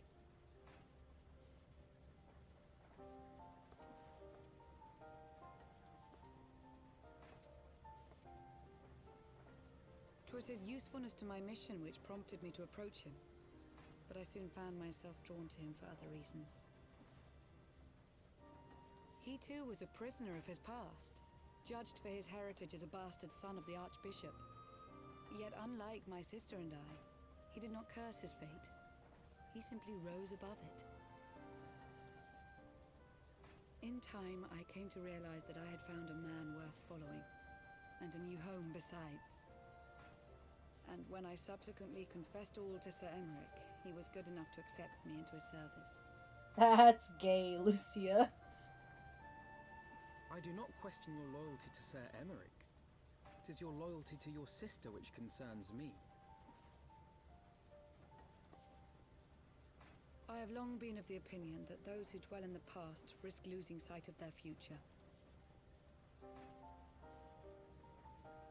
My sister fought for her convictions and for those she held dear. So do I. So must we all. Yeah, where the fuck is your sister, Alphino? Well, I, for one, am happy to welcome a fellow Garlean to our merry band. Especially one who can make Magitech armor sing. Yeah, no one gives Sid the side eye, but Lucia, even though she's proven she's like We should be getting close. part of the Ishgardian cause, dude. We'll be right where the light was pointing. Dead? I like Alizé. Hold on, everyone.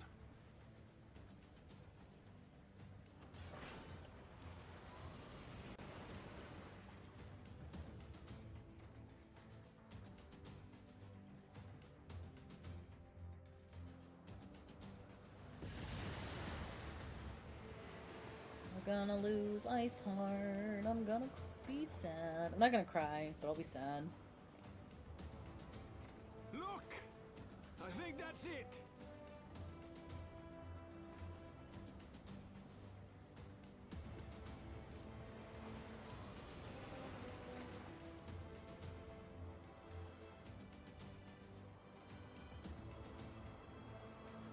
Chief,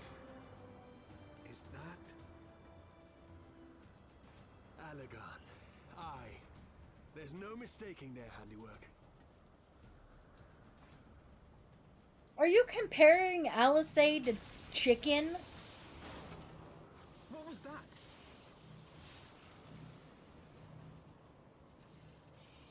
Some sort of barrier.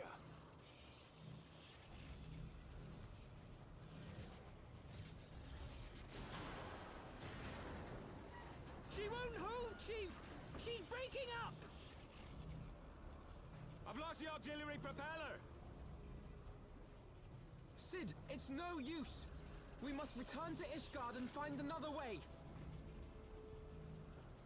God damn it all! Why do the Allegans always have to make everything Allegans. so bloody complicated? I like we just, it's Allegans. Allegans. You're not gonna lose her yet, don't worry. I know, but it's coming. It's coming. At least they teleported me back to the pillars. I don't have to worry about that.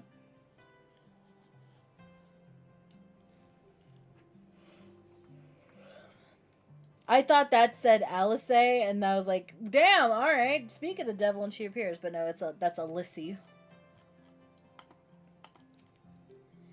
Ugh, we barely finished repairing the damage incurred during our sky fishing trip. On the other hand, any landing you can walk away from, as they say. You can only presume the Soleil passed through the barrier unscathed. That would certainly explain why the Vanu called it a key.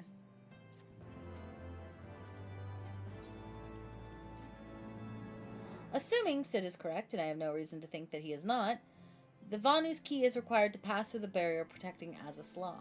But even without it, we must find a way to reach the Isle. I shall have everyone convene at the seat of the Lord Commander that we might discuss how best to proceed. I was gonna skip through Omega Quest, but now I'm sleepy. Yo, I'm sleepy too, AJ. You wanna take a nap together?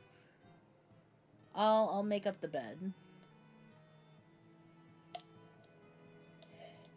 Okay. Hell yeah. Hell yeah, chat.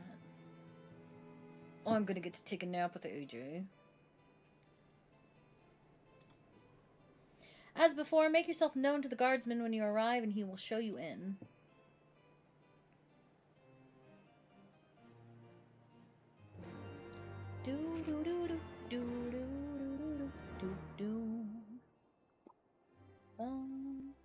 Bum, bum, bum.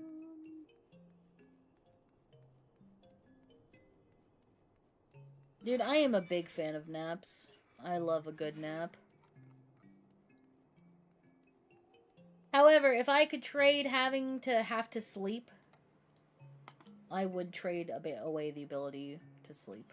If I could just be awake 24 hours a day and not have to worry about needing to be rested, I would. Some people might give up eating. I would give up sleeping.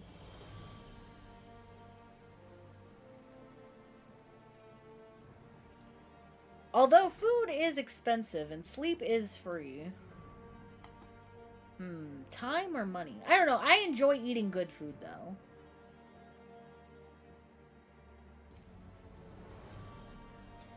Ah, you are returned.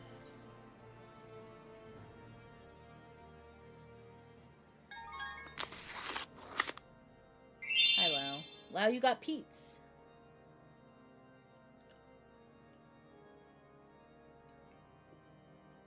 I hope you get something good, Lau.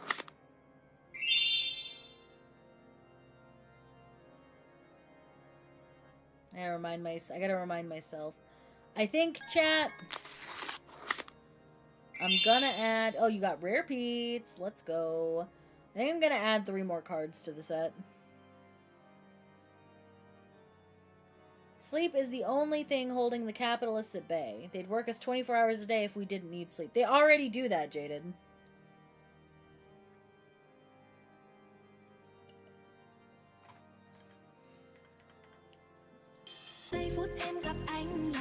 Hello, Wavy.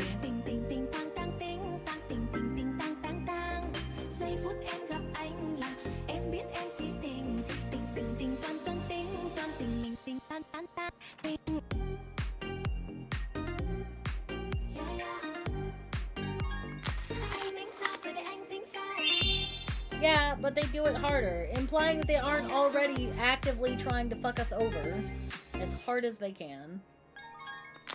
Yeah, you got boob boo. You got bun boob boo, because that was the one I used on that card has boobs.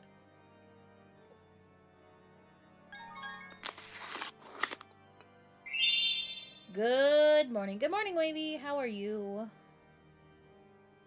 Welcome in. I feel like I've gotten nothing done today. Oh, fuck me. I want a nap so bad, dude. Chat, you know what is a certain kind of hell? It is a certain kind of hell being the kind of person who enjoys cuddling but cannot fall asleep if I'm cuddling. I have to be in my own space, unimpeded. It sucks so bad. Edmund, hello. Hi, Dad. Welcome back, my dear, and pray forgive me my earlier display. I grieve for my son still and shall continue to do so, but I have resolved to be strong. It is what he would have wished. Oh, don't fucking make me cry, buddy.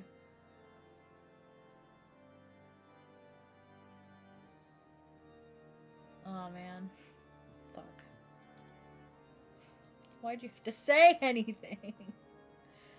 Why did I talk to him? It's because Kaede would have talked to him if she saw him there. In summary, the Isle owes its lofty position to the industry of the Allegans. And we can be all but certain that the Archbishop and his cronies are enjoying the view from its top. I see. If we are to join them, Cuddling stresses me out. through the Isle's etheric barrier, which I is, like cuddling, right? Like, I like physical touch. It's like a nice comfort, but I cannot do it while I'm sleeping. Which is nice because Matt's the same. Produce what is, in effect, a wall of lightning. So like we're both the same, but like, damn, it would be really nice to just kind of like fall asleep.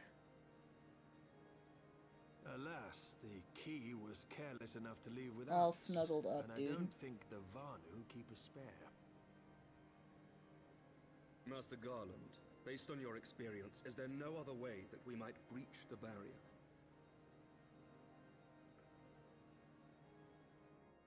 I want to peel their skin open and crawl inside. Oh, you just want to be close. Okay. I get it. I know, I understand. I love being a fucking little spoon, dude. I love being a little spoon. I'm reminded of the quantity needed to nullify Leviathan's command of the sea. A veritable mountain of crystals that could only be borne by lashing two galleons together to form a twin vessel, scarcely able to propel itself, much less fly. That said, we're not without options. If it isn't feasible to nullify the barrier, we might try piercing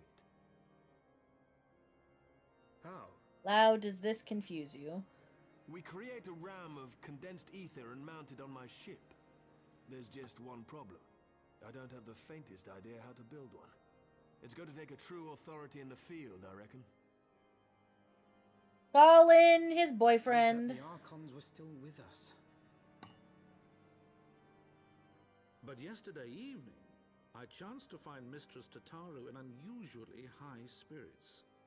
Assuming I understood her excited ramblings correctly, she has acquired a clue, pointing to the whereabouts of one such individual. An Archon? Truly? Ha! Fortune favors the righteous, eh? Well then, let's not waste any time. While you go and look for our missing friend, I'll work on modifying the Enterprise. Her hull will need reinforcing to bear the punishment, not to mention a mount for the ram. Just you wait, my pretty. By the time I'm finished, you'll be an airship reborn. He made the joke about the name of the base game, dude. He made a joke. Have you never cuddled someone and thought, I need to be closer, like I want to scratch my way into your rib cage? I think Tyler Joseph said it best once. Hold on, I want to make sure. I'm going to look up this lyric. I'm going to look up this lyric to make sure I say it correctly. I listened to this song.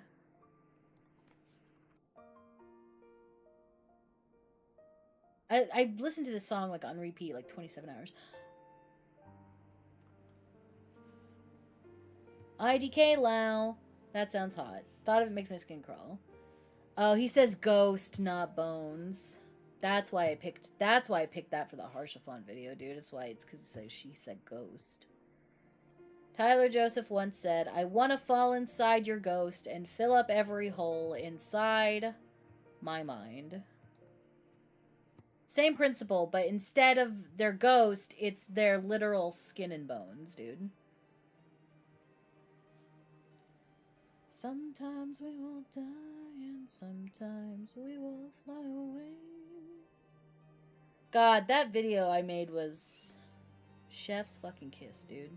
So poetic. That's why I like Tyler Joseph. He, like me, has a lot of unresolved religious trauma that he is trying to work through, and I empathize with that. I want to curl up around their liver and rest my head on their heart. Oh, that's cute. That's cute. The resting the head on the heart part. I don't know about the liver. I think I would probably,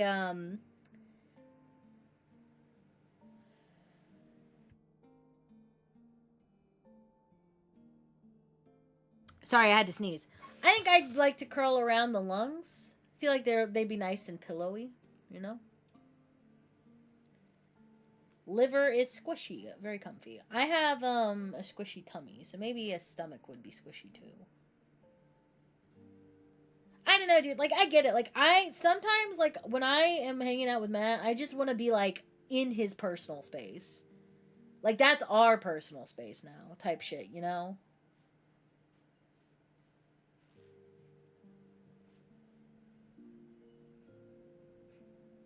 It's not your personal space anymore. It's our space, kind of thing. Oh, man. Sometimes we will die and sometimes we will fly away. I said, don't be afraid. Hello, Firm Albert. Goodbye, Firm Albert. What are you here for? I don't know who you're here for, but... Damn it, my communist emote sub expired. Quite rip. Quite literally, husband playing in my beard or hair is required. Dude, I maybe, I don't know. Am I the only person who, when they came and did lice inspections in school, I was like, hell yeah, brother, because I want to get my head massaged? Am I the weird one here? I didn't want lice, dude, but I loved when they came in and they're like, all right, gotta scritch your head. And I'm like, hell yeah, brother, I am a cat. I'm ready. I love a head massage, dude. I quite literally ask Matt all the time, could you please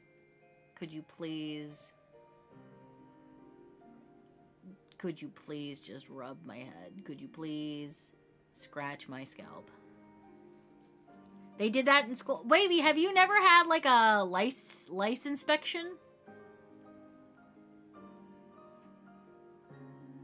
If someone was suspected of having lice, they would send people into the classrooms with like gloves and shit, and they'd come in and they'd like fuck up your head.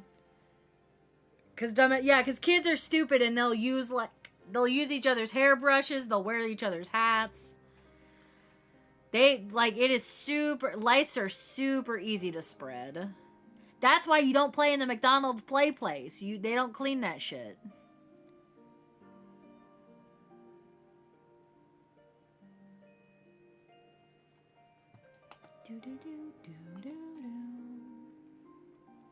Welcome back, Kaede. How goes the mission? Did you manage to catch up with the Archbishop and his cronies?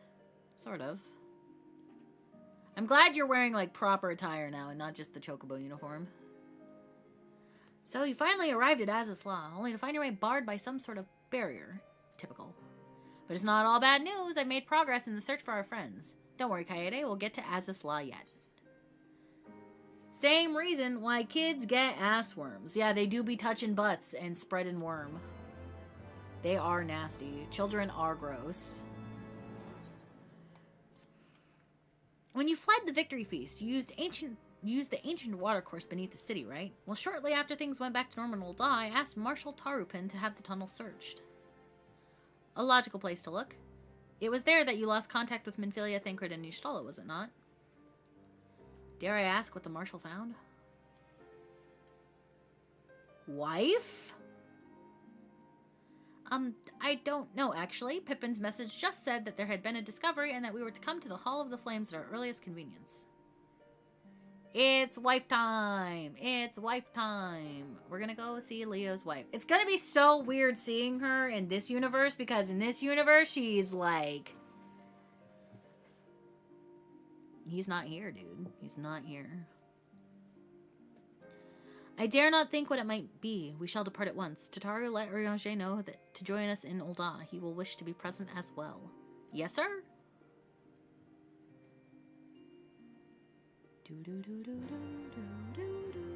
Speak with Pippin Tarupin in the Hall of the Flames.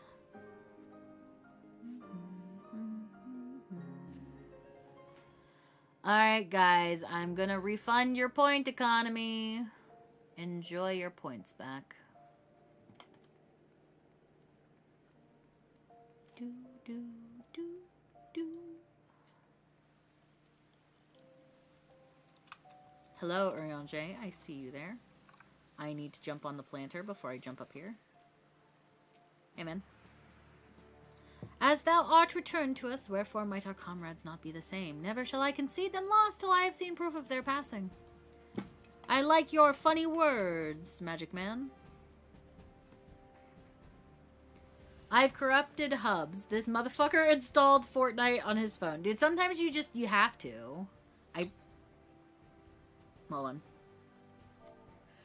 We are grateful for your assistance, Marshal Tarupin.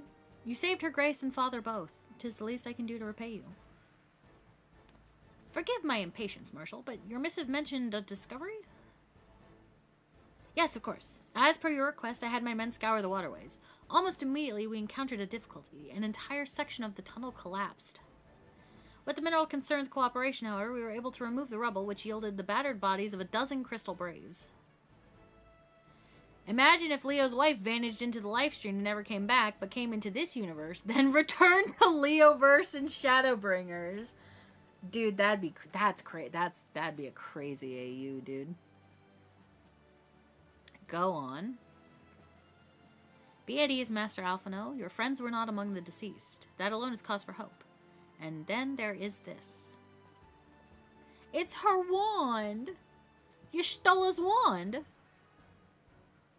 I had assumed as much. If I may, Marshal.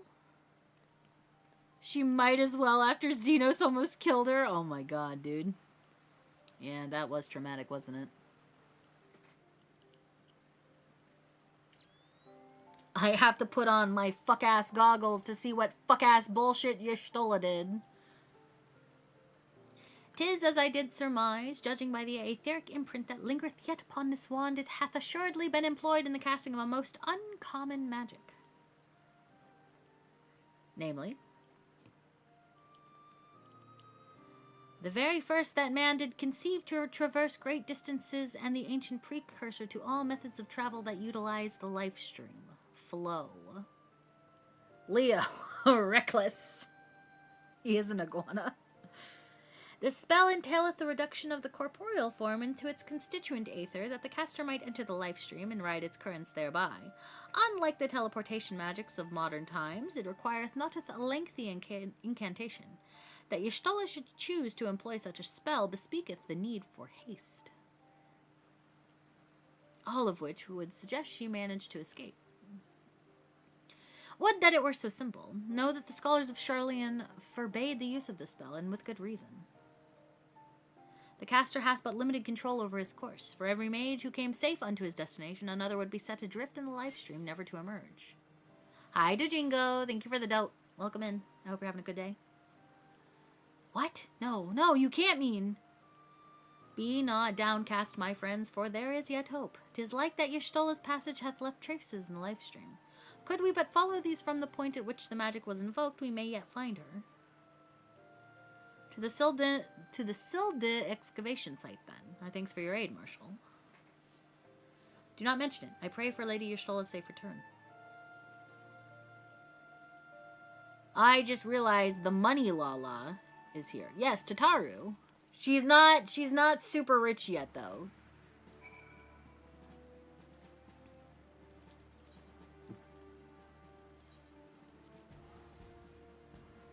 Kaede girl, I'm gonna have to give you some money soon.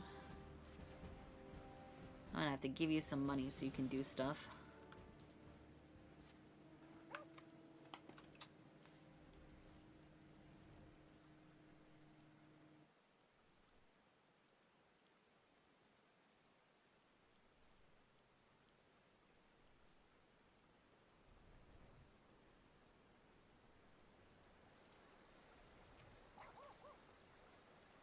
Evidence of Y'shtola's passage will have been made faint by time, but mayhap some few scant traces remain to guide our steps.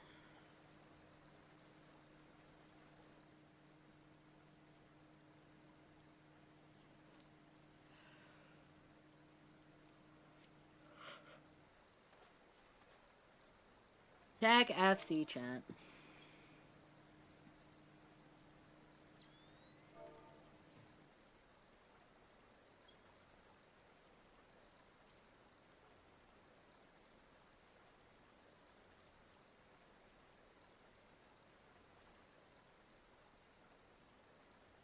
Why are you smaging?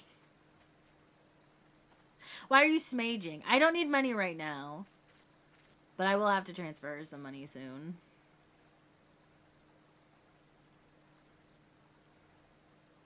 Because, Endwalker gonna be pricey. The first gonna be pricey on teleports. The trail leadeth to the north and east. Unto the bosom of the Twelveswood. Oh, we're going to the titties of the trees, chat. I'm so excited. Are you certain? Aye, there is no mistake. Thither hath Y'shtola journeyed. And yet the Gridanians have reported no sightings. We must take this to mean she is still adrift. If it be so, I do fear for our friend. Contrary to its name, the life stream is more akin to a raging torrent. Linger overlong in the midst of this maelstrom, and the aether that formeth one's soul shall surely be scattered, ne'er to be reformed.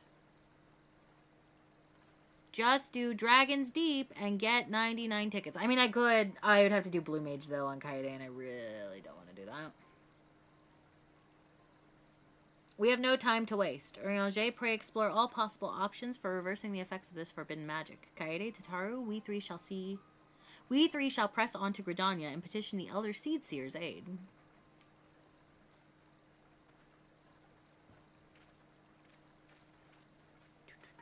I don't think we're gonna get to Thornton today, chat, because we still gotta do all of fucking Azys Law. I think we'll do it tomorrow. And then I will have to make a determination on if I'm going to skip the post patches. Because really, all I want to do is do Shadowbringers. Dragon's Deep is fishing. How do you get tickets from Dragon's Deep? That would mean I would have to level Fisher, and I'm not really about that life either. Fisher is always the gatherer I level last, because I am not a fan of fishing in this game. It is said that the elementals perceive the life stream. If, as we suspect, Y'shtola is still adrift in its midst, they may be able to find her. But if we are to appeal to them for assistance, we must needs do so through their chosen, the Pagel. It's the reward for finishing the quest line. That seems like a lot of work when I could just do blue magic shit and get tickets from that. It is imperative, therefore, we speak with Kane Senna without delay. I have already requested an audience with the Elder Seed Seer. She will receive us in the Lotus Stand presently. We need but speak with the conjurer yonder to be admitted.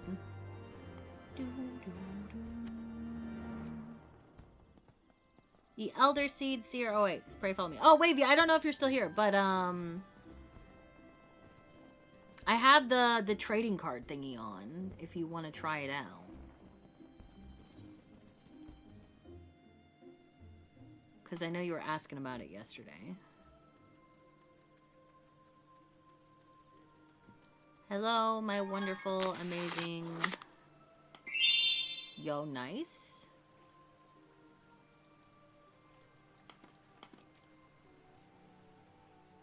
Nice pull. Be welcome, my friends, and speak freely. I gather your suit will admit no delay. It will not. My lady, pray forgive the abrupt nature of our request, but it's a matter of life and death. Wait, that's my selection? What? Collection? Yeah.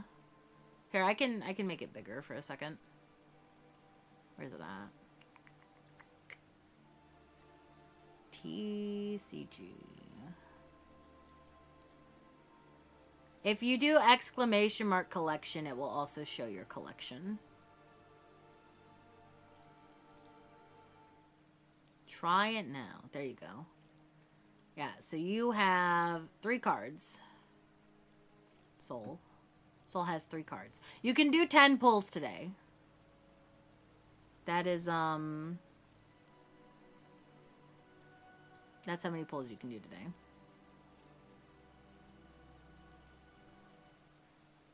Can I? Okay, I'm sorry. Why are you sorry? That's what it's there for.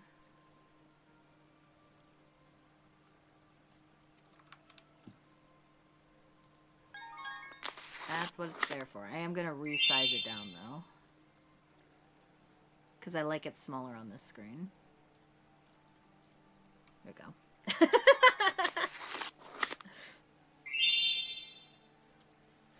I see. As you say, we must needs act swiftly if we're to free Y'shtola from the ungentle pull of the life string. And as if you're surmised, we cannot do this unaided. However, the elementals are little cunts. I know this from researching them. Me and Wavy with the same brain cell. Free my wife. I want my cards. I'm gonna drop it down to 1 card a stream, I think, though. Because Ruse has already completed the collection, so... You must needs be aware of one difficulty. A difficulty born of the fundamental difference between man and elemental.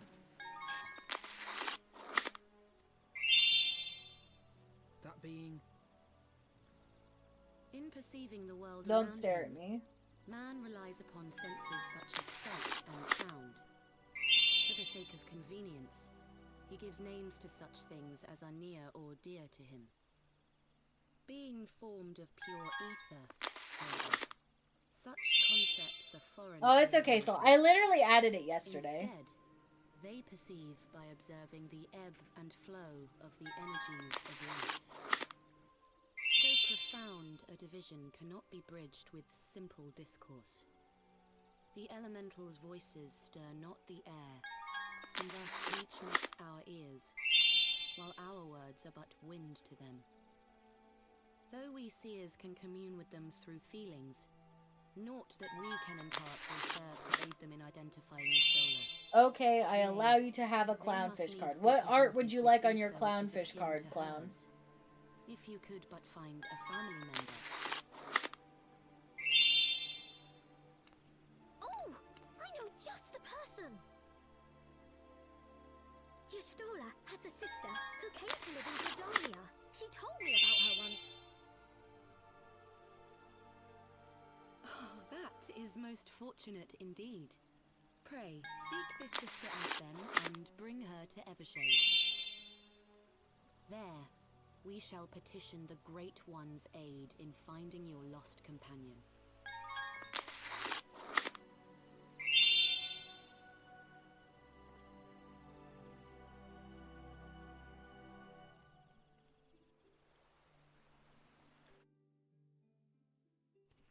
Sister-in-law. No, see what I'm gonna do is if my friends are gonna have cards. I died.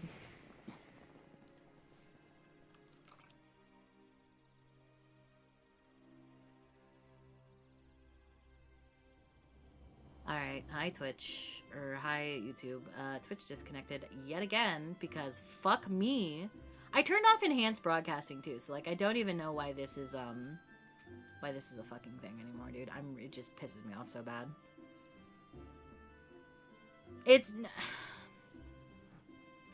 I'll wait till we're here. We're back? Are we back? Hello. Don't be sorry. It is quite literally Twitch being shit. I turned off enhanced broadcasting and apparently that didn't even fix it. So I don't know. It's been happening more and more frequently lately. I don't know if it's a me issue or if it's a Twitch issue or a I don't know. I'm tired, dude. I'm tired of it. Did it disconnect and reconnect? Or did we full on drop? I can't redeem first, so like I'm assuming we just disconnected, reconnected. NVIDIA errors? Huh. Is it because like of an update to the NVIDIA card? I haven't updated my NVIDIA shit in a while.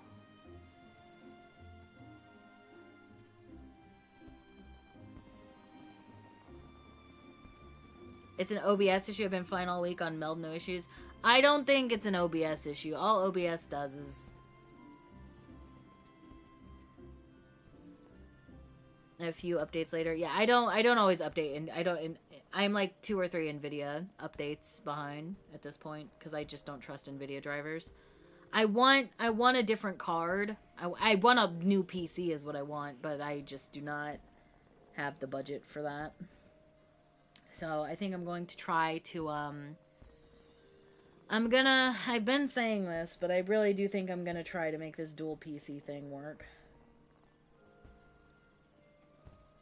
However, I have to migrate all of my OBS shit over to the other computer, which is gonna be a pain in the ass, so. If memory serves, your Stola's sister is named Yumitra. She's supposed to be a member of the Sons of St. Quinich? I don't know how to say that. Anyway, she spent most of her time around the Upkalu Falls, from what I recall. Let's look for her there.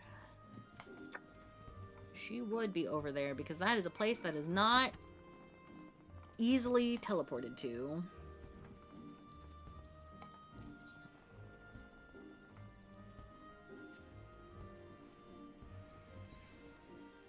I have a question. What is your question? Then you think that'll make it easier?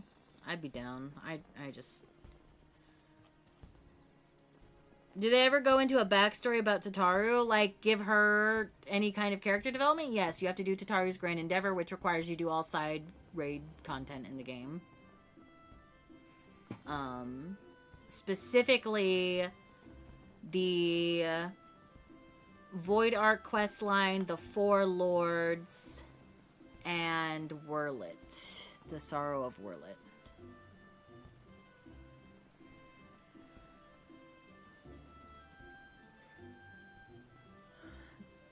You have to have done all of those before you can do the quest, and the quest is in Endwalker. Because it's where you get...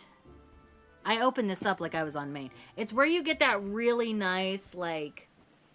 I use it as my ninja glam. It's like a really nice outfit. Glam. An Eastern outfit. Jet.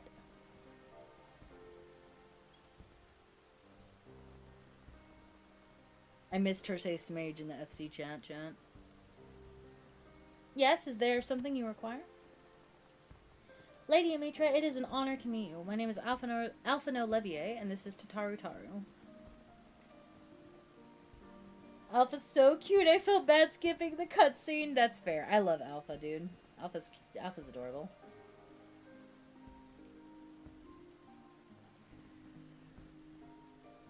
Sorry. So you're my sister's comrades in the Scions of the Seventh Dawn.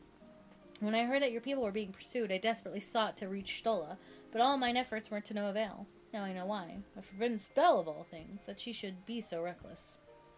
But what's done is done. I thank you for bringing word to me. Needless to say, I should be glad to help. Though we were born of different mothers, our veins course with the same father's blood. I hope that this will be enough for the elementals. Come, let us make for Evershade at once. Evershade, chat, they said it! That's the tree where Kaya was gonna die, but now she's not. She carries, fun fact, chat, Kaya carries a leaf from the Evershade, from when she got her white mage, jobstone, soulstone. And that's the tree where I made her die.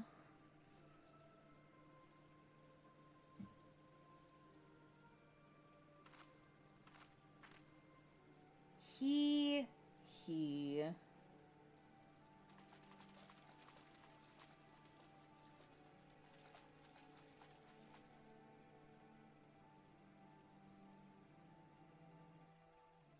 Let us begin. He looks like Harshafont, dude. He's got the same face. Makes me sad. Raya O, Arun, if you would.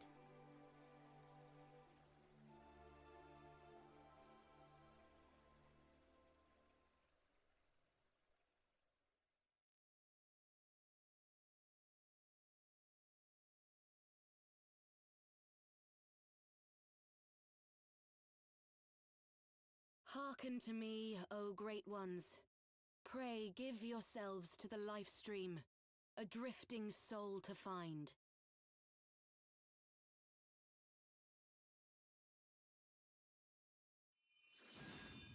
I'm in one of the million solo instances of Omega. Fuck these robots.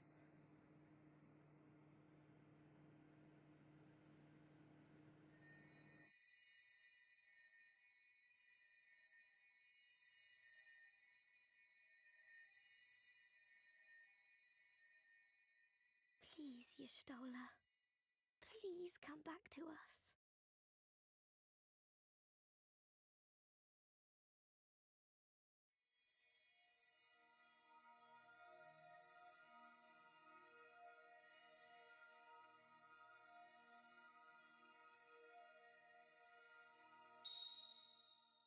There.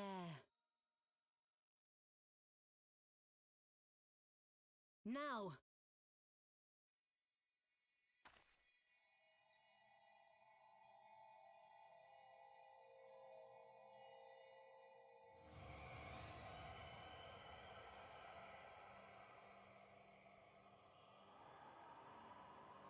She's naked, chat. Don't look.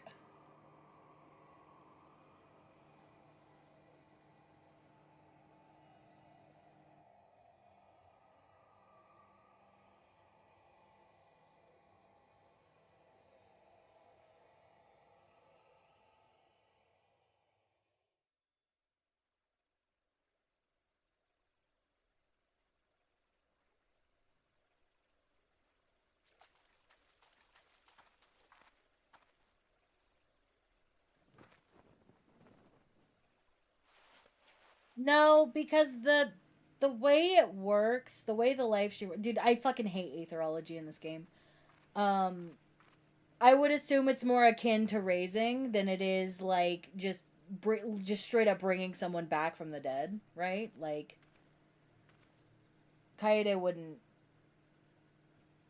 be upset about it. Who's the blue cat? That's Y'shtola's sister.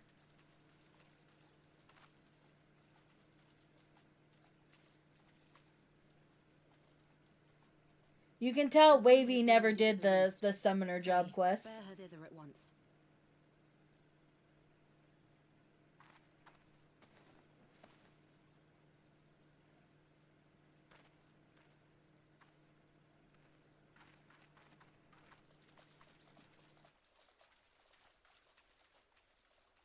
No, Kaede is not the one with the weird live stream white magic bullshit. That's Kaya.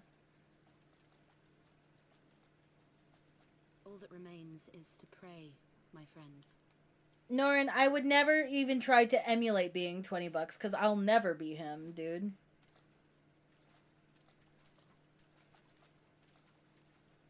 Yeah, they have similar names. Kaede is my Warrior of Light character. Kaya is a non-wall Pajali OC.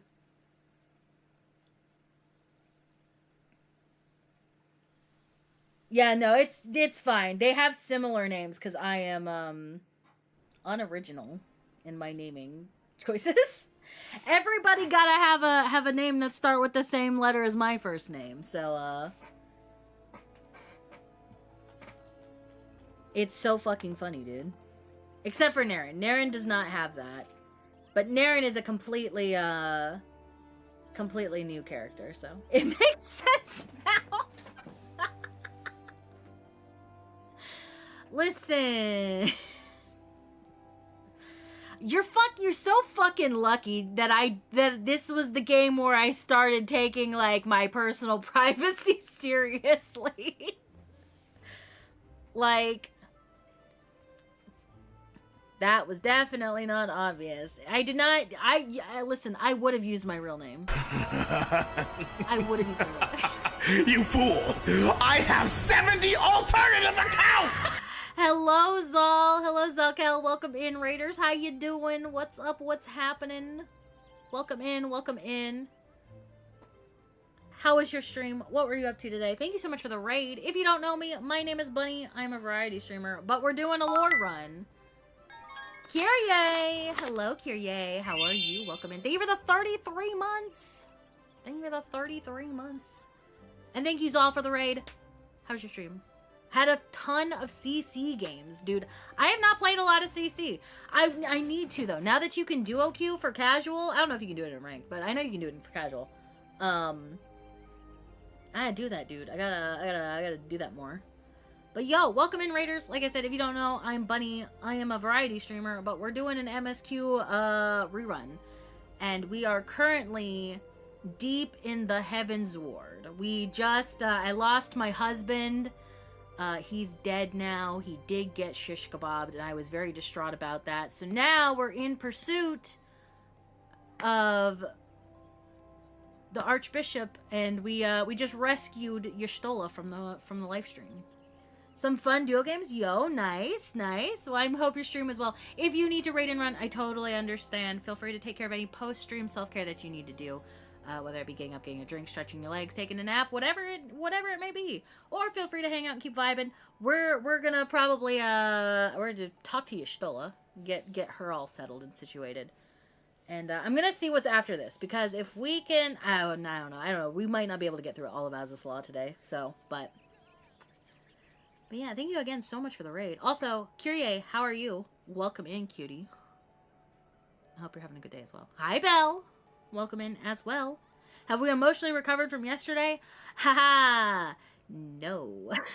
I am still distraught.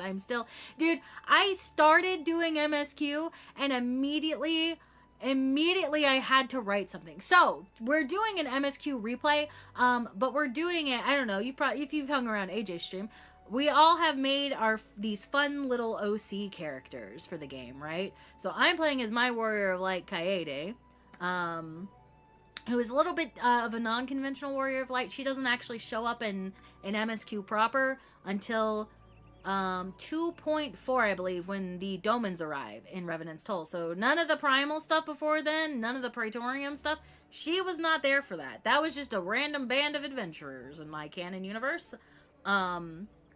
But yeah, we're playing as Kaede, who had a very deep attachment to Haurchefant, and well, we all know how that went. But yeah, so we're playing through on a lore character. I actually have 3 lore characters that I am juggling right now. I have Kaede, my Warrior of Light character, who I'm playing on stream. I also have another character who is a non-Warrior of Light Pagil OC named Kaya, who has a lot of unresolved trauma that we are working through. And then I have Naren, who is a character from the first in Shadowbringers, who is a special homebrew Reaper variant that I've made for myself. So yeah, it's a fun time. Yeah, welcome in. Hello, Pharamond, welcome in. Thank you for coming in with the raid. How are you doing? Welcome in. Sick again? Oh no, I'm sorry that you're sick again, Kiryu. Hope you feel better soon. we're doing all right. I'm like I said, I'm emotionally recovering from the death of my husband in the game. But that's neither here nor there. But yeah, like I started MSQ this morning, and like immediately Amaric had like some bullshit to say about Harshafont, and like there was like a choice. It was like a life for a life. I will have Sir Zephyrn's heart for what he did to Harshafont. And Amaric just looks and goes, ah yes, I remember you two were close. And I'm like, please, that's my man. Of course we were close. She's distraught. She had like she snapped, she cut her hair, she dyed all her clothes black. She's in proper mourning now, so it's gonna be real fun though, because for me, she's gonna go through like the entirety of Stormblood and everything, just going through the motions. It's gonna be a complete haze for her. She's not really gonna remember a whole lot about it. And then we're gonna get to Shadowbringers, where she discovers things about herself that is going to make her even more upset. So, is it really an OC storytelling thing without oodles and oodles of trauma? I don't know. I personally operate under the concept that my OCs must suffer, but I'm told that maybe that's not healthy. That's not a well-adjusted individual would not do that. We can shop at Hot Topic now. Wavy, I bought the new glam on main. I bought the new glam on main. I don't like how it looks on Vera though, to be honest. The baggy clothes is not, I don't know. Maybe it's because I'm so used to my character looking a certain way with a certain height, and putting the hat on and taking the ears off. Taking my ears off with any hat now just looks weird to me. So, the what? The new glam? Yeah, there's a new glam on the Mog Station. Also, it's the Rising, so make sure you do your Rising event quest so you get your free minion. And also, everything is on sale, so if you're looking to skip alts like I am, which I will be doing when I get paid, sales, skips, and other stuff is on sale. A lot of good glam is on sale on the Mog Station too. So, yeah. Anyways, Kaede has she has some trauma, right? But of the three girly pops I am writing, Kai is definitely the most fucked up, dude. She's really the most fucked up. I've been casually writing a fully original fantasy story, and one of the central MCs dies at a pivotal moment. We love it. I love it. I love the death of a well-beloved character, or a well-established character. Basically, eorzea Black Friday. Yes. Kickstarts so much trauma and distress for the cast at large. I love it. See, I love despair as a storytelling device. Especially if it's like rooted in stuff that personally affects people. That's why I love writing Kaya. Like Kaya, I have had my walls with her, but genuinely she's so much fun to write because like she's got mommy issues, she's got daddy issues, she's got self-confidence issues. She is now she's gonna have boyfriend issues at some point. She's got it all. Any kind of fucked up bullshit you could think of, she's got it. She's got it. This outfit eats. I'm loving the edgy sad boy outfits we're getting more. So, Wavy, do you remember in Lapis Manalis, there's like that Reaper boss, and she's got like the super cute outfit, the Galati outfit? That's coming to Mog Station apparently at some point. And we also have, I believe, a Tactics collab crossover type situation coming as well. That will be an outfit. And they did show it on a male Hrothgar, so I'm very excited to see all of the slutty bun boys wearing the Galati outfit. Alright. I'm sorry, I got distracted. Let's get Y'shtola. Let's get Y'shtola for AJ so AJ can go feral and foam at the mouth, okay? I'm hoping Fuka's is wrong about being Tactics being on store. I would hope that it's a collab thing. Mainly because, like, but then you think about it, that other, it's that mobile game that they did, that the horn outfit, the horn attire. That stuff was on the Mog Station too. If a male Hrothgar can serve cunt wearing it, I have hopes. Well, keep them raised, because it was in the picture, in the video, it was looking pretty cunty. Pretty cunty. So I'm excited. I'm excited by that. But yeah. Oh, Y'shtola. Just seeing her face again, it's... Oh, I've been so worried. Y'shtola is resting within an inn room. Though she's still unconscious, the signs are positive. I'm getting your wife! I'm getting her right now. The conjurers say she's in sound health and should awaken before long. Isn't that wonderful? Now, while we wait for Y'shtola to wake up, I thought I'd take the opportunity to finish my little surprise for her. Stop madulating me! I got concerned because I thought you were crying while reading that. No, I shed all of my tears yesterday, dude. Dude, he hadn't even died yet and I was already sobbing. Like, I did my crying yesterday. It's something I've been working on for a while now in the hope that she'd one day return to us. It wants for just a couple more items before it's ready. I was sobbing, it was true. I've already placed orders for these items. Could I ask you to retrieve them for me? One is with the Leatherworkers Guild and another is with the Conjurers Guild. Speak with Mistress Jiva and Brother Isumiyan, and they ought to take care of you. Bunny note, that's my husband, Wavy. Like, that was my first love in this game. He's like the first NPC I got, like, legitimately attached to. So, like, of course that's gonna, like, tearing open that wound is gonna do it anew. Why do you always cry when I'm not here? I'm tired of missing it. Okay, well, Wavy, we're skipping Stormblood. Just by the way, chat, we're skipping Stormblood. That's definitively going to happen because I want to get to Shadowbringers. Shadowbringers is the next point where I will cry a lot. Okay, and then it's all crying from there to the end of Endwalker. So you will have many opportunities to hear me cry again. I mean, it's at the end of the VOD. It was toward the end of the VOD yesterday, if you want to go back and listen to it. Hand over the tear streamer. My turn to fill my bowl with your tears. I'm trying. Listen, I am a very emotional person. I do, like, if they do things to invoke the idea of crying, like, I will just cry. Like, I'll do it. I am that person. God, Jiva, I love you. You're so hot. What is it? I am a busy woman, so be quick about it. If you wish to place an order, speak with Randall. Here to retrieve an order. For Mistress Tataru, you say?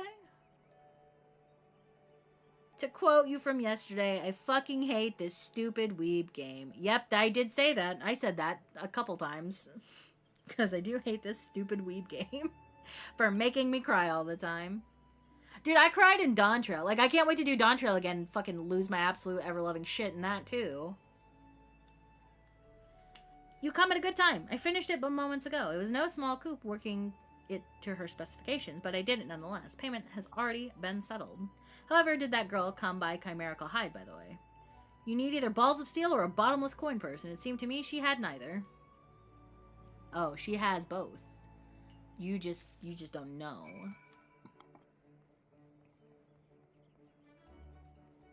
Did I just shut this part out of my mind because Leo didn't technically do it? Did Leo not go pick up his wife's outfit?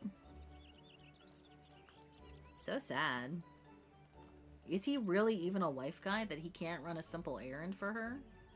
I shouldn't say that because you quite literally wrote him bringing a tart back to the fucking first for her. Like, of course he would do that.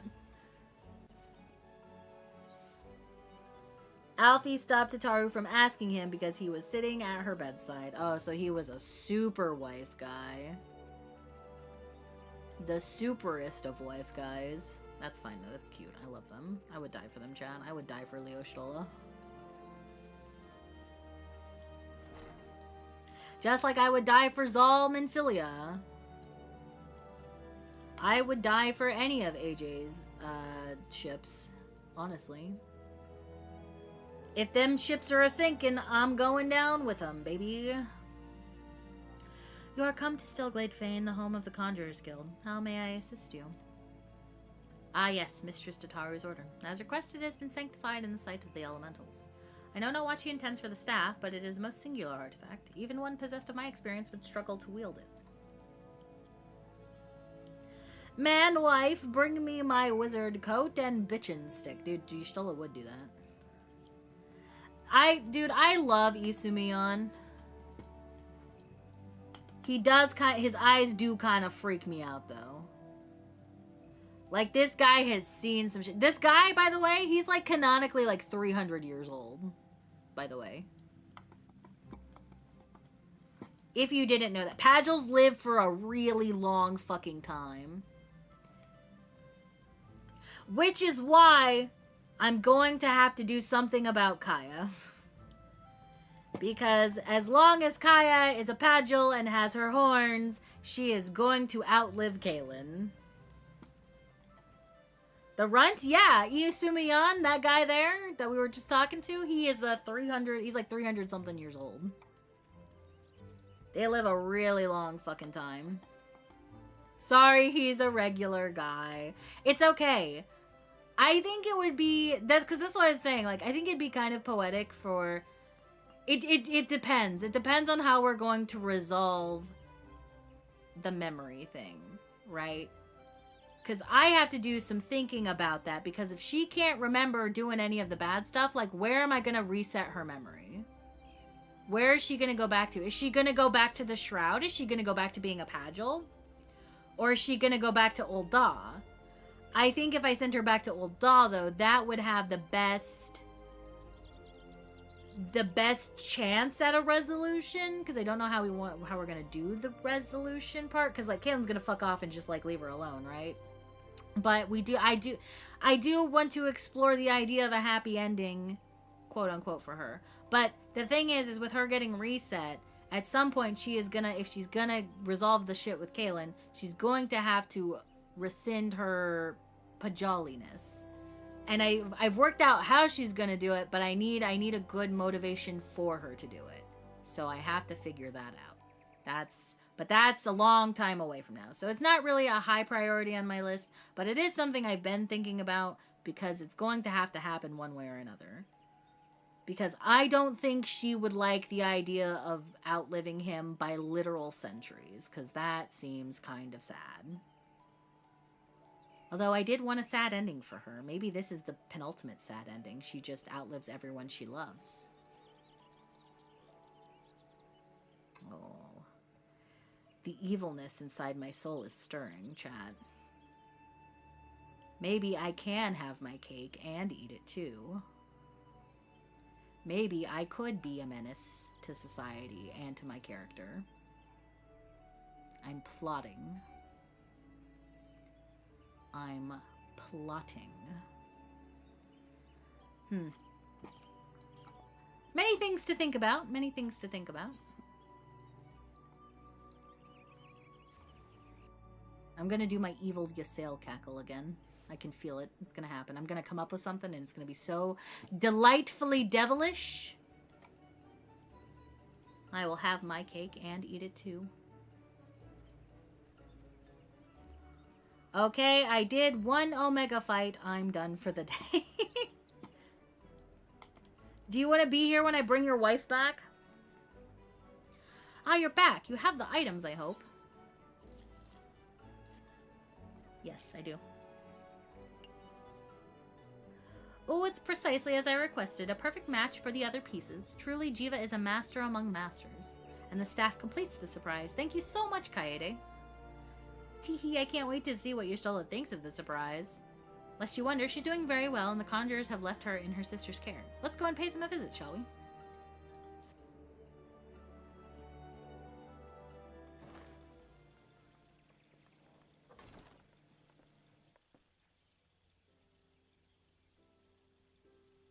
Feet! Her feet were out, chat. Tataru.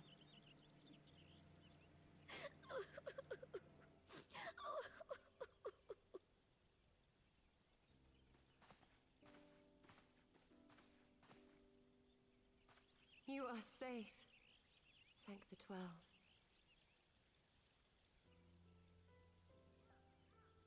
Something has changed about Hi, you, wifey. Fano. Or mayhap the change is with me. I seem to sense the ether around me more keenly than before. I am pleased to see you well again. Do you feel strong enough to talk? Oh, Y'shtola, you're half telling truths. I am well enough.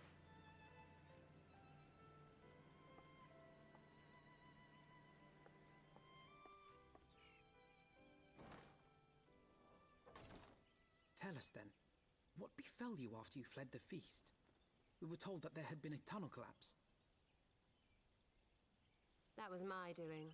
I brought the tunnel down that you and Minfidia might escape.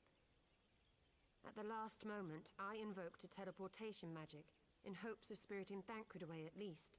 Needless to say, it did not go quite as planned. And I found Classic. myself adrift in the live stream.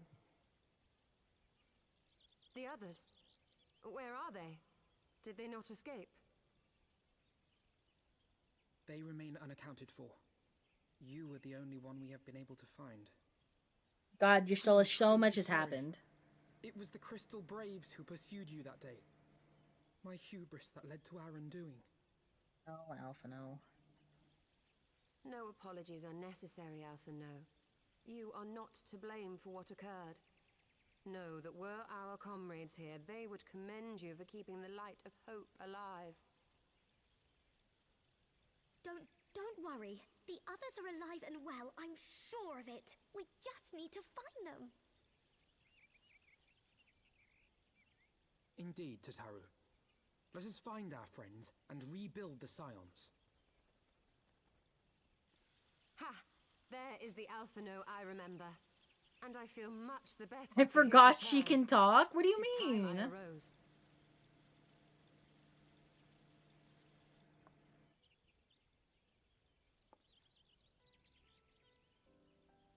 That reminds me.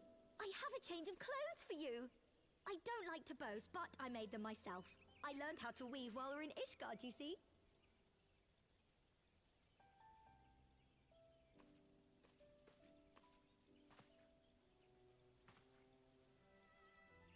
Tataru's so precious. I do love Tataru.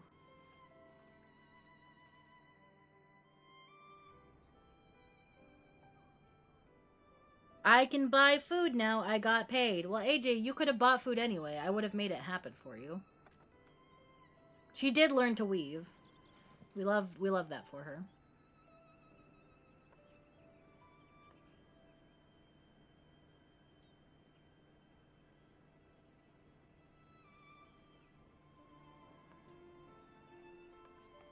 Well, I'm just saying, AJ, I will make sure that you are not hungry, okay?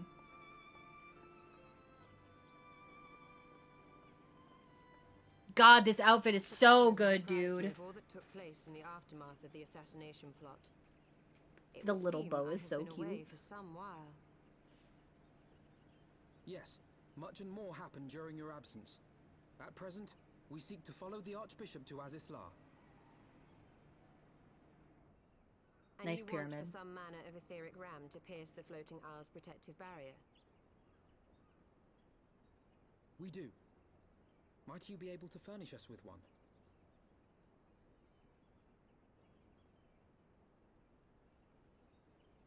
A means to prise open a hole in an Alagarn barrier.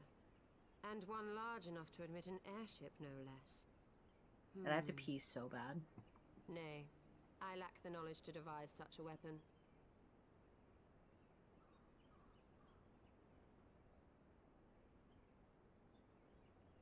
But I know of one who could.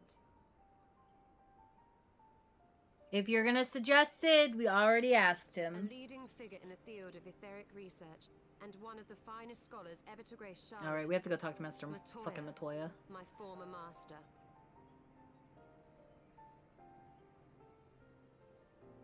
Oh, dude, yeah, we haven't even been to the fucking hinterlands yet. Oh, God, I forgot the fucking hinterlands existed. I completely forgot about the hinterlands. In my youth, I had the honor of studying under Matoya. In the field of etheric research, she was without rival. Can you tell her her husband's waiting for her here? Hold on, she's talking right now. Hold on, wait, let me finish this conversation and then I'll tell her, okay? I have no doubt that her knowledge will be of aid to our cause. The question is, will she share it with us? My master has been ever willful. The gods forbid anyone disagrees with her. When the Garlean Empire first marched upon Eorzea some 15 years ago, the denizens of Sharlayan were summoned back to the motherland. However, Matoya refused to join the exodus. To this day, she lives a hermit's life on the fringes of the abandoned city. So it is the Dravanian hinterlands that we must go, to the place of my birth. Although Alize and I were born in Charlian, our days there were short. We remained only until the Exodus, and I have not returned since.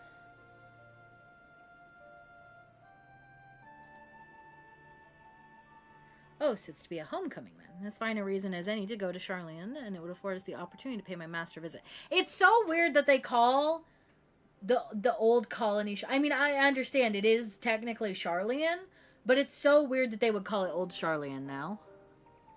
Right? She shouldn't be walking around yet. I believe you have mistaken our primary objective, Y'shtola. At any rate, the journey will take us through largely unknown territory. Let us first return to Ishgard and make our preparations. Nodders. Hey, Y'shtola, by the way, your husband, your man, I know you're not, like, it's kind of weird between you two right now, but he wants you to go lay back down and just sleep for a while. Speak of the devil.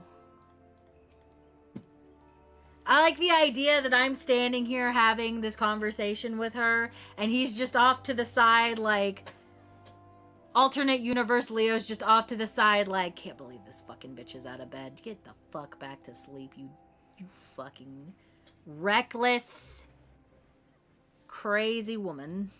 That's okay. He loves her, and that's all that matters. Anyway, chat, it's 4 o'clock.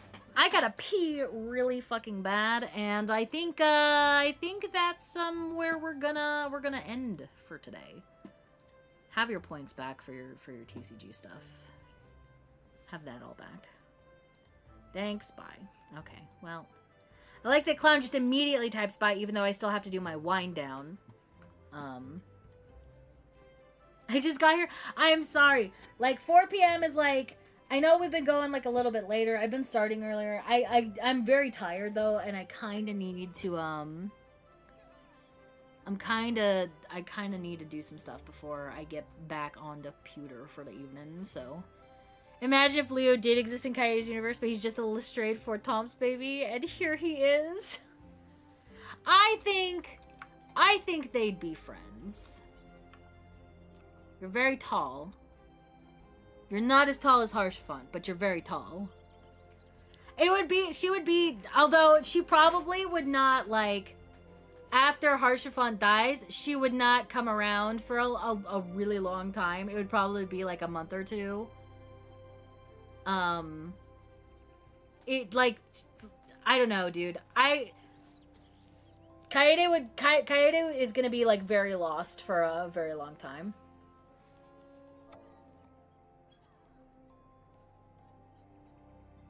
I like you, tiny person my brother loved.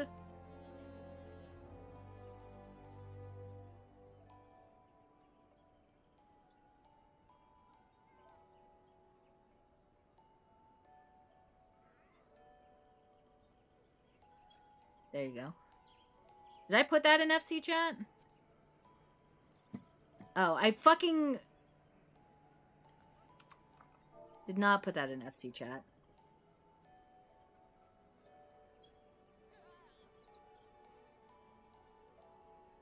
I typed it and it didn't. Okay, so I'm gonna out myself. I typed /R to reply because I'm dumb and I was like, I'm gonna reply. That's what it, no, I have to type in the FC chat. So I hit /R. Do you know that the game stores the last person you have sent a tell to? Did you know the game does that? The last person Kaede Kiryu sent a tell to was one King Wavy of Diabolos.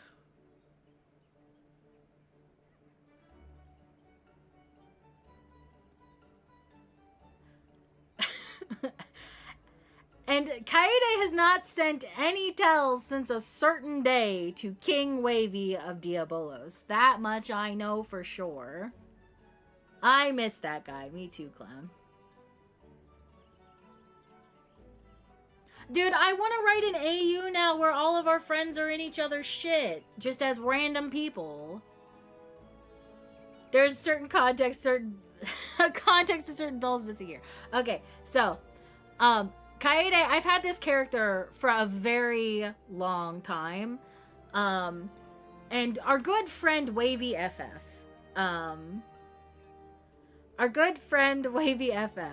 did not know that this was my character, okay?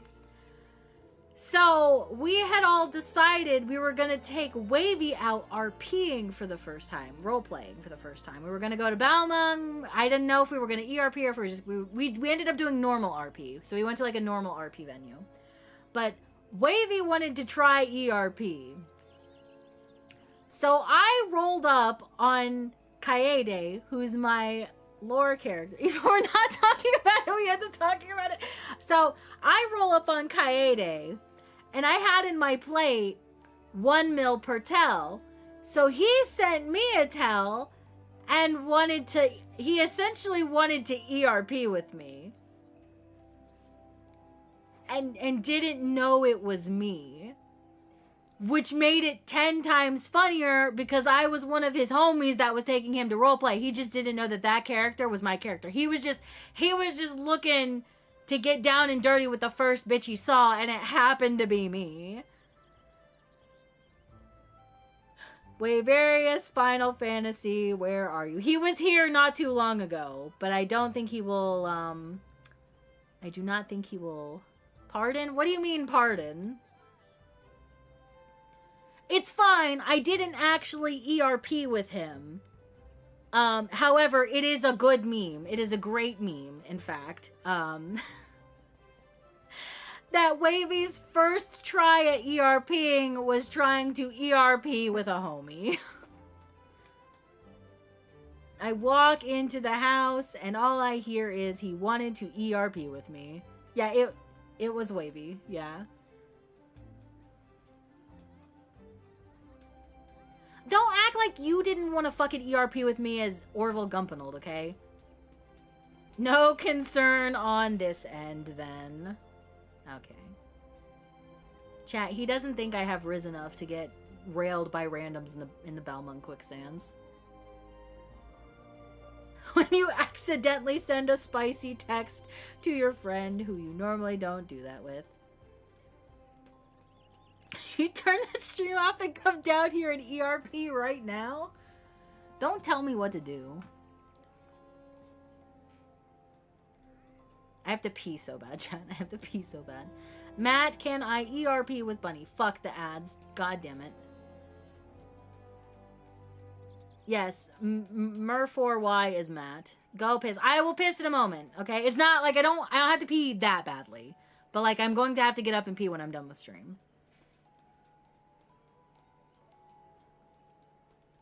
Scenario, you are a beautiful busty puck bunny and I am Jonesy of Letterkenny fame. I'm being dramatic, AJ. I have to pee, but I don't have to pee. It's not like a life or death thing. Like it's not gonna destroy me if I don't piss right this second. What's your question, Lau? I have a lip full of chaw and am Texas tucking my 5.3 respectably sized wiener. A piss Shorzy impression on stream. Matt did a Shorzy impression yesterday. I can't do Shorzy. Chat, I'm like fucking smacking myself with the back of this fork. I don't know why. I'm stimming. Matt, can you answer AJ? Can I ERP with AJ? I was always reading his name as Murray. Was I wrong? No, that is how you're supposed to read it. It is Murray. It's just funny because we had a friend who would read usernames and he would read them quite literally, so he would always just call Matt Mur4Y. And not Murray. Like it is supposed to be Murray. But he would just call, like, the person that would read this username would just call him Mur4Y all the time. Yeah. He used to be Mur_Y, but now he's Mur4Y. Mur4, yeah. Matt, answer my question. He's running the sink. I can hear him doing something with the sink water. I think he might be filling the cat's water well. Matthew, can I ERP with AJ? He said no. But that doesn't matter because I am a woman with my own volitions and my answer is yes. You don't own me!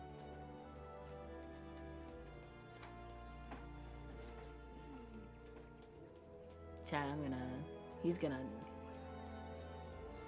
I'm gonna get a stern talking to later.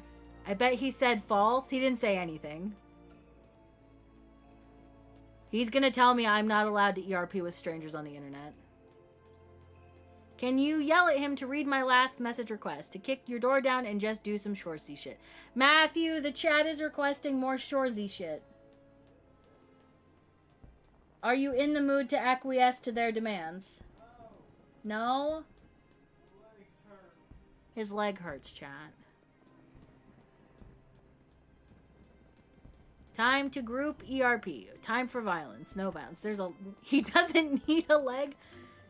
Matthew, they would really like your Shorzy impression.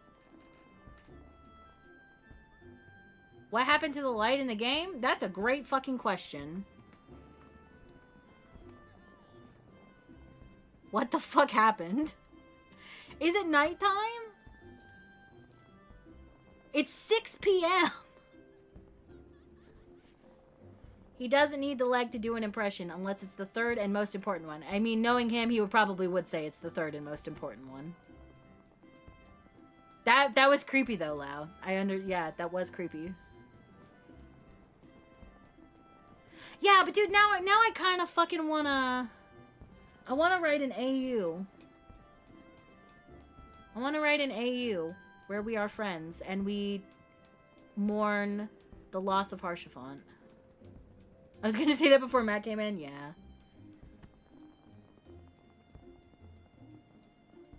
Cause right, I do think it's kind of cute that like that's his brother, and then Kaede will eventually the scion she gets closest to is Leo's wife.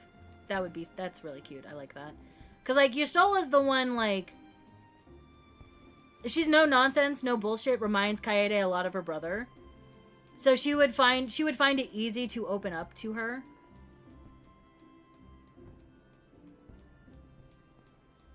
But then it'd just be like doubly painful for her, right? Because she's attached to Leodare, who's attached to House Fortomp, and then attached and has the attachment of her brother.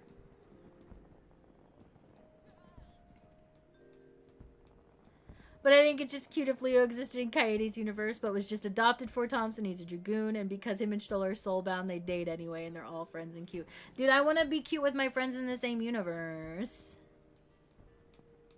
Be so fun. Right? Because, like, if Kaede was in Leo's universe, she'd probably I don't know if she would do all the shit that she did. She'd probably just hang out around a lot in Kugane. I don't know if, like, a lot of the stuff would happen, though. I mean, the calamity, I guess, happened, so her brother would leave, but... She wouldn't feel the inclination to leave to come to eorzea. She would just, she'd probably just hang around in Kugane. We cooking now. Dude, having to think about Kaede in a non-warrior of light context is kind of strange. I like it, though. It's like, what would she be doing?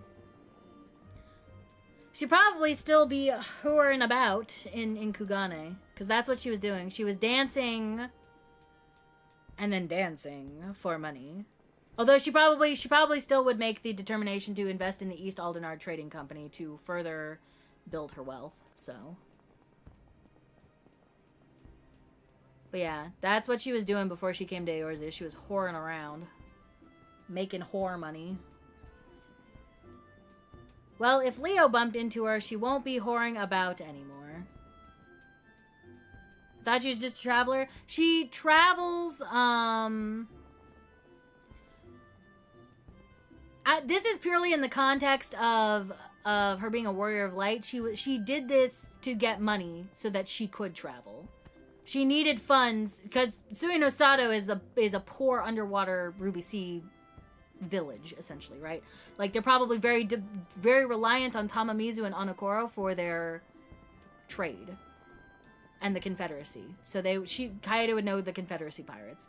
Kaede would know Confederacy pirates. I don't know if Leo's attached to the Confederacy specifically, but they were just gonna cook Leo's non-wall AU today, dude.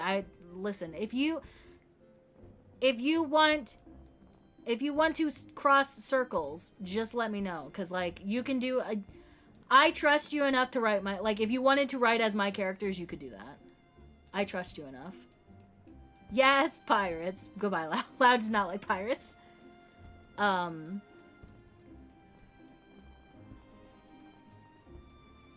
No, we should cook together. I'd like, yeah, it would be fun to cook together, but... I'm just gonna stand here tonight and cook. I love that for you. I can't wait. I'm excited. I'm excited. Dude, I love doing lore shit with my friends. It's so much fun. It's so much fun. Anyways. Yeah, dude. Aw, man. Aw, man. It would suck though, right? Cause like, I gotta think about Kaede in a non-wall context. Cause like, how's she gonna meet Harshafont? Cause that would still be important for her. I need to write, I think. Dude, that's me all the fucking time. I need to write. It's cute because Kyrie, Puff, and I want Kyrie, Theo, and Leo to exist in a universe where they're not all walls. I haven't read good fanfic in ages. Dude, I've been browsing AO3 recently, just looking for a good time. Not in a not in a lewd way, just people also put their shit on AO3 and it's really good. I used to write on AO3. Don't anymore. Maybe I should just move all my shit to AO3 at this point. It's probably a better platform and I'm more familiar with it. I mean, I'm about as familiar with it as I am with Tumblr, but Tumblr is just good for splitting up character stuff.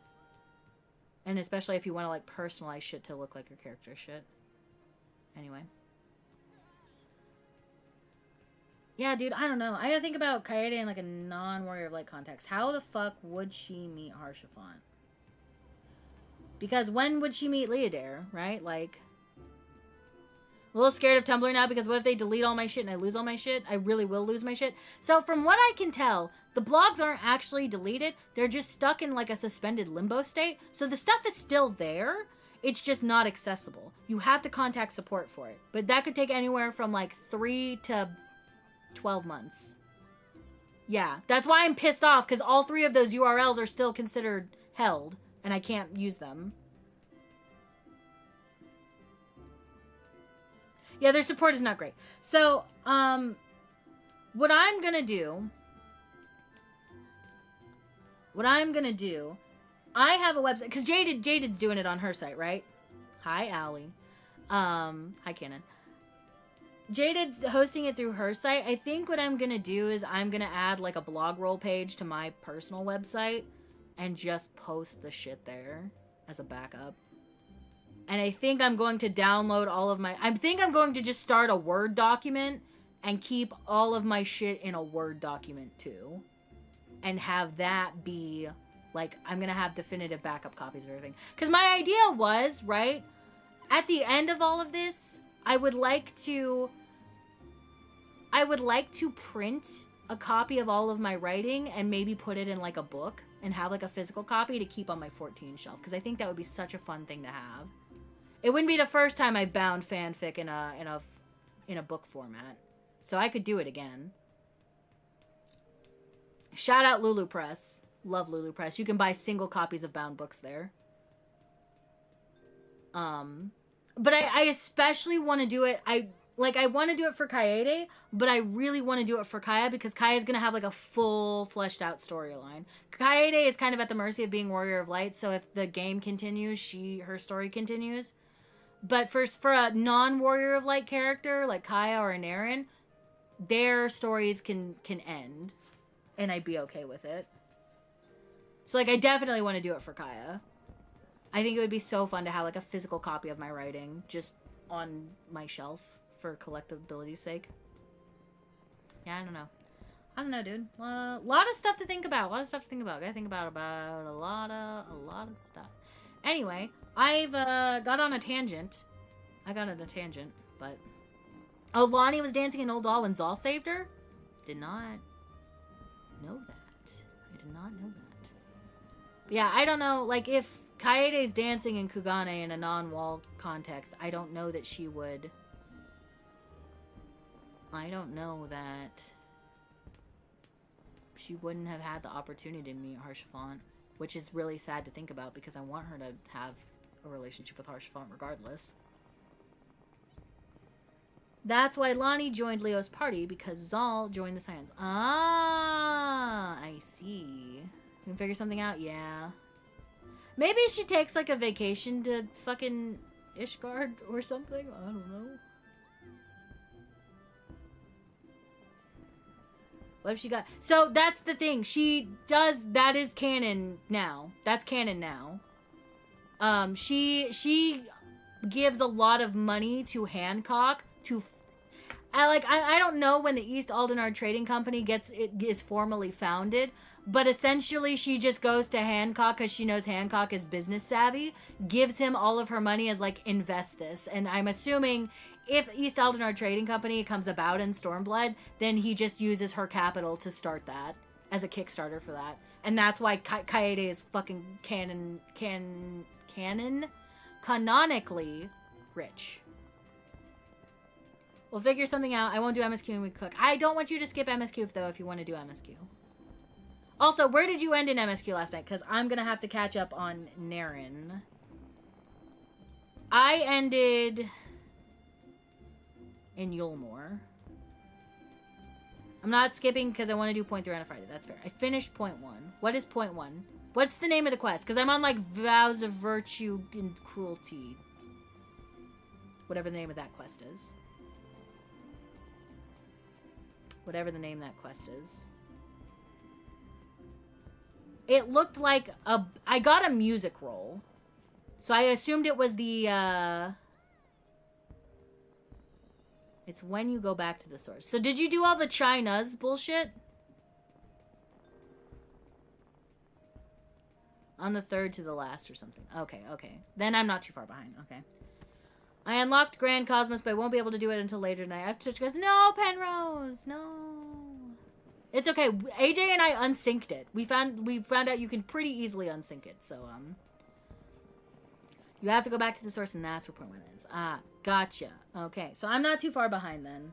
Sounds like, which means it's great. I can just mash escape and be That's why Leo snuck back to the first for his wife. You know what? That's cute. I love that. I love that. God, he's such a wife guy. I love that. I don't think I can unsync. What I'm saying is, Penrose, I will unsync it with you, but if I'm in raid, I know at the very least you and AJ can unsync it.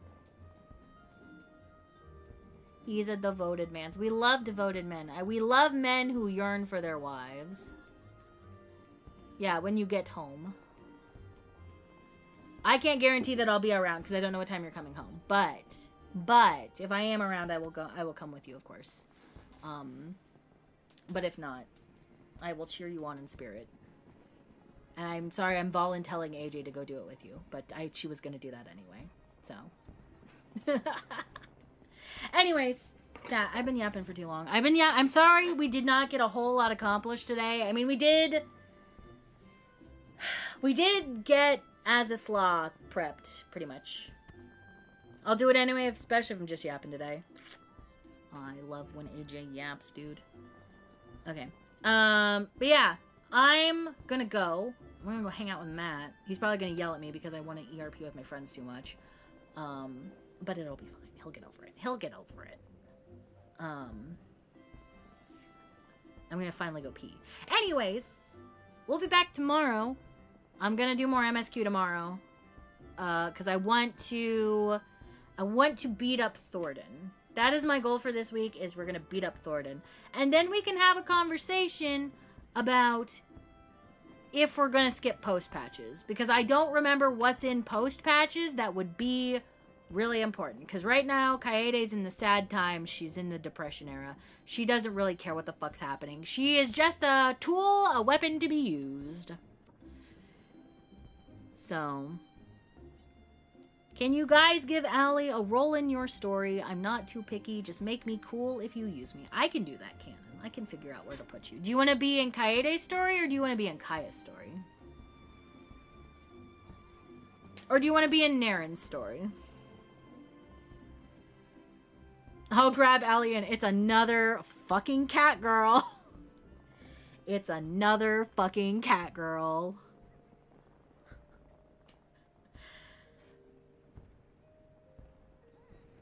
It's so funny to me. It's so funny to me that Leo's a crazy cat lady. Just a little roll. I'll be happy to read your stuff and see my name. Of course, Canon. I can do that for you. I can do something. AJ will do something. I hesitate to offer it to everyone because, like, canon doesn't have character lore. And my thing with doing people's characters is, like, I want to give your characters the full attention and respect that they deserve. So if I know nothing about your character, it's going to be very hard for me. It's going to be very hard for me to write it. So, but I am down to try anything. You get an alley shard. You get an alley shard. Everybody gets an alley shard. Canon won't share his lore with us. I mean, Canon, I'm not going to give you a big part, but just remember, Canon, I am the one who wrote your lore. At least the other one, from the before times. Just say you encountered me in the honeybee intersection. God damn it, he fucking ruined it. He spoiled himself. I was gonna say that he was gonna be met in the strip club. I was joking about that. Okay, I just want to put that out there. I love and respect my friends and their OCs too much to I want to. This is why, like, I'm so hesitant about, like, converging with people right now, because I want to treat their characters with love and respect. It's why I had to email AJ. I quite literally had to send her, like, a fucking corporate email to be like, hello, AJ, yes, I would like to collaborate with you in the future. I think I'm going to have to email Ruse, too, about Naren and Zari. Even though we're cooking with that, right? Like, but... I had to yell at Bunny 1,000,000 times so she'd be comfy to write with me. And I'm trying.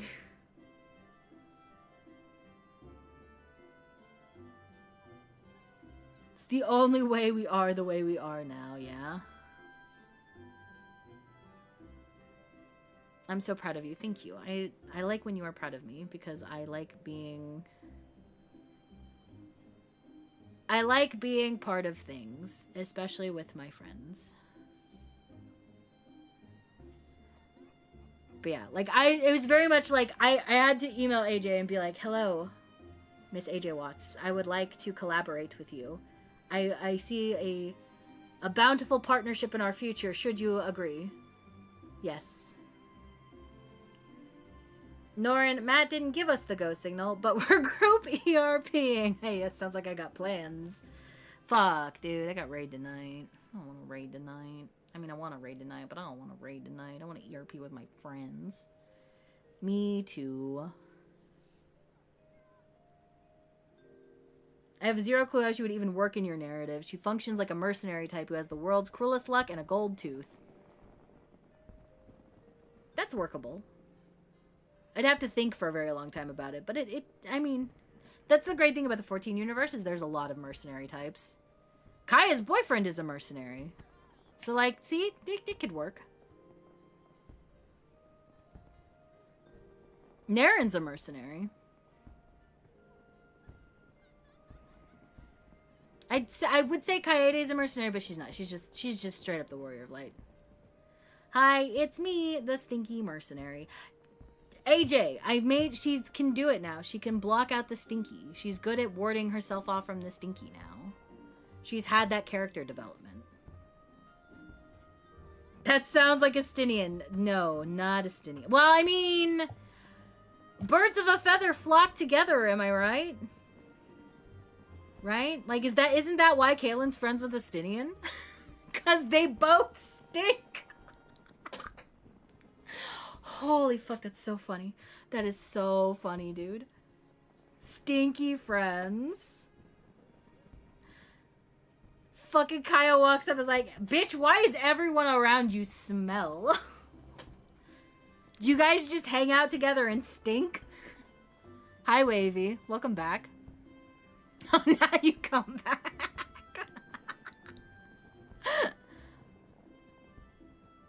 Nobody tell him. Nobody tell him. Not when we were talking about how you static noises. Chat, I've been trying to wrap up stream for like the past 30 minutes. And I am... Let me guess. I'm honestly just stalling until someone I see goes live. Yeah, this is the famous wavy. It's the whole ERP session. Correct. Yes, correct. Sigh. I'm sorry. I'm sorry. The fame. I listen. Words are hard. Okay, words are hard. Even when we don't talk about it, we end up talking about it. True. True. True. True. Listen, it's only because I tried to reply to AJ in the FC chat, and what ended up happening is I hit R to reply, and that's not how that works. You reply to tells. And apparently, 14 saves the last person you sent a tell to. And it's just really funny to me. The last person Kaede happened to send a tell to was a certain King Wavy of Diabolos. And the last time King Wavy and Kaede sent tells to each other was a very long time ago. What's your favorite part about Kaede? That she exists. Hot. What led you to approach her of all folks? Hot. Holy fuck.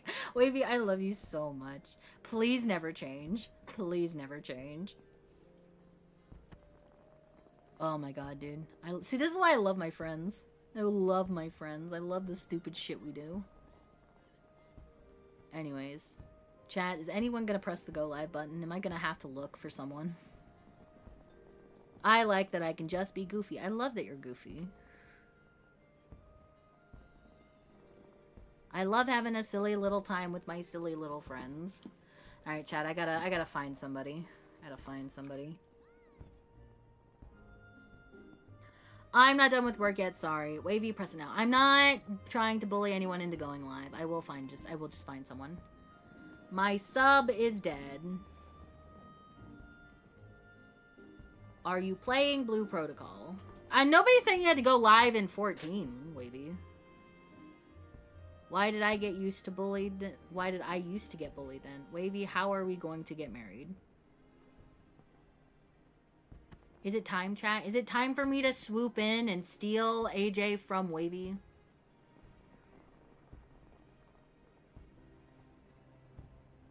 Is this my moment? Is this my villain arc? Wavy is not in love with Kaede. That's just not gonna happen. Kaede's too in love with Harshafont and then Emmett and Hythlodaeus. It's just not. She's flattered, but sorry. Gonna lose Bunny to AJ again. Penrose, it's okay. I will buy the wedding for Zarya and Naren. We can stick them together. Unrequited exists. Yeah, no. Wavy does not. Wavy's not into that. It's just funny that he was gonna try to ERP with a homie on the first go around, dude. I thought you were sleepy like 2 hours ago. Then I slapped myself awake. I slapped myself awake and powered through. Alright, chat. Who's live? Just continuing the bit. Fair enough, fair enough. Oh, chat, I need to find more friends.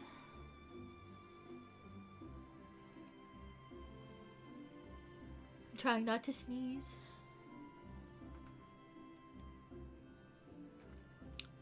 It's okay. Anyway.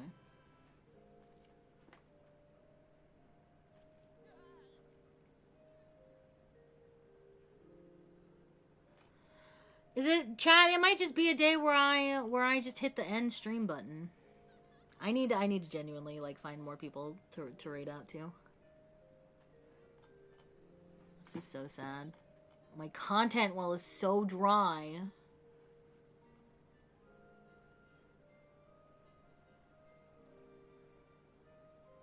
I have been trying to find more bozos, dude. I don't know how much longer I can stall.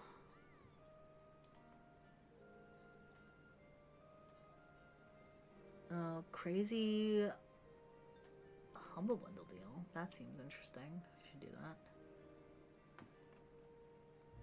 Hey, Lau.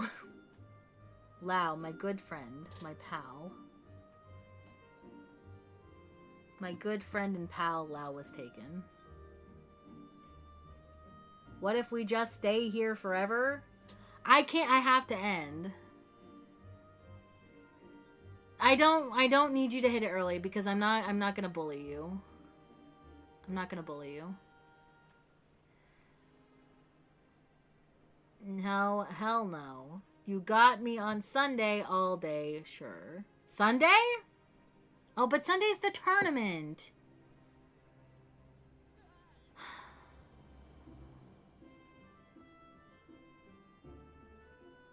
Sunday's the tournament. Chat, if you don't know, by the way, I am participating in a Marvel Rivals tournament. Lau was taken, so generously volunteered me to be a team captain, even though I hate being put in positions like this. So come check it out over on twitch.tv, Lau was taken, where I will be dying a lot because everyone has decided they are going to bully me. And by everyone, I mean specifically Clown X Fish. So generous. So generous. Thank you for the kindness of your heart. However, my team is full of cracked, goated players, so... Lau is making you pick teams and therefore pick your favorite people? Yeah, that's exactly what he did, and I felt terrible the entire time. In fact, I felt so bad about being made a team captain that I spun a fucking wheel of names because I didn't want to have to pick. I did, because I was genuinely so afraid that people were going to be like, I can't believe Bunny didn't pick me. Wow, she fucking hates me. Because I've always been the person that was picked last. I don't want anyone to feel like they were picked last. And I certainly don't want people to think I don't like them because I didn't pick them. Okay? I spun a fucking wheel. I used a random number generator. Yeah, I used a name wheel to pick my people. Everyone hates me already, so I gave up caring. Alright, mods, purge that man. Don't let him say bad things about himself. I'll delete it. I'll do it. Don't talk bad about yourself, Wavy. I'm not gonna stand for that shit.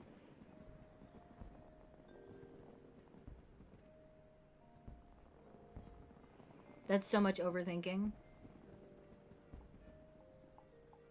Look what you've done, Wavy. Everybody is now crawling out of the woodwork to tell you how much they love you. See? See? Don't talk bad about yourself. Wavy, be on this journey with me where we're being more positive to ourselves.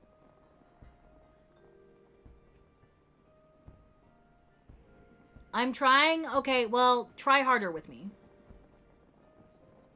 I'm so fucking offended. I've known you for 8 minutes and I love you already. People are scary. It's okay. Don't be scared. This is a safe place. All of the people here genuinely love and care about you, okay? Bunny and I keep sharing a brain cell.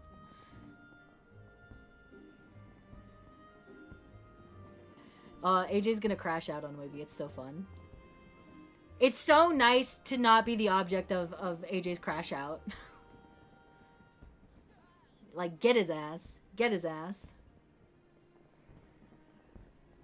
What have I done to make you think I hate you? Answer me, ho. God, we've stalled for so long that we've come back around to ads again. Because I forgot to reply about the butter. That is not...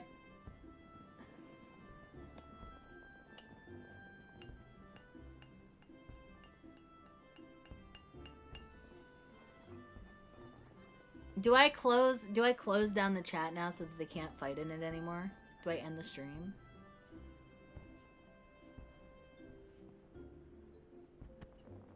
Chat, why is there no one online? It's okay. I'll yell in his DMs. Hold, bye. See you in chat. Sometimes Penrose doesn't answer me for days. That doesn't mean anything. It's gotten to the point of silly. Yeah, dude. I don't know. Genuinely, though, I love you guys. I love you guys a lot. Love you guys a lot. It's very nice. It's nice having friends you care about. Love you more. No, Wavy, I love you more. What am I getting dragged into? Oh, fuck. Cat's on fire. Goodbye, Lau. Have fun putting your cat out. All Lau said was, sometimes Penrose doesn't answer me for days. That doesn't mean anything. Same with Norn. It's because they were talking about, like, the fact that Wavy didn't reply to AJ, and that's why AJ would hate Wavy, even though that's absurdly not true. Right. Lau has watched me forget what I'm talking about while I'm talking about it. Yeah. Are you playing with a bowl? I'm playing with a cup. I'm playing with a mug. A porcelain mug. This is what my coffee was in.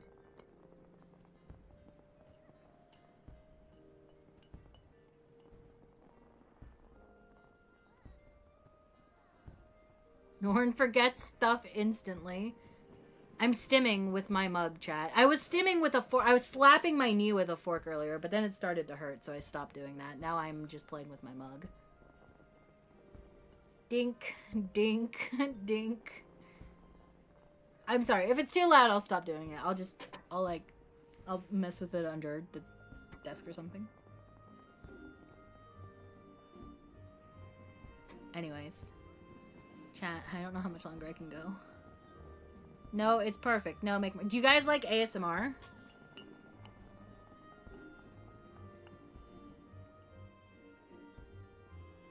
I don't know if you can hear it. Bunathemy X Blossoms. Be louder.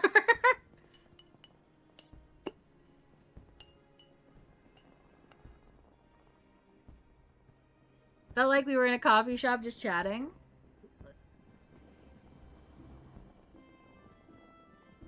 I don't know if you can, like, hear it. You can probably hear it when I talk, but, like, I don't know. Felt like you were doing the Zen noises to calm us down.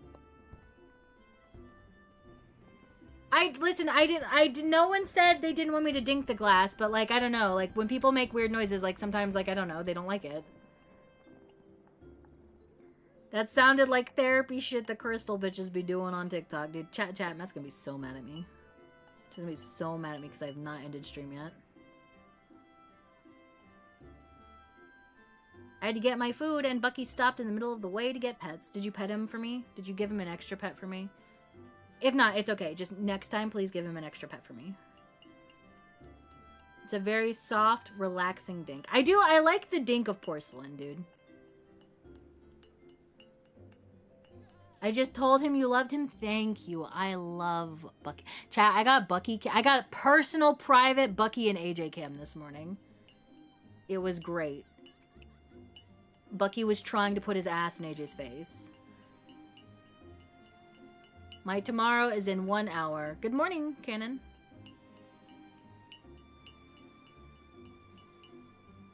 As long as no one is burping in my ear and making gross mouth sounds. See, I have, like, a weird love-hate relationship with mouth sounds. Like, I hate the sound of, like, smacking gum. But, like, you know how, like, when ASMR artists will do, like, the ticka, ticka, ticka and stuff like that? Like, they'll make, like, specific, like, vowel sounds or consonant sounds. I like that. That's not bad, but... He was trying to play Samurai. I was like, yo, Bucky, I will give you dance partner. I'll do it. I was asleep. Good morning. This is what happens when you're late. True, it is what happens when you're late. To be fair, Clown was live at like 8 a.m., which is unheard of. If we are eating and you're smacking in front of me, I'm gonna lose it, dude. I get it. The only time I ever feel bad is like if I have a cold and I have to breathe through my mouth and I'm eating, I will cover my mouth with my hand, but I will have to chew with my mouth open. And I always feel bad about it. I always feel like terrible about it.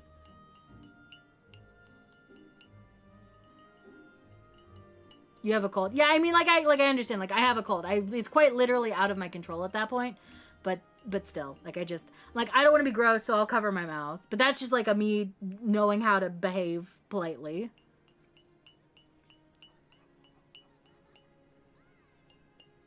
I'm upset about it, too. I have 1.5 more shifts of back and shoulder pain before I can have fun. Ripperoni, dude. Chat, it's almost 5. I've been waiting. I've been waiting so patiently for quite literally anyone. But I think I might just have to, no, it's not AJ's turn. It's not I will not bully AJ. But I think I might just have to hit the end button.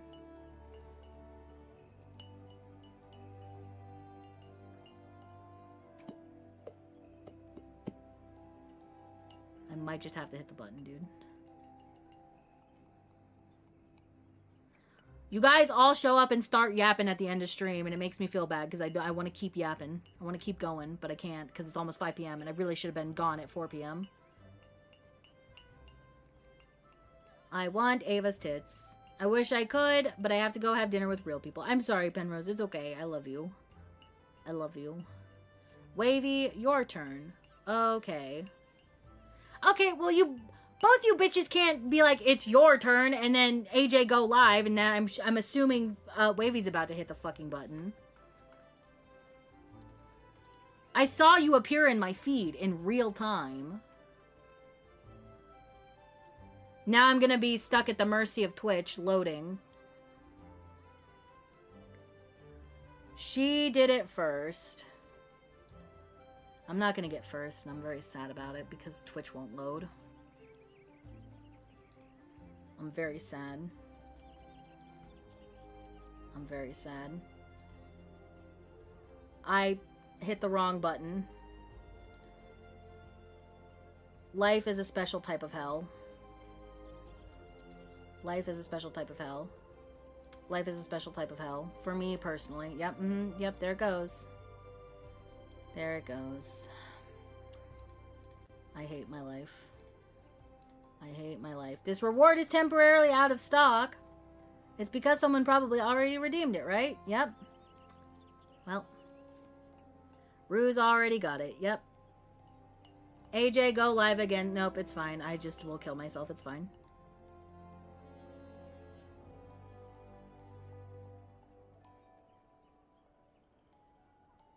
You can't tell me to be nice to me. What? What? What? What did I say? I didn't say anything.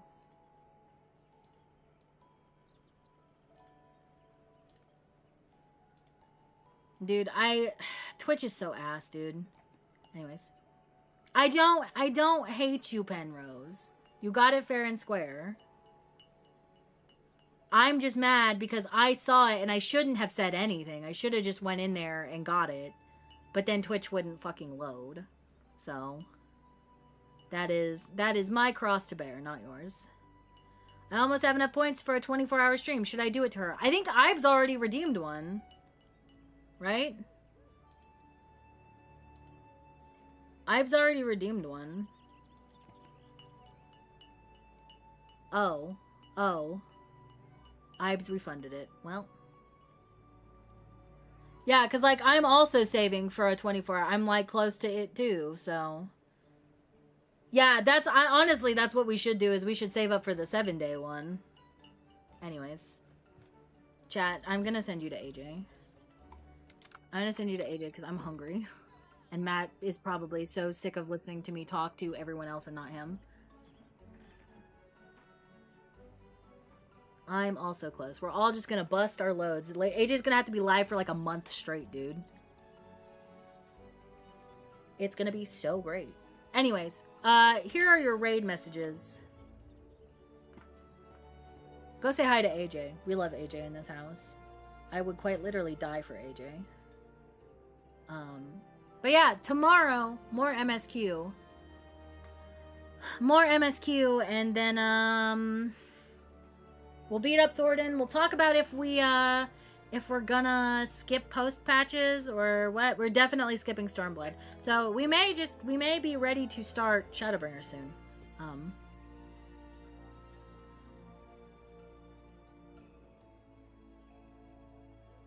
Anyways. It's so weird to me to see Jaded with money. Cactabu. My bank account literally has $3 in it right now. Dude. Me too. Anyways, I love you guys. Go say hi to AJ. I'm gonna hang out with Matt for a little bit. And then I'm gonna vibe. But yeah. I'll catch y'all later, okay? I love you all. I love you all. Kissies. Kissies. Mwah, mwah, mwah. Oh, I also, real quick. Kiryu, thank you for the resub today. I appreciate it. Zal, thank you again for the raid. Frenchie, Norin. Thank you for the biddies. Zombie, thank you for the raid earlier as well. Bearded, thank you for the resub with Prime. And Cannon, thank you for the resub with Prime. I appreciate you guys so much. I will catch you later, okay? I love you. Kissies. Bye-bye.